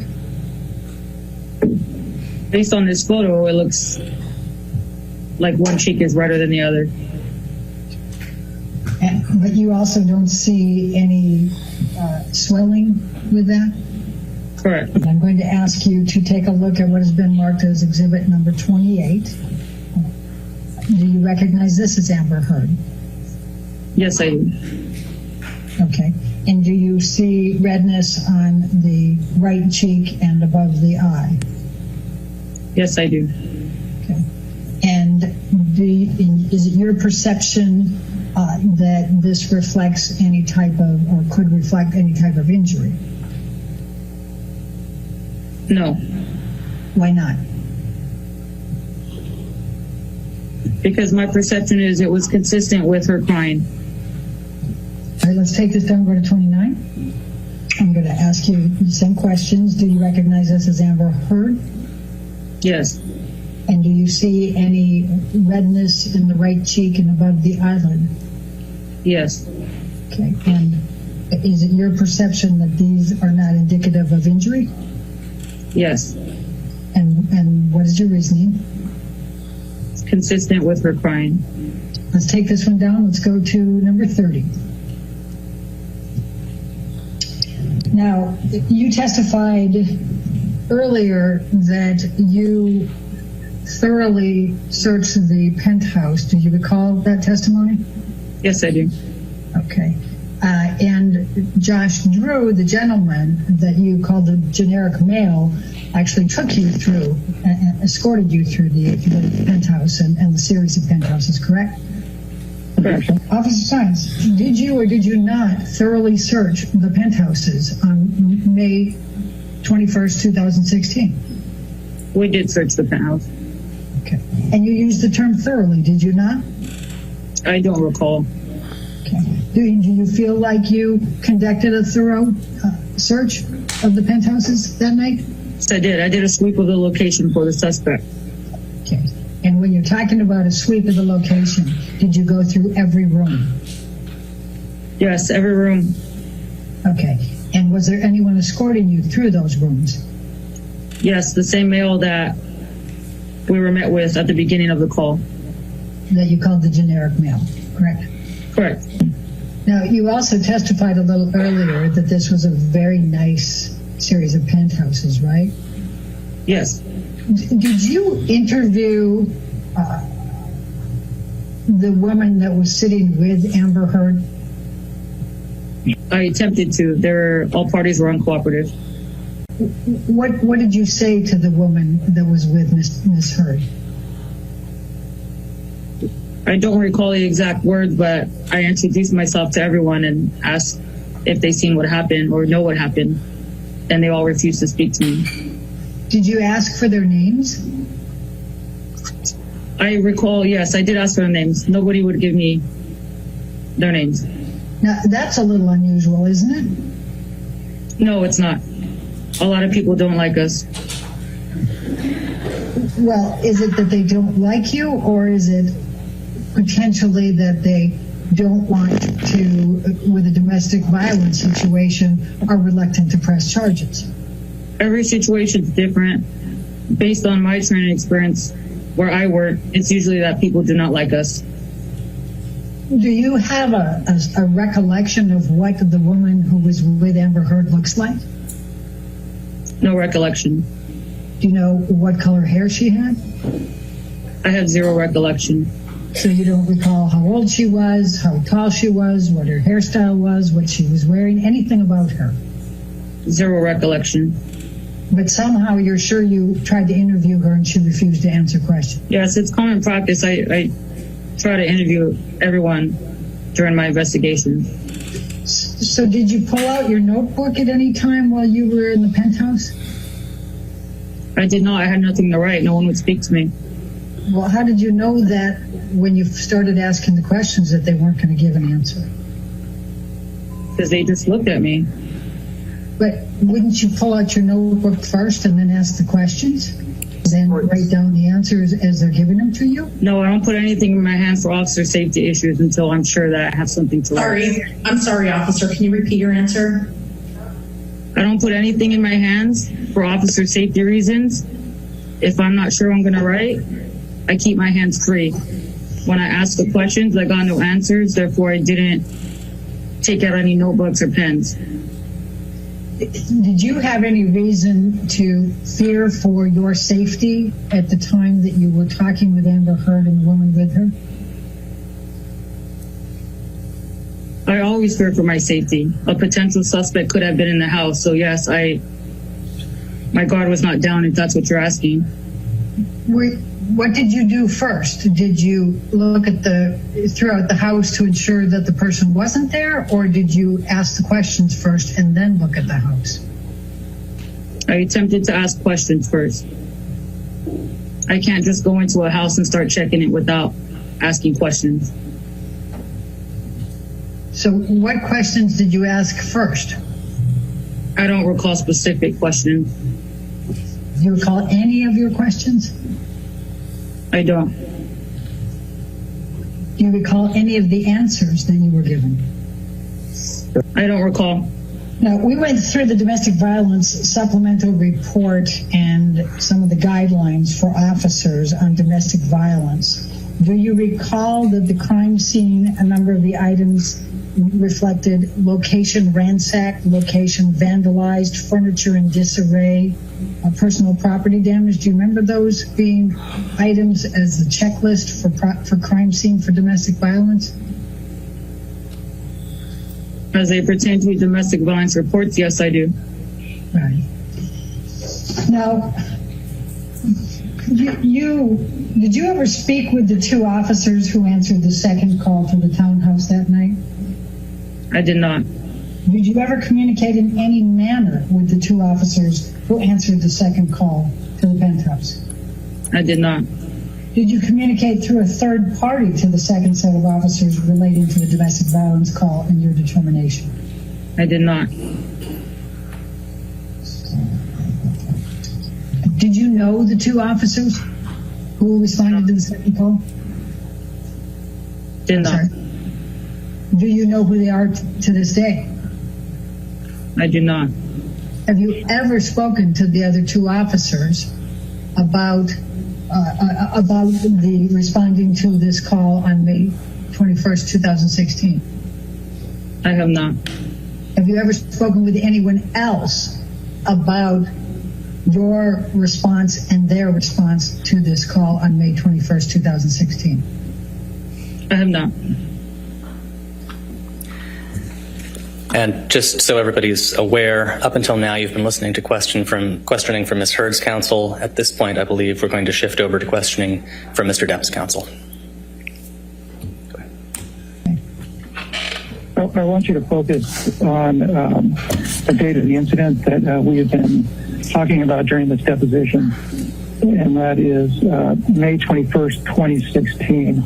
I'll refer to that as the date of the incident. You understand what I mean when I say date of the incident? Yes, I do. Okay. So as of the date of the incident, for how long had you been a training officer? Since, I believe, the end of November of 2015. So between 6 to 8 months? Yes. Prior to the date of the incident, for how long had you been a training officer?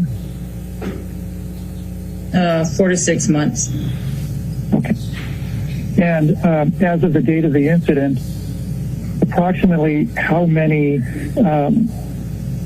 incidents of domestic violence had you come across? I couldn't tell you. I believe you said hundreds. Yes, that's how I understood it from testimony I read in previous depositions of yours. So it's in the hundreds? Yes. Okay.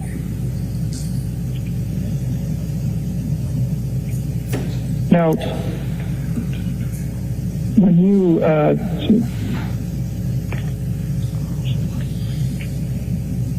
and you indicated that you proceeded to the incident at the Eastern Columbia building due to what you heard from dispatch, is that correct?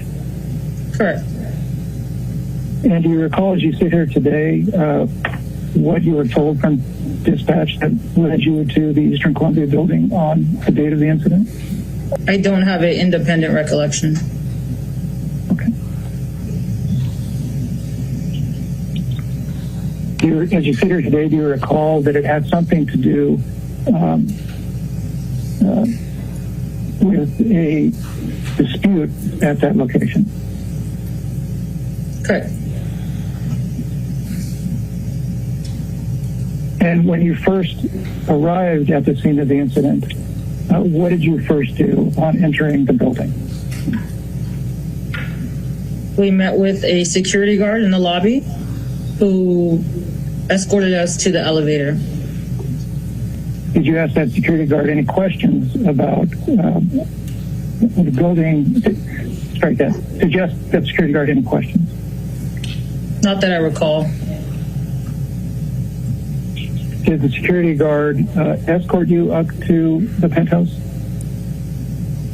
They gave us access through the elevator. I do not believe that they came up to the penthouse with us. I believe they just accessed the elevator. Okay. And when you arrived at the penthouse and exited the elevator, was it just you and your partner, Mr. Haddon, Officer Haddon? Yes. Okay. And what did you do next? We tried to listen for any kind of sounds of domestic violence. We checked the hallways. We didn't observe anyone. We went out to a courtyard, didn't observe anyone.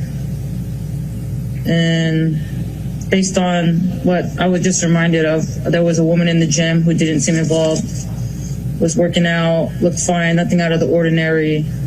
And then we responded to a door in the hallway, and I knocked and was met by a male. Okay. Up until that point in time, from exiting the elevator to knocking on that door, did you see anything that indicated a crime? I did not. Up until the point where you knocked on that door, did you see or hear or witness anything indicating that there had been a domestic violence perpetrated? I did not. Up until you knocked on that door, did you see anything which you would have considered out of the ordinary? I did not. And I guess what I'm asking is, walking from the elevator to the gym and then to the door that you knocked on, were you in the hallway? Yes, I was in the hallway. Okay. And during that time period from exiting the elevator through to knocking on the door, was there anything in the hallway that was unusual to you? Not that I observed, no. Did you see any stains on the floor? Not that I recall. Did you see any vandalism in that area? No, I did not.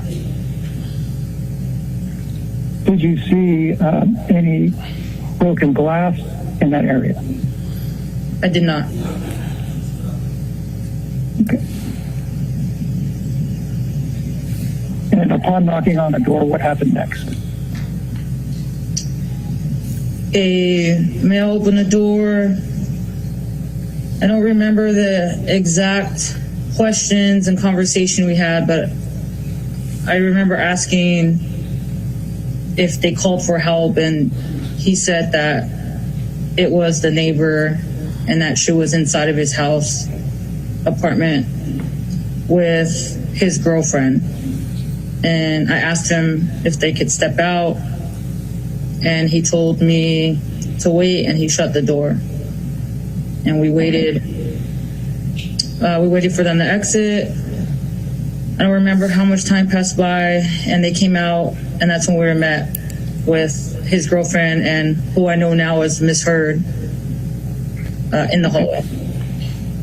And up until that point in time, did you hear anything that led you to believe that a crime had been committed? I did not. Up until that point in time, did you see anything that made you believe that a crime had been committed? I did not. Up until that point in time, did you hear anything that made you believe that there had been an act of domestic violence there?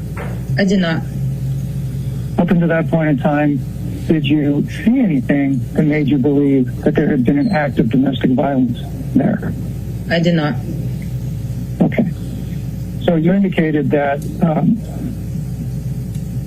after you knocked on the door, you spoke with a gentleman. Is that correct? Correct. And you previously testified to someone as a generic white male. Is that the same person? Yes. So your previous testimony, when you were referring to a generic white male, that's the person who opened the door when you first knocked on it, correct? Yes, there was only one male at the location besides my partner. And there was only one male. Is that for the entire time you're at the location? Yes. So in the hall, you met with the generic white male, Miss Heard, and the generic white male's girlfriend. Is that right? Correct. And it was just those three folks? Correct. And you were there with your partner, Officer Haddon? Correct. And how, in the hallway, how far were you standing from Ms. Heard?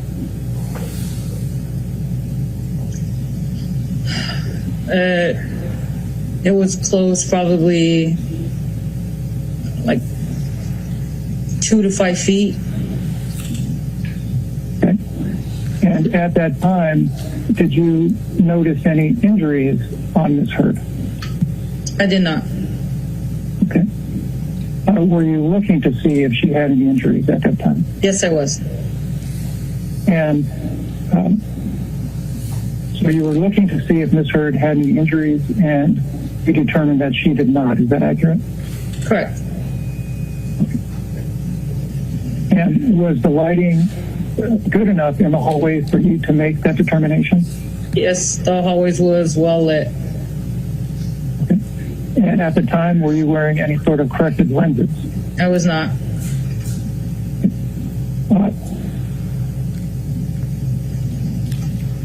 Although you were not wearing corrective lenses, were you prescribed corrective lenses at the time? No, I have never worn glasses, and I'm not prescribed. I have good vision. Okay. And at that time, did you have good vision?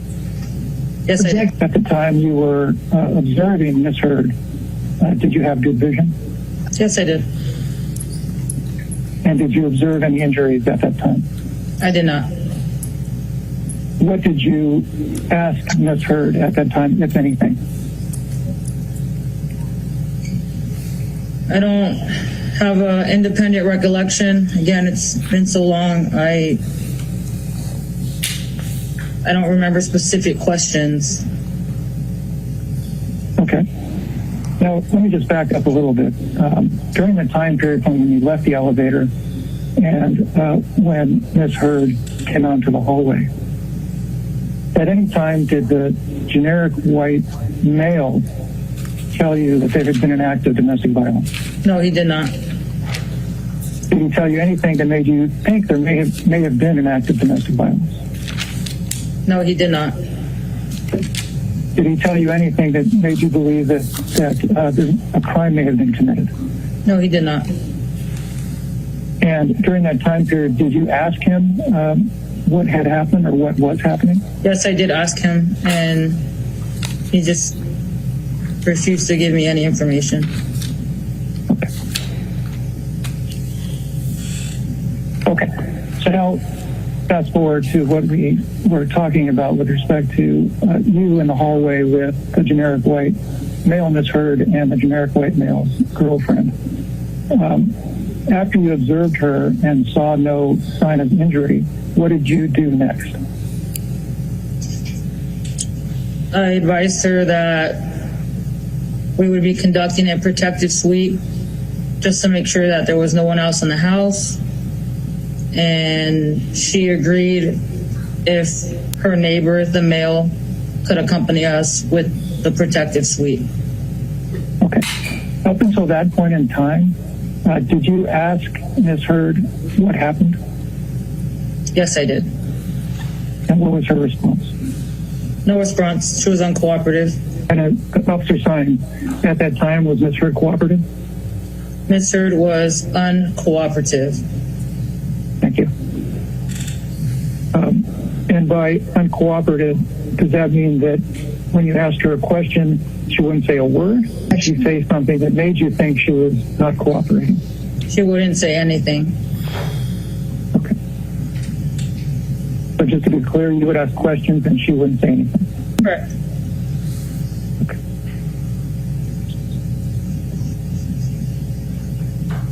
And what did you do at that point? After the protective sweep, I asked her again if she wanted to talk to me, if anything happened. Again, I don't remember the specific questions that I asked her, but I asked her questions to establish if there was some sort of crime, who was involved, and again, she wouldn't give me any information. I attempted to ask her friend, the other woman in the room. I even asked the males to wait in the hallway so it could just be us women in there so we could talk privately. Maybe she felt more comfortable that way. Still, they denied that there was any crime. They wouldn't answer any specific questions. So I wrote a business card. I advised her if she changed her mind that she could call us at any time and we would respond and help her out. So backing up a bit to the time you were in the hallway with the three of them, and you testified that Ms. Heard was uncooperative, and then you indicated you did a sweep. I want to start with from the point of time in the hallway where she was uncooperative, transitioning to the sweep. How did that occur? Did you ask her if you could look in the penthouses? How did you go from standing in the hallway to conducting a sweep? I don't recall. Now, before you swept the penthouses, did you ask if you could enter the penthouses? Yes, I did. Okay. And what was the response? I can't remember if she gave me a response or nodded her head. I can't remember. From what you observed or heard from Ms. Heard, you took it that she was permitting you to enter the penthouses and look around. Is that accurate? Correct. Okay. Was it more than one penthouse? There was two. Okay. And this term sweep we've been using, is that a technical police officer term?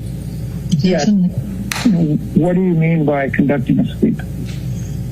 It's called a protective sweep, and we do so to make sure that there's no other individuals that may be victims that are hurt inside of the location or suspects hiding, concealing themselves from officers that would attack the victim after we left the location. So we go in to verify that any potential suspects are gone from the location for the victim's safety. Thank you. And you conducted a protective sweep of two penthouses, correct? Correct. What was your understanding of who owned or lived in the first penthouse that you performed a protective sweep on? It was my understanding that Amber Heard, that it was her home. Again, the gentleman directed us. That's why he came with us, so we wouldn't get lost. I see. And during your protective sweep during the first penthouse, did anybody accompany you during the entire sweep? Yes, the only male that was there besides my partner. Okay. And your partner conducted the sweep with you? Correct. Okay. And as to the protective sweep of the first penthouse, did you go into every room of the penthouse? To my knowledge, yes. And was your knowledge based on the generic white male leading you around? Correct. Was it your understanding that your protective sweep included you looking in every room in the penthouse? Correct. During the protective sweep of the first penthouse, did you see anything that led you to believe that a crime had been committed? I did not. During the protective sweep of the first penthouse, did you hear anything that made you think a crime had been committed? I did not. During the first protective sweep, did you see anything that made you think that an act of domestic violence had occurred? I did not. During the protective sweep of the first penthouse, did you hear or see anything? Did you hear or see anything that made you believe an act of domestic violence had occurred? I did not. Okay. Upon your completion of the protective sweep of the first penthouse, up until that point in time, from you exiting the elevator up until that point in time, did you hear or see anything that made you believe that a crime had been committed? I did not. Up until that point in time, did you hear or see anything that made you think an act of domestic violence had occurred? I did not. Now, I want to ask you, you testified to you viewing Miss Heard and not seeing any signs of injury. Did you view her again after that first viewing? During the interviews and throughout the entire investigation, I'm constantly scanning her and watching. So if I see any other observations that would indicate any injury or domestic violence. And did you see anything like that? I did not. And you didn't see, did you see anything like that during the entire time period you were on that call? And do you believe that you had enough time viewing Ms. Heard to determine whether or not she had sustained any injuries? Yes, I do. And did you determine that she sustained any injuries? I determined that she did not sustain any injuries. So other than the conversation you had with her in the hallway when you first got there, did you have any other conversations with Ms. Heard? I did. Inside of the loft or penthouse, sorry. Okay. Was that before or after the protective sweep? I believe both, before and after. I attempted. Okay. How many separate conversations did you have with Ms. Heard? I don't recall. Okay.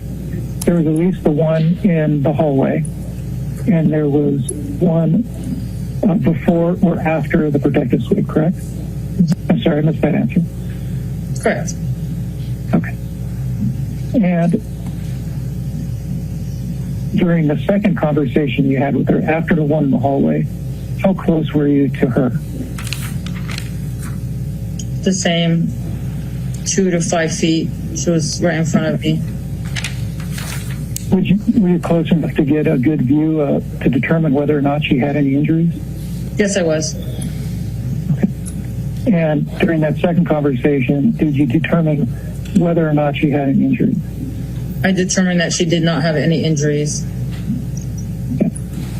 At any point in time during the incident, during the date of the incident, did she complain of any injury? She did not. During the protective sweep of the penthouse, did you see anything in disarray? I did not. Okay.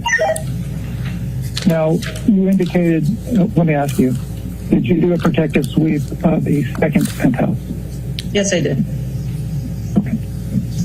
Did the generic white male accompany you on that sweep as well? Yes, he did. What was your understanding of who owned or resided in that second penthouse? I had no idea. Okay.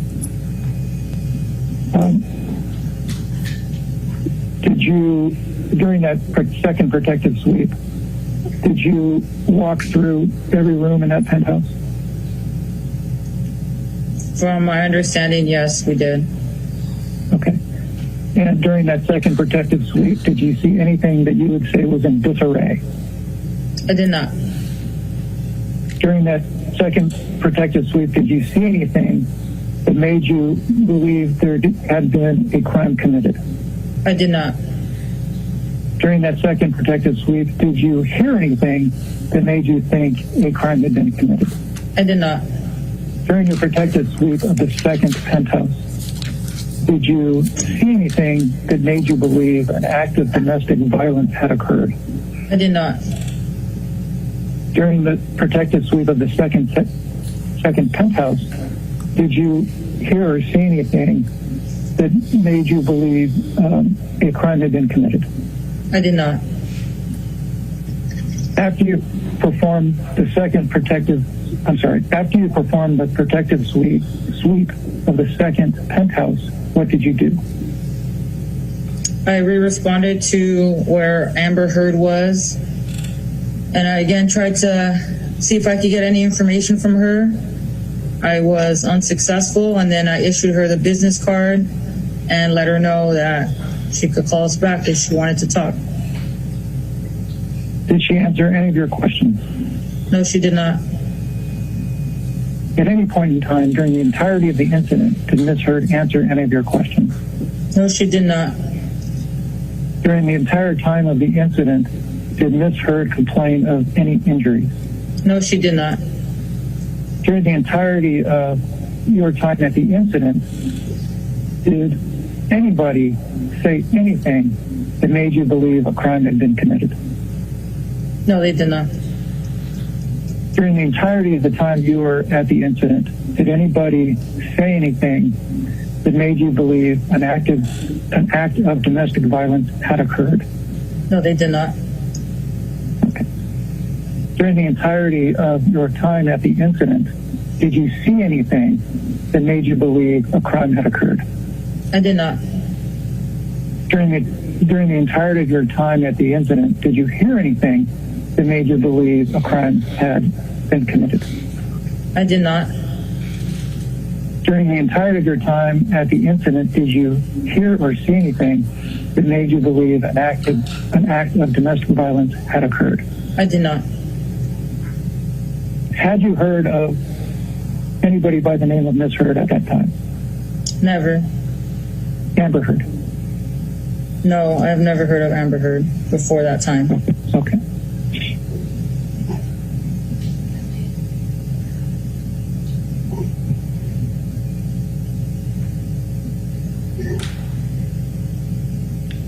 Did you recognize any of the people that you encountered during the incident?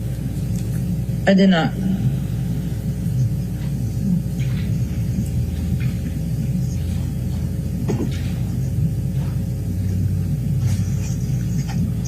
At the time of the incident, did you have any reason to believe that anybody you encountered at the incident was famous? I did not. Okay.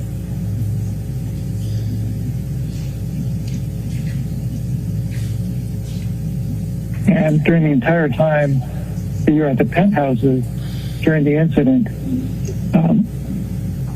did you have any reason to believe that Mr. Depp was affiliated or involved in the incident? I did not. Madam Reporter, can you repeat my last question? I lost where I was. Sure.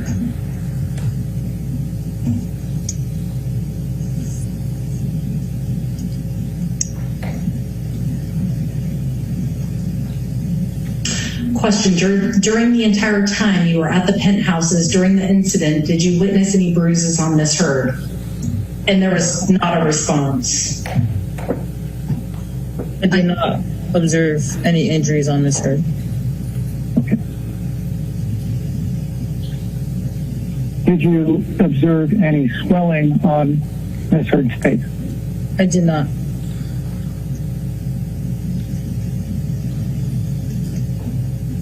Did you observe anything that led you to believe that she was a victim of domestic violence? I did not. Alex, if you can pull up Exhibit 2.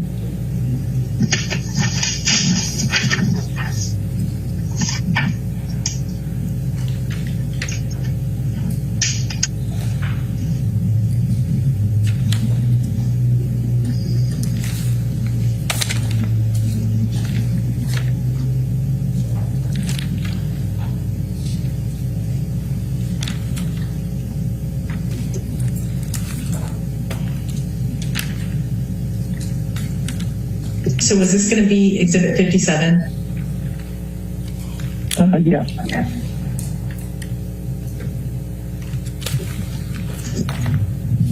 Officer Sines, do you recall having your deposition taken on July 18, 2016 in connection with Mr. Depp and Ms. Heard? Yes. Okay. And do you recall giving testimony in connection with that deposition under oath? Is it yes? I'm sorry, officer. Yes. Okay. And did you give accurate and true testimony at that time? Yes. Okay.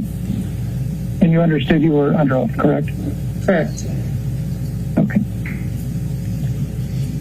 Alex, if you can go to page 26. Officer Sines, do you recall testifying as to, that, and I'm talking about today, do you recall just testifying that you can recall what Ms. Heard said to you, if anything? I do not have an independent recollection, but I can go off what I'm seeing here on my screen. Okay. Your Honor, we're at 5 o'clock. It looks like we have about 18 minutes left. Do you want to? You don't have any problem finishing it tonight, do you? Let's go ahead and finish it. Okay. Thank you. And do you agree with me that your memory of the day of the incident was fresher on July 18, 2016 than it is today? Yes, that is correct. Okay. And the incident was May 21st, 2016. This deposition was taken July 18th, 2016. How long after the incident was this deposition taken? A few months. Okay. And Alex, if I could have control.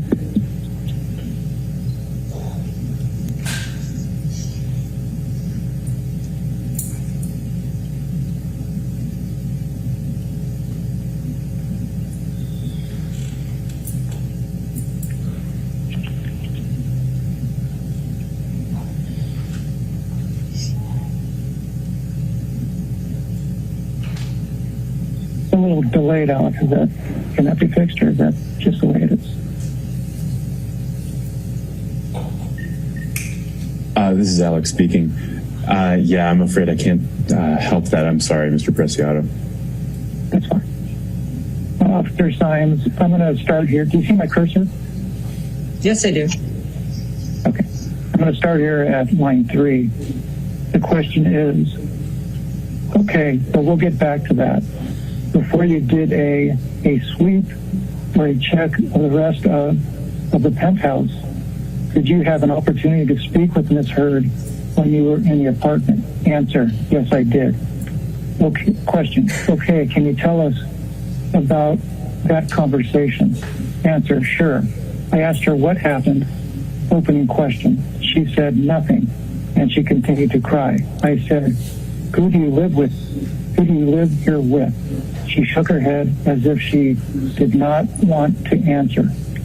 I asked her, are you hurt? Do you need an ambulance?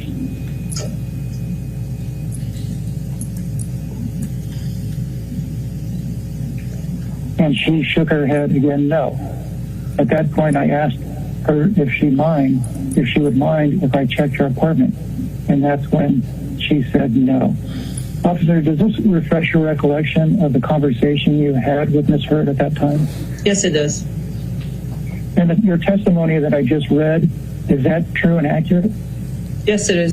During the entire time period you were at the penthouses on May 21st, 2016, did Ms. Heard say that she had been assaulted in any way by anybody? No, she did not.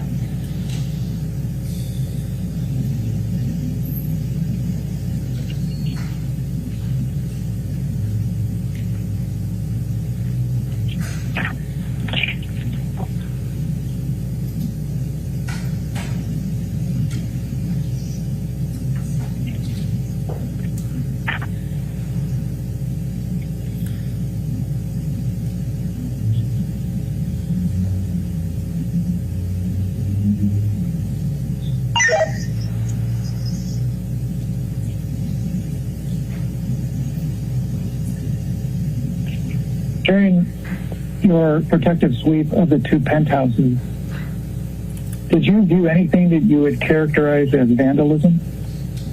I did not.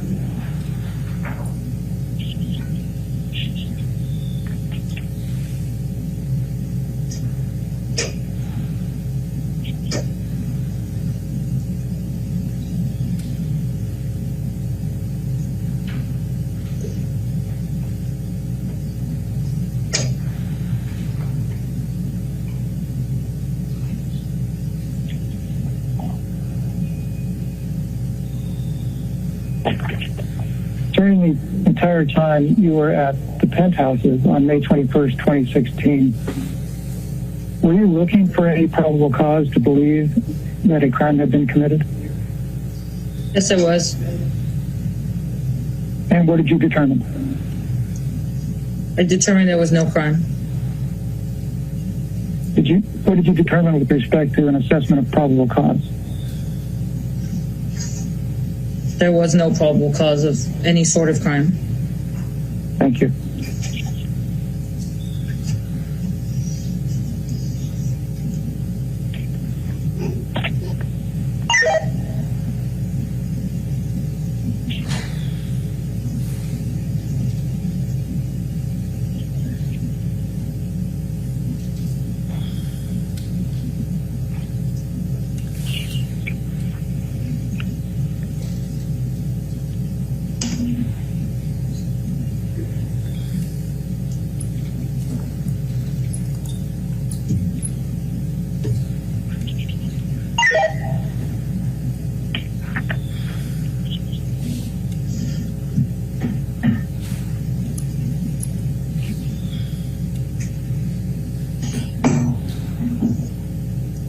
During the entire time you were at the penthouses on May 21st, 2016, were you wearing any body-worn video cameras? I was not. Are you certain of that? I am certain. And how is it that you are certain of that? Because I didn't start using body-worn video until June of 2016.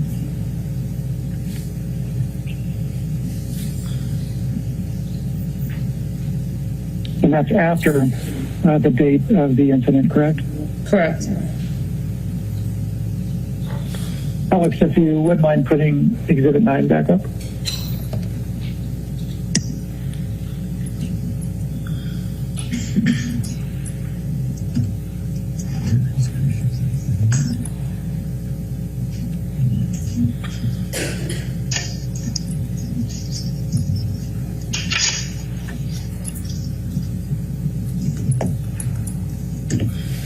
Officer Sines, you were shown this document earlier. What is this document? It is a domestic violence supplemental report. And do you recall counsel asked you about the victim column and the crime scene column? Yes, I do recall. Do you also see that there's a suspect column in the middle? Yes. Okay. And is there any difference between the victim column and the suspect column with respect to the box terms? No difference. Okay.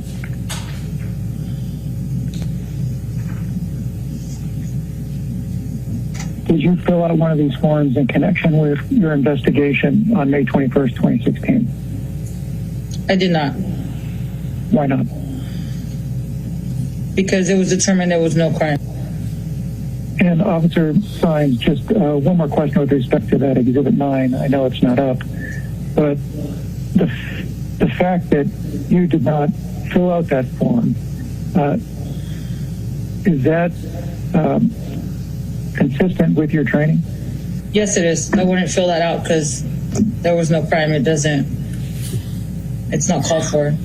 When you testified during the London trial, at the time, did you believe your testimony was accurate? Yes, I do.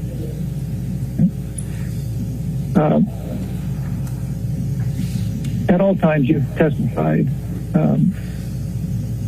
under oath in any legal proceedings, trials, depositions. Do you always give accurate and truthful testimony? Yes, I do. And do you have any reason to not give accurate and truthful testimony in connection with this deposition? I do not. Officer Sines, do you see these two pictures? Yes, I do. Do you recognize the person in the pictures? Yes, Amber Heard? In both pictures? Yes. Do you see a difference in these two pictures, between these two pictures? Yes, I do the lighting of the photos. Okay. Do you see any difference in connection with the redness on the cheeks of Ms. Heard as between these two pictures? Yes, I do. The left side is, the photo's brighter. Okay. And other than that, would you agree with me that these two pictures are the same? In other words, Ms. Heard's face, the position of her face, everything about her in these pictures is identical except for the differences that you've indicated? Yes. Okay. And even though these are the same pictures, do you see any difference with respect to the redness on Ms. Heard's face with respect to the two pictures? Yes, the photo on the left is brighter, causing the redness on the cheeks to what appears to be brighter or exaggerated. What does it say with respect to, let's concentrate on the picture on the left. Can you read for me what it says in the little box at the very top on the left, under add a title? Do you see a date and a timestamp?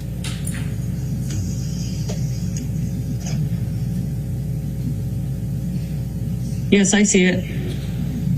What's it say? Date and timestamp? Date is May 21st, 2016. Timestamp is 9:25:12 p.m. And now let's look at the other picture, Exhibit 29, at the same spot. Can you read for me what the timestamp says there?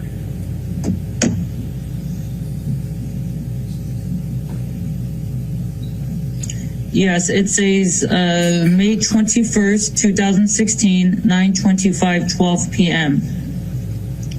So both exhibits, both pictures have the same exact timestamp, correct? Correct. And even though that's the case, do you still believe that there's a difference between the two pictures as you previously described? Yes, I do. Three signs, do you see Exhibit 41? Yes. Do you recall counsel asking you questions Yes. during your protective sweep of the two penthouses on May 21st, 2016? Did you see anything in disarray? No.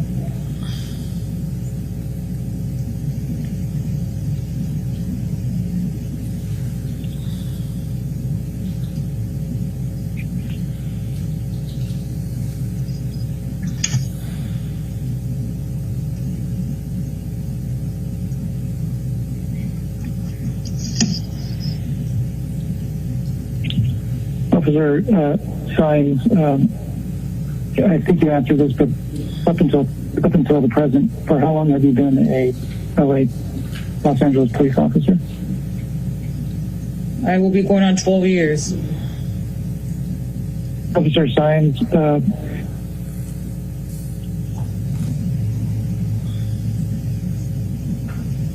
in connection with your investigation at the Eastern Columbia building on May 21st, 2016, were you in a rush in any way to complete the investigation? No.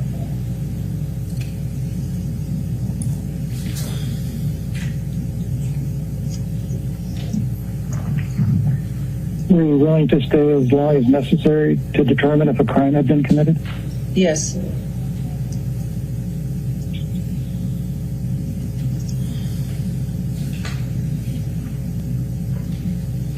At any point in time during your investigation on May 21st, 2016 at the penthouses, did Ms. Heard ask you to file a report? No. Did anybody that you spoke with or saw on May 21st, 2016 at the penthouses ask you to file a report? No. Did you have any cause to file a report? No. And was that determination in line with your training? Yes.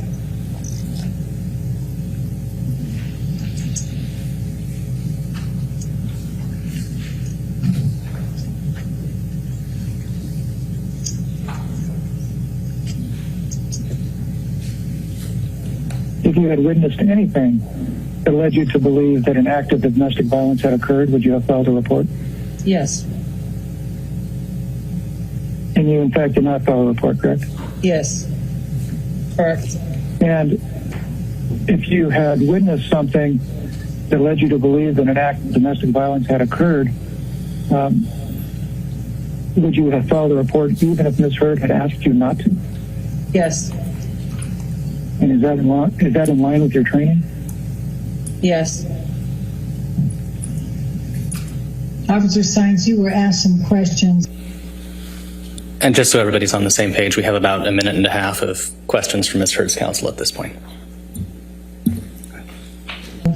When you were got off the elevator in the penthouse and when you got on, and how much time you spent at the penthouse level, I approached it in my earlier, but based on the cross-examination, I feel like we need to go back to that. So I'm going to ask you to take a look at what is exhibit number 6. And you recognize you and Officer Haddon in this picture? Yes. Okay.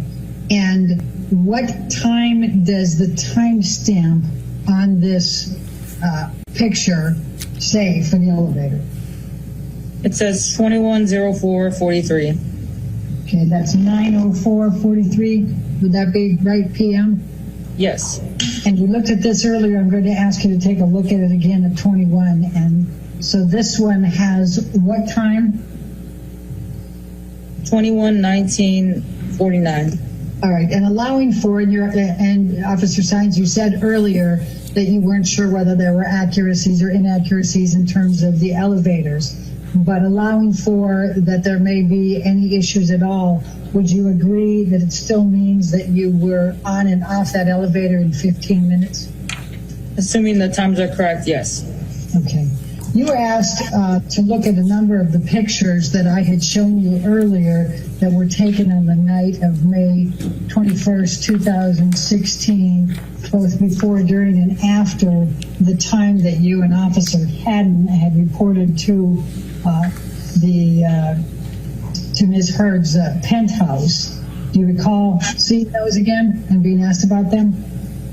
Yes. You were asked by counsel for Mr. Depp to take a look at those again, correct? Correct. Okay.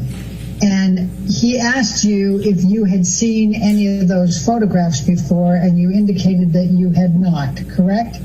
Correct.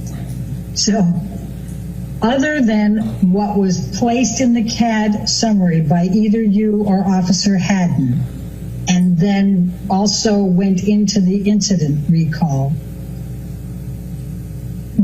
are you aware of any documentation that either you or Officer Haddon collected relating in any manner to your visit to the penthouse on May 21, 2016? No. All right, thank you. All right, ladies and gentlemen, that concludes the testimony for today. Please do not do any outside research and don't talk to anybody about the case, and we'll see you tomorrow morning. Okay, thank you. All right, I still have some outstanding exhibits, so if you could get with Jamie and see which ones those are so we can get that taken care of so we don't get backwards and we keep up, all right? All right, we'll see you in the morning. All right, thank you.